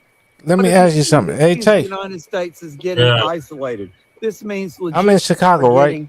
Indiana, right? This means flights are taking longer. This means Better be relevant to what we're talking about, crew. I can fly around Denver, right? I don't have to fly through Denver. Right? This is what I'm saying, like Trump, about Trump and what he's doing. Why? What did I do, Jesse? Why is everybody so hostile to me? Because you keep interrupting. You and Shabaka keep interrupting and messing up the flow of the program. We're trying to get this information Okay. out. And, No, so what my thing is about Trump is like, Trump is, to me, Trump is doing what he should do, just like getting around people. But go ahead with the thing. Okay. refueling is more risky. Politically, it shows the United States doesn't have the backing of its allies. We're alone. Bottom line here, this is just not a conflict or war with Iran that Donald Trump started. It's a fracture. It shows distance between the United States and its European allies, that we once were a strong team, but Donald Trump has driven us apart. Love to hear from my Democrats, my MAGAs, my crazies, my cuckoos, and the burned out light bulbs. Let me know what you think. It's not just the Trump administration now. I think many of our allies are looking at all American citizens and saying, what is wrong with you people? How can you allow this to continue? That's the concern I have, because again, for the 4 decades of my military career, I proudly represented the United States. And during some of my recent travels, you can kind of see the damage that this administration has done, not just in terms of the thoughts on what the administration is doing, but what the typical American is thinking about what his or her government is actually executing. I wish I didn't have bad news for you today, but things are spiraling really badly out of control. I can listen to Lieutenant General Mark Hart. Arab nations that are now considering pulling He's out a of one the star. U.S. economy, pulling out investments Who because is of this the girl? cost of That's this bad. war that has been waged by Donald Trump. And when I say that they are the foundation of our economy, that if Now they they say pull out their foundation. investments, it could crash our economy. That is an You notice how understatement. everybody's saying And foundation now, now, we have this Jesse? letter that was just sent to Donald Trump and published for all of us to read by the leading businessman of the United Arab Emirates. His name is Khalaf Hamad El Habtour. You're going to need to sit down for this as I read this. His Excellency President Donald Trump, a direct question. Who gave you the authority to drag our region into a war with Iran? And on what basis did you make this dangerous decision? Did you calculate the collateral damage before pulling the trigger? And did you consider that the first to suffer from this escalation will be the countries of the region itself? The peoples of this region have the right to ask as well, was this your decision alone, or did it come as a result of pressures from Netanyahu and his government? You have placed the countries of the Gulf Cooperation Council and the Arab countries at the heart of a danger they did not choose. Thank God we are strong and capable of defending ourselves, and we have armies and defenses that protect our homelands, but the question remains, who gave you permission to turn our region into a battlefield?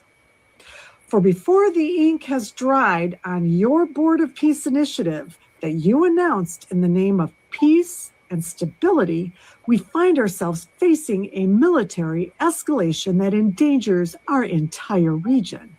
So where did those initiatives go? And what is the fate of the commitments made in the name of peace?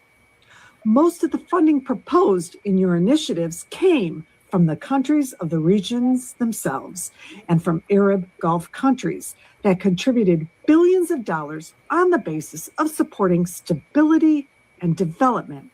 And these countries have the right to ask today, where did this money go?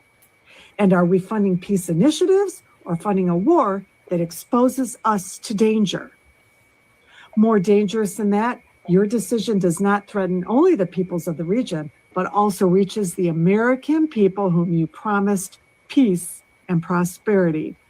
And here they are today, finding themselves in a war funded from their money and taxes, which costs are ranging, according to Institute of Policy Studies, between $40 to $65 billion for direct military operations and could reach $210 billion, including economic impacts and indirect losses if it lasts 4 to 5 weeks. Not to mention the sacrifice of Americans themselves in a war in which they have neither camel nor she-camel. Which I take that phrase to mean being on foot. You have even broken your promises not to get involved in wars and to focus only on America and put it at the top of your priorities, as you ordered foreign military interventions during your second term that included 7 countries: Somalia, Iraq, Yemen, Nigeria, Syria, Iran, and Venezuela, in addition to naval operations in the Caribbean and the Pacific Ocean. You directed more than 658 foreign airstrikes in your first year in office, which equals the total number of strikes in Biden's entire term, for which you directed your arrows of criticism for involving the United States in foreign wars. Your Excellency, the President, these numbers have severely reflected on your approval rating with Americans, which have declined since your inauguration for the second term by about 9% in just 400 days. These numbers say something clear. Even within the United States, there is growing concern about being dragged into a new war and about exposing the lives of Americans, their economy, and their future to unnecessary risks. True leadership is not measured by war decisions, but by wisdom, respect for others, and pushing toward achieving peace.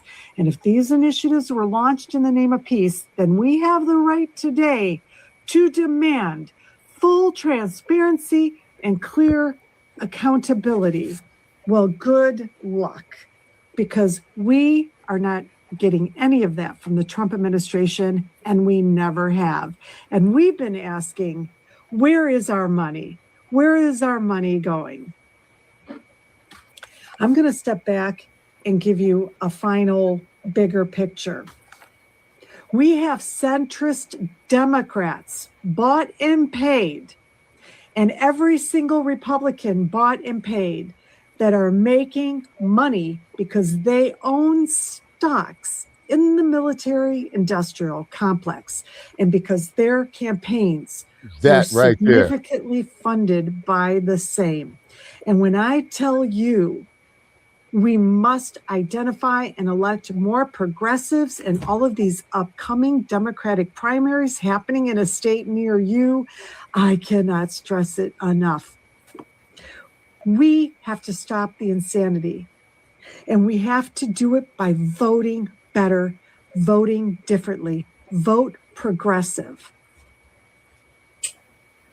Breaking news, but also a think piece. Saudi Arabia, the UAE, Kuwait, and Qatar are discussing withdrawing from contracts with the United States and canceling future investment commitments in the U.S. to alleviate some of the economic strain imposed upon them by the Iran war. Now, a little disclaimer, this video is going to be a little bit longer. I put my videos on 1.2 times speed, and you can put it on 1.5 times speed if it is that long. But let's discuss it bit by bit. But first of all, I have a message to all of the people in the Gulf that were doing damage control. Everything is fine. Nothing is wrong. Why are you hating on the UAE? Why are you bitter? Why are you jealous? Why are you upset? Why are you mad? See, y'all making me get out of character. Last year, I was going crazy on TikTok, and this year I said, let me calm it down. But since y'all know how I feel when y'all call me fake news, right? Y'all are saying one thing, but y'all's governments are saying another thing. Let's get into it. Okay, first paragraph. The official said 3 of the 4 big Gulf economies, Saudi Arabia, the UAE, Kuwait, and Qatar, had jointly discussed the strains being put on their budget and economies, but they declined to name the states. A number of Gulf countries have begun an internal review to determine whether force majeure clauses can be invoked in current contracts while also reviewing current and future investment commitments in order to alleviate some of the anticipated economic strain from the current war, the official said, especially if the war and related expenses continue at the same pace. I thought it was all good. I thought it was normal. I thought it was okay. I thought it was safe. All of you Gulf influencers that got online and spread the propaganda that it was all good, anything that may have happened to somebody that want to leave simply for safety and return later, anything that happened to them is on your hands. Meanwhile, I was coming online telling the truth because I get information direct from the source, and y'all are coming in my comments even up till today, even up till I posted this video saying, why am I spreading propaganda? Where's the propaganda?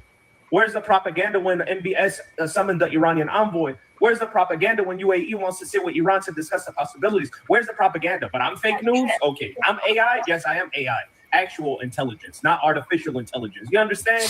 They added that the move was a precautionary measure. That was the result of the budget strains these countries are facing due to reduced income from energy, due to the slowdown in output or the inability to ship, and from the tourism and aviation sectors, in addition to the increase in defense spending. Now, let me tell y'all something.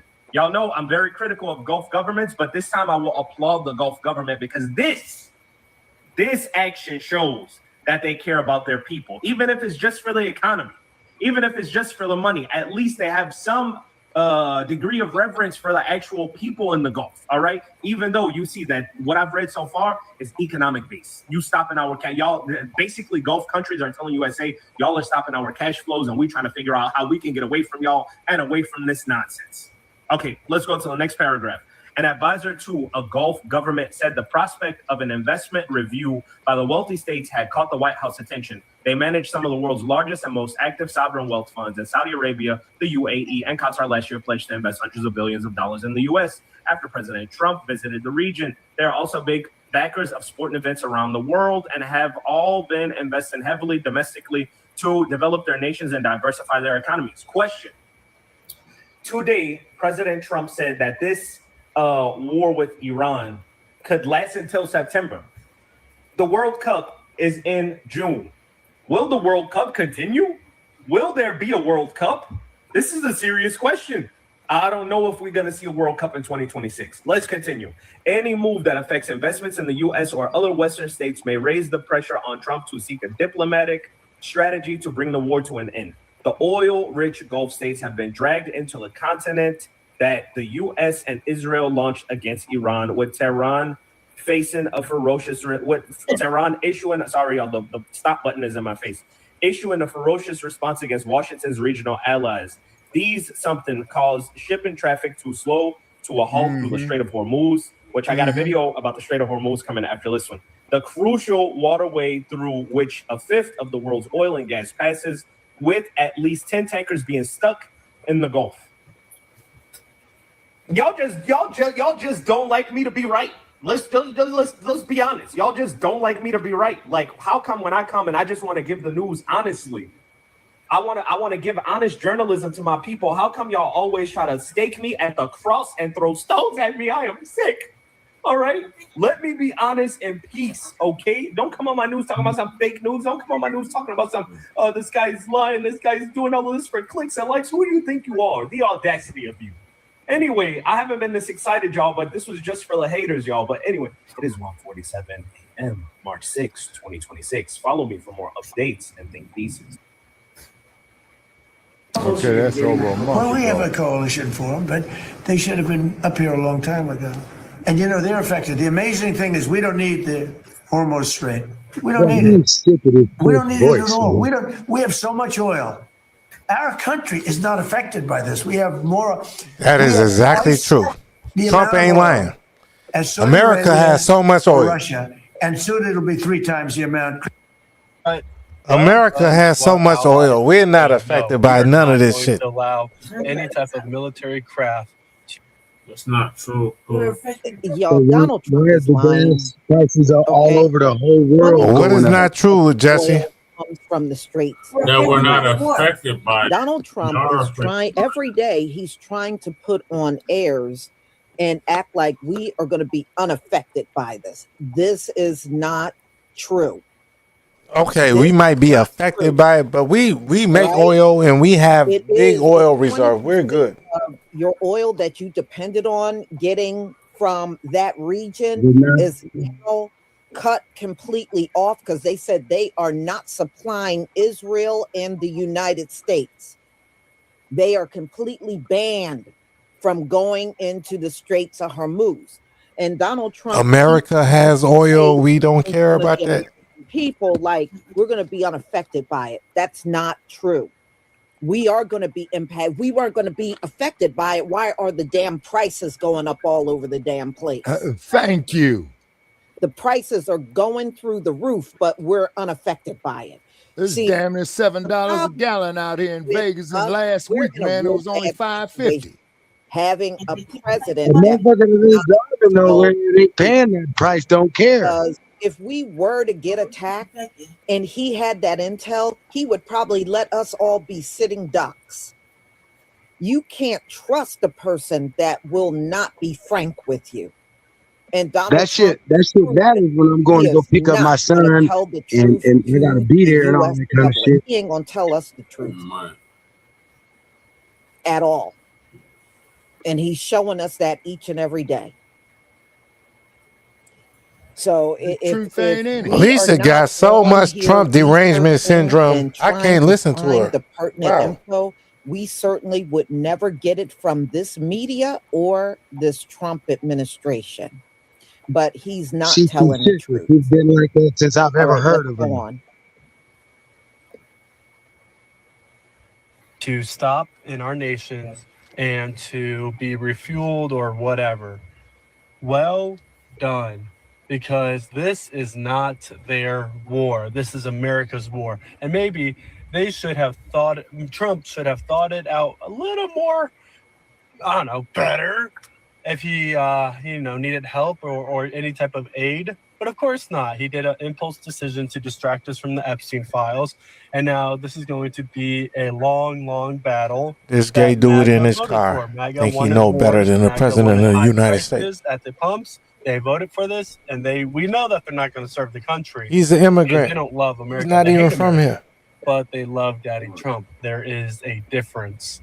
So good luck, but well done, allies, for standing your ground and saying, He didn't have that luck we are in his not own. going to help you out, America. Well done. How come he didn't have that luck in his own country? NATO during my time as a United States Senator, because I found great value in it. And it wasn't just about defending Europe. I said it also allowed us to have military bases in Europe that allowed us to project power into different parts of the world when our national security was threatened. If now we have reached a point where the NATO alliance means that we can't use those bases, that in fact, that we can no longer use those bases to defend America's interests, then NATO is a one-way street. Then NATO is simply about us having troops in Europe to defend Europe, but when we need their help, not their help, we're not asking them to conduct airstrikes. When we need them to allow us to use their military bases, their answer is no.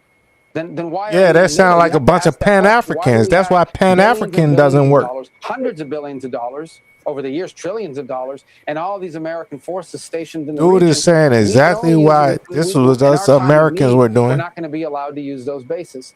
So I think there's no doubt. And the Africans wasn't. After this No, conflict is concluded, we are going to have to re-examine that relationship. We're going to have to re-examine the value of NATO and that alliance for our country. Ultimately, that's a decision for the president to make, and he'll have to make it. We're going to finish the job here. As I said, we're very, very close to achieving our objectives on all of these things that I've outlined. But I do think, unfortunately, we are going to have to re-examine whether or not this alliance that has served this country well for a while is still serving that purpose, or is it now become a one-way street where America is simply in a position to defend Europe, but when we need the help of our allies, they're going to deny us basing rights and they're going to deny us overflight?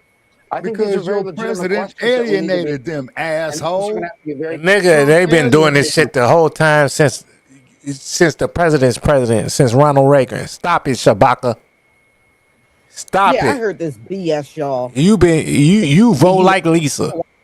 You've been voting for the same fuckboys that put us in the position in the first place. Stop it, Shabaka. You don't have the ability to protect anybody. Can't even protect yourself. You said so.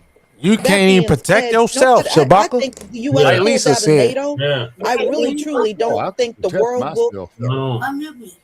I really don't. We are unmuted. Ray, you said you're going to behave yourself. See, Donald Trump is still trying to talk and act like we are some big superpower. No, see, when you get bitch slapped by Iran in front of the whole world, I'm trying to behave myself, Lady J. Fight them back with, nobody's going to look at America as a superpower anymore. Yeah, you might be on paper, but in reality, no, nobody's going to treat you like a superpower no more. Lisa calling my name out. Not going to happen. So, y'all, I was just trying to bring this to you because what I'm telling you, you will never see in mainstream news. You will never in a million years see this in mainstream news at all. And I don't think the world is going to miss the U.S. if they stepped away from NATO. That's just my opinion. Lisa is insane. They're already refusing Everybody to buy missed the from US. They're already saying they're not going to have your back out there in the Middle East. So what's one more step of you getting out of NATO? I really don't think they're going to care. So, y'all, I'm going to go ahead and conclude. Thank you so much for being here. I got 2 more great live streams. The entire world will care. Now, y'all remember the president of Ghana came to New York City. And this is why I'm into it with my dad. Slave burial grounds in New York City. And he was protesting. I just uploaded a video about that. Wow. And letting him know we don't want Ghana speaking for us when it comes down to reparations. So he was protested in New York City. Well, days later, Ghana got hit with a major flood. It heavily rained there for 7 straight hours, and parts of Ghana is underwater. So some people feel that is the judgment from the Most High. Some folks are saying it's the ancestors for him coming to New York City. And they're saying that those folks at that burial ground are not African. And they, when he stepped foot on soil in New York, he left with a curse. And they were hit with a flood, y'all. So Brooke gave in that man that curse. And at 3:45, may the ancestors follow you home. Brooke said that. A cyclone. Yeah. And just before the cyclone hit Australia, the entire atmosphere turned blood red. And I'm going to let you see images of that and video clips that came out of Australia. And they're not lying. It looks blood red for real. So I hope to see you there. But remember, 1:45 and 3:45, and don't forget to pick up your hair products. And hey, Tay, she said, what, they not lying? What, are they cheaters? Anyway, so I'll just mess with you. All right, They go. not lying. They cheat us. yeah, that's what they say. Go ahead, lady. All right, so that was supposed to be the last one. So basically, when she started the show, she was talking about nuclear bombs and if they had been testing a nuke or whatever, right? Mm-hmm. And I remember, you know what I mean? Like, I'm just gonna read you something. Okay, factual shit, right? Atomic bombs, right? Bombing on. I gotta make it a little bigger because I can't read. I'm sorry, I'm blind. On 6th and 9th. Yo, blind ass. Shh. Let me read. On 6th and 9th August of 1945, the United States detonated 2 atomic bombs over the Japanese city of Hiroshima, And Nagasaki. in Nagasaki, respectively, during the final days of World War II. Mm-hmm. I make it normal. The serial bombings killed 150,000 to 246,000 people, most of whom were civilians, and remain the first and only uses of the nuclear weapons in an armed conflict. In the final year of the World War II, Allies prepared for a costly invasion of the Japanese mainland. The undertaking was preceded by conventional bombing and firebombing campaigns that devastated 64 Japanese cities, including the Operation Tokyo and the war in Europe, including with German surrender on May 8th, 1945. And the That would Allies. be our grandparents that won the European side. Shh. Jesus. No, I'm just saying that'd be me, you, and Jesse grandparents that won that European side. Hold on a sec. I'm trying to be serious. I try to read. And the Allies turned. Oh my God! See what you did? I apologize. God damn it, dude. Hold on a sec. Oh man, you made me go back when I messed it up. I'm reading it on the phone. Okay. On May 8th, 1945, and the Allies then turned their full attention to the Pacific War. By July of 1945, the Allies at the Manhattan Project had produced 2 types of atomic bombs: Little Boy, an enriched uranium gun-type fission weapon, and Fat Man, a plutonium implosion-type nuclear weapon. The 509th Composite Group of the U.S. Army Air Forces was trained and equipped with a specialized silver plate version of the Boeing B-29. Shit. Hold on a second. Oh my God. See, man, hold on a second. No, everything you're saying is correct, Lady J. No, just hold on one second. Okay. And they put the final touches on it at the Livermore National Laboratory in Livermore, California, which is about 35 miles east of Frisco Bay. Then they kicked it off to the Navy, and they took it out of Frisco Bay. Okay, hold on a sec. A version of the Boeing B-29 Super Fortress and deployed in Chinen in the Mariana Islands. The Allies called for the unconditional surrender of the Imperial Japanese Armed Forces and Potsdam Declaration on 24th July 1945. That the alternative being prompt and utter destruction. The Japanese government ignored the ultimatum. Japan announced its surrender to the Allies on the 15th of August, 6 days after the bombings of Nagasaki, and the Soviet Union's declaration of war against Japan and invasions of Manchuria.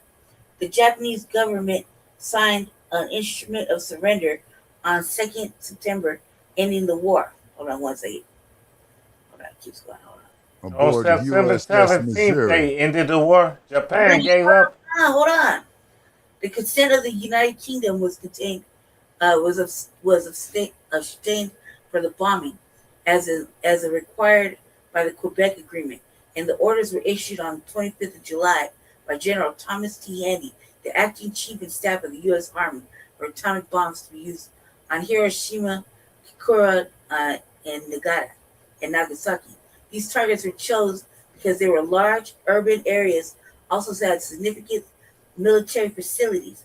On 6th of August, a little boy was dropped on Hiroshima. 3 days later, Fat Man was dropped on Nagasaki. Over the next 2 to 4 months, the effective atomic bombings killed 90,000 to 160,000 people in Hiroshima and 60,000 to 80,000 people in Nagasaki.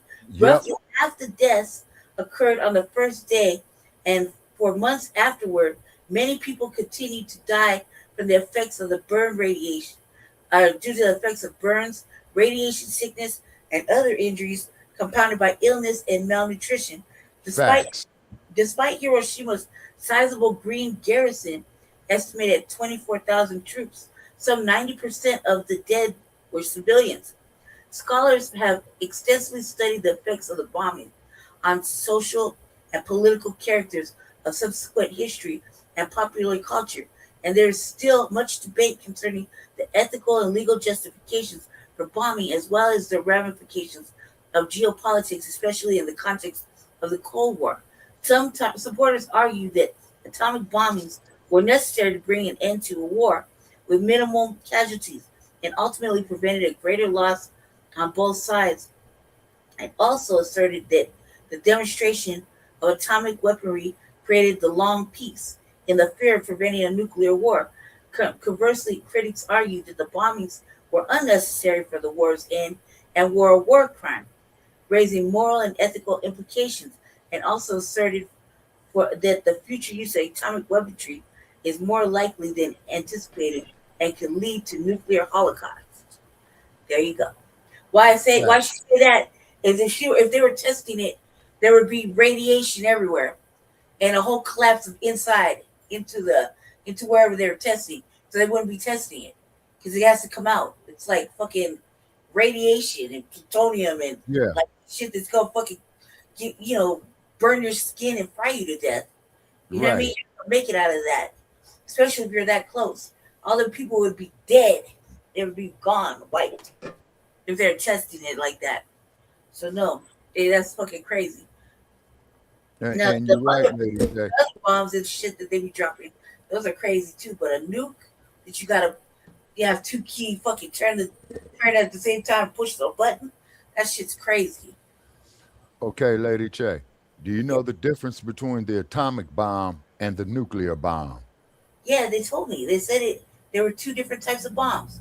Yes, it is. Oppenheimer created it. He was at the Manhattan. Right, Robert Oppenheimer. Yeah, he took over the work after Einstein died. And what happens is that Einstein split the atom, thus in turn the atomic bomb. A nuclear bomb is where you split the nucleus of the atom. Right. That makes it 100 times more effective. And they dropped that damn thing on Hiroshima. Then they dropped it on Nagasaki, and Truman told Yamamoto, if you all don't surrender, I'm about to drop the next motherfucker on Tokyo. That's how World War II ended. Mm-hmm. You're exactly correct, Shabaka. Cause nigga, nobody wants to drop a bomb dropped on them again. Right. Not after 2 times. Yeesh. Right. So this and then that's what Emperor Hirohito said, we must bear the unbearable. And he surrendered unconditionally. What made them even bomb us in the first place, Shabaka? Because they knew better than that. We bombed them. No. He's talking about Pearl Harbor, December 7th, 1940. Yeah, I'm talking about Pearl Harbor. Well, like, what made them even think to bomb us? I forgot how that shit started. Okay. I'm asking you, Shabaka. Okay. What would make them bomb us? Because they knew we was coming back with them damn nukes. Okay, they didn't know that. See, the thing is, you have to understand, crew and Che and Lady Che. It was like an experiment. Okay, it wasn't an experiment with Pearl Harbor. What it is the samurai, of the katana. Okay, they are the ruling class of Japan. and they're very egotistical. So when they launched a fight on Pearl Harbor, Admiral Yamamoto, who was ordered to coordinate the attack, all his pilots came back and he said, yeah, you guys did an excellent job. We fulfilled the orders of Emperor Hirohito. But guess what, people? We just woke up a sleeping fucking giant. Hey, Shabaka, yeah, that's my point. Yeah, like, what the fuck? Bro, I ain't go. Hey, Shabaka, you know me and you, right? I'm not gonna come wake you up by slapping you. You get me? I ain't gonna wake you up by slapping you because I know, damn, that's gonna turn Shabaka against me. How did You get me? Pearl Harbor start? Okay, Pearl Harbor started, Lady Che, December 7th, 1941. It was on a Sunday. This is why, you hear this old saying, well, man. Yeah, and everybody was drunk, right, Shabaka? Yeah, all the troops was drunk. Yeah, everybody was drunk. Yeah, Saturday night at Pearl Harbor, right? Okay. But that old saying, man, well, it's the weekend. We can't do this. It's the weekend. And that's what the counter would be. Well, Pearl Harbor was attacked on a Sunday because the Japanese Imperial Army and Navy knew that them white boys is going to be out there getting drunk the night before. You see what I'm saying? And lo and behold, they did. They hit Pearl Harbor. Yeah, exactly. Hey, Shabaka, let us get on our guns and all that while we drunk. Schofield Air Barracks. You see what I'm saying? Okay. Hey, Shabaka, let us get on our guns while we drunk with a hangover. Yeah, you get me? The Japanese knew that shit. Yeah, they did. You see, and then keep in mind is that before that, Lady Che, you had a lot of the Japanese here in the U.S., and this is when they started the internment camps, is because they were studying farming, dairy making. See, so therefore, this attack was conceived, I would go so far as to say, about 1937. Oh, hey, Shabaka, if I may, that might have been our girlfriends. And they know how we get drunk. They know how we chill out. You get me? And then they reported back to Japan. And that's when they hit Pearl Harbor. Okay, and the cold part about it is, crew, is that the Japanese ambassador was in Washington when they bombed Pearl Harbor. Oh, he was out the way. He was in D.C., man, up there talking to Roosevelt, man. You know what I'm saying? Right, but meanwhile, they bombing Hawaii all the way over there. Mm-hmm. It says, on December 7, 1941, the Empire of Japan launched a surprise military strike on the United States fleet as naval base at Pearl Harbor. Right. Them niggas was drunk. They was just coming off their Saturday night shit. And then boom, boom, boom, boom, boom. Stop. At the time, the U.S. was a neutral country in the World War II. The air raid on Pearl Harbor, which launched from aircraft carriers, resulted in the U.S. declaring war on Japan the next day. The Japanese military leadership referred to the attack on Hawaii Operation A something, whatever, and Operation Z during its planning. Let me get to the good stuff. All right. Then says the attack on Pearl Harbor was preceded by months of negotiations between the U.S. and Japan over the future of the Pacific.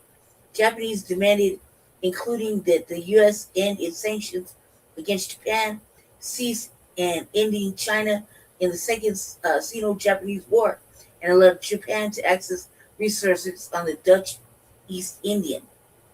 Japan sent out its naval attack group on the November 26, 1941, just prior to receiving the whole note, which stated that the U.S. desired that Japan withdraw from China and French Indonesia, Isasagi, and Yakumo. You mean French Indochina, Lady Che?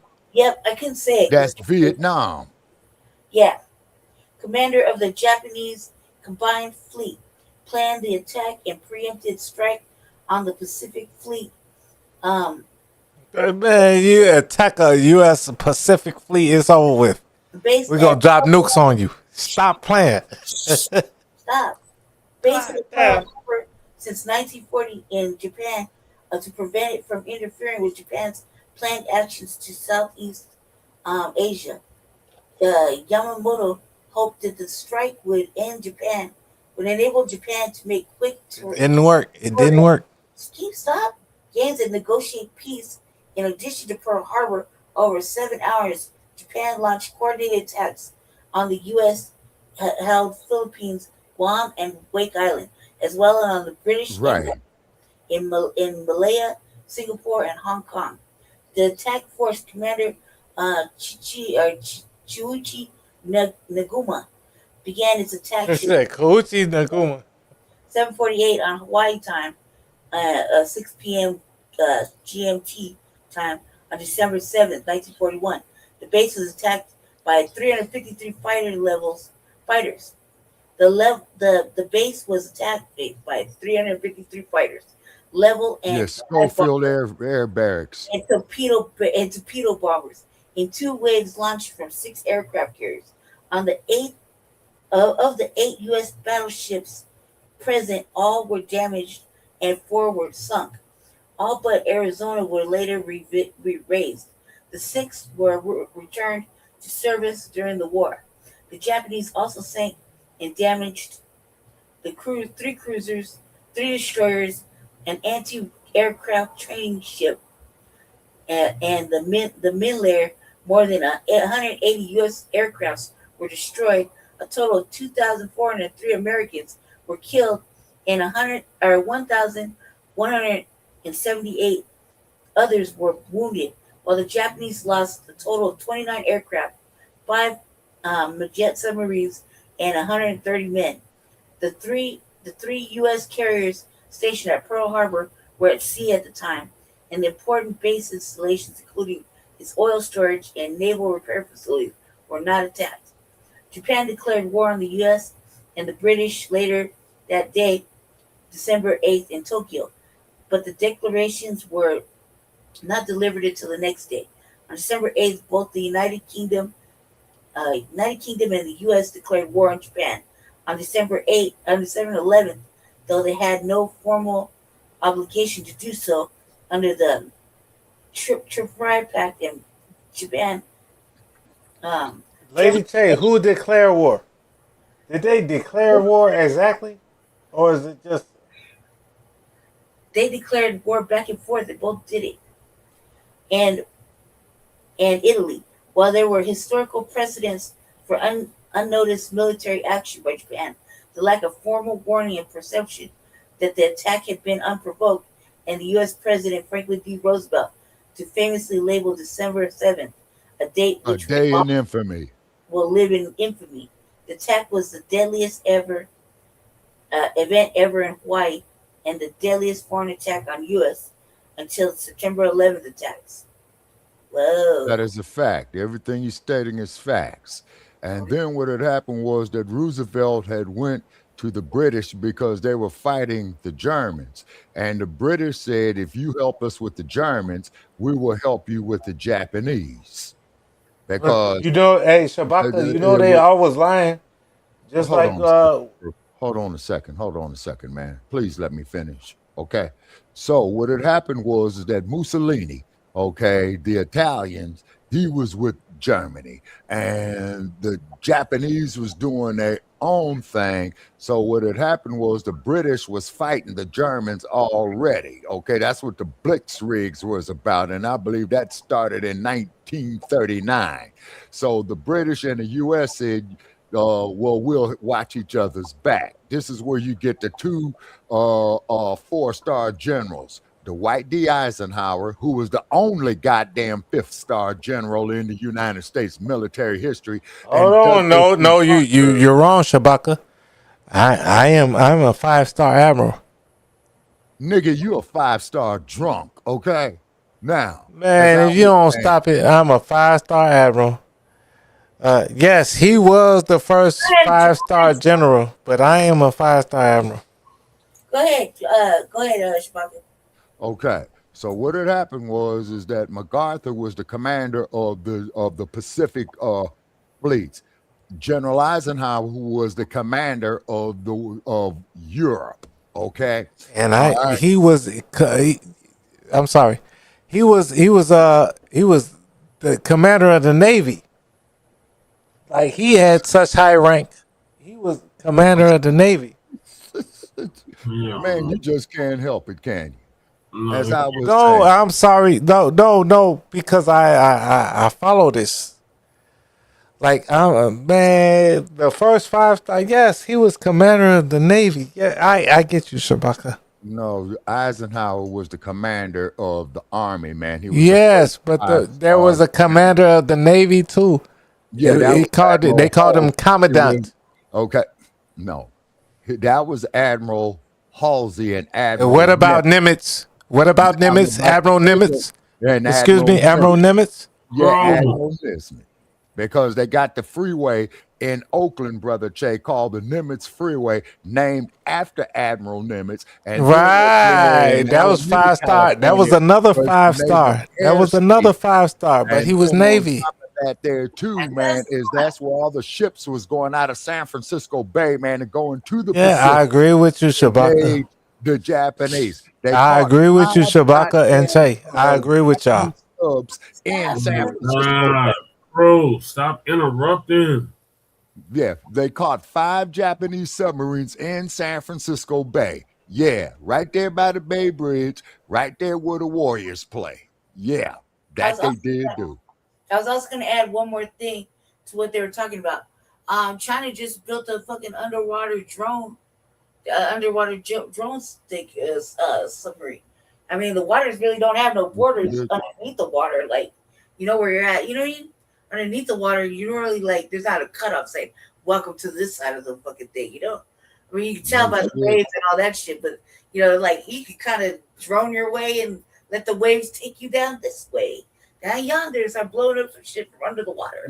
And wait a minute, though, Lady Che, to give you more cannon fodder, meaning more power to your statement. Do you know they caught like about 5 Japanese submarines in San Francisco Bay? Yeah. That's what I'm saying. They go underwater. They go over airspace. They infiltrate. I mean, and not only that, but we are fucking like dependent on them. They bought up almost all of our rare earths minerals. Shit. So we got to kind of get it back from them because they use it and they have their own mine. You know, they can do their own mining or whatever. And like this shit's crazy. That right there, the earth's mineral shit. They kind of got to loop into.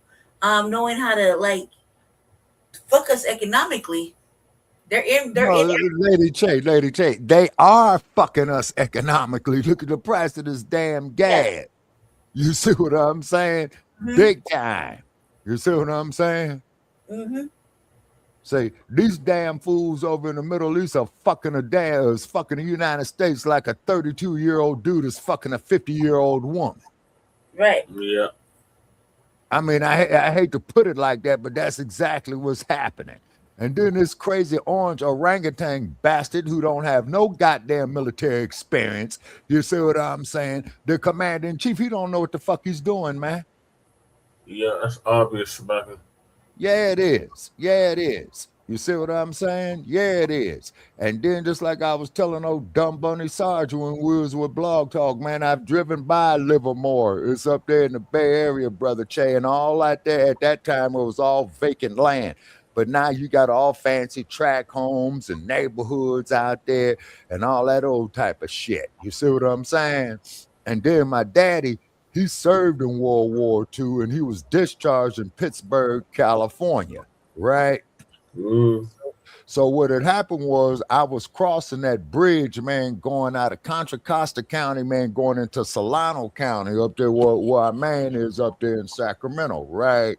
And I saw this old raggedy ass bridge, right, Brother Che, in Pittsburgh, you know, and that would take you to the city of Pittsburgh. So at that time that my daddy was discharged, man, in 1945, all that was vacant land. Just like when they had the bombing, the ammunition bombing that killed all the black GIs. Yeah. Yeah, see, all that there was vacant land.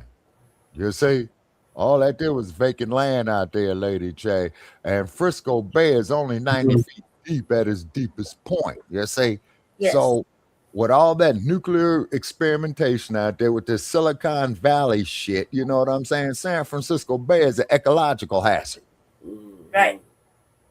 That's what It I'm saying. really is. It's Seriously. all bad, and it's all bad. But if they're testing, they wouldn't even be alive right there.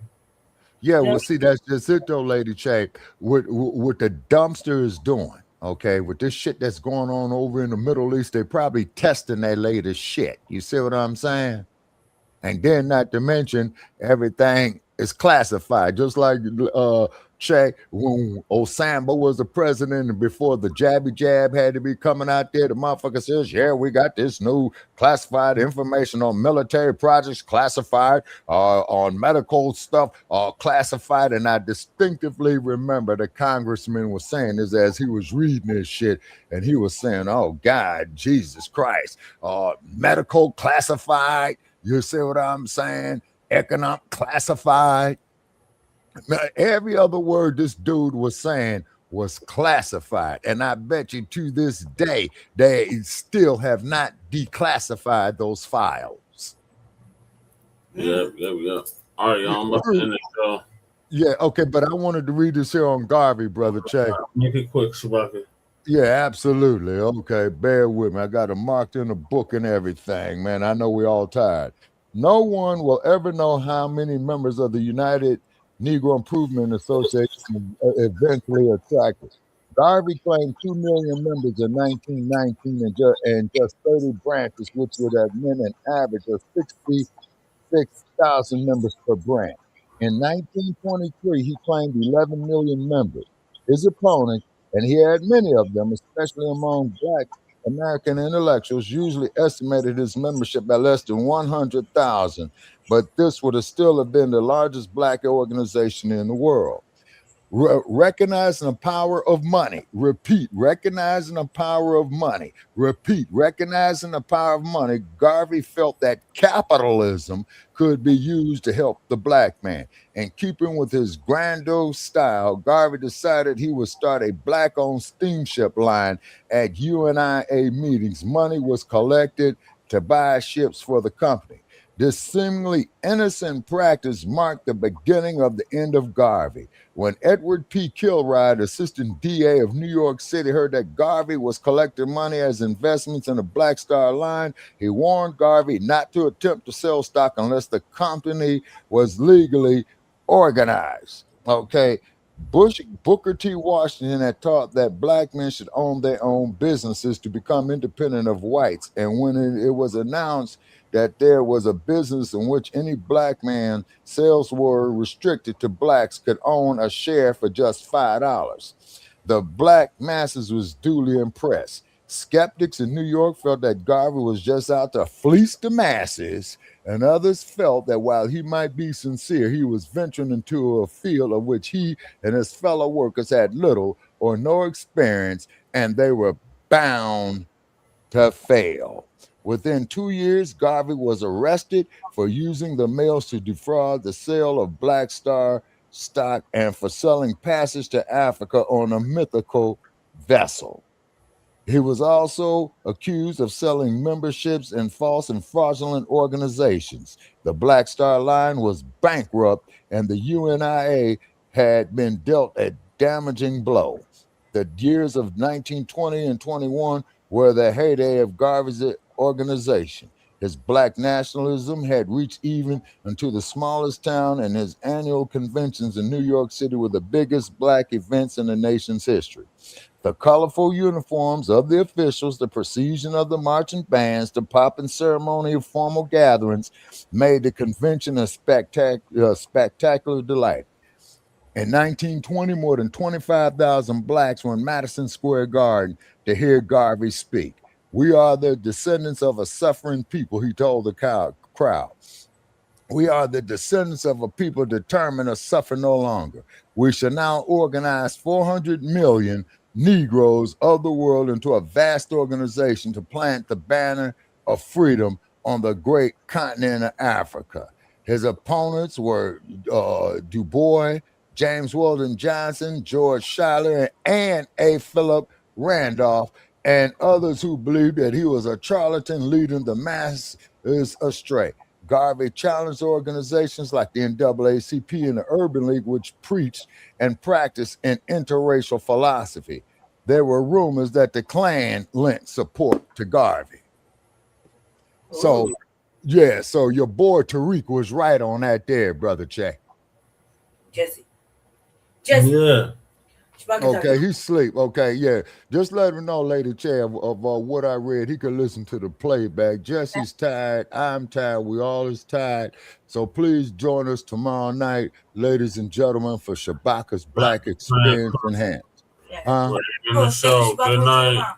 All right, night. Don't let the bed bugs bite. And no ponies. And no gators. Keep them in the bottom of the hole. This shit where they belong. Sir, I told them to leave town, man. You know what I'm saying?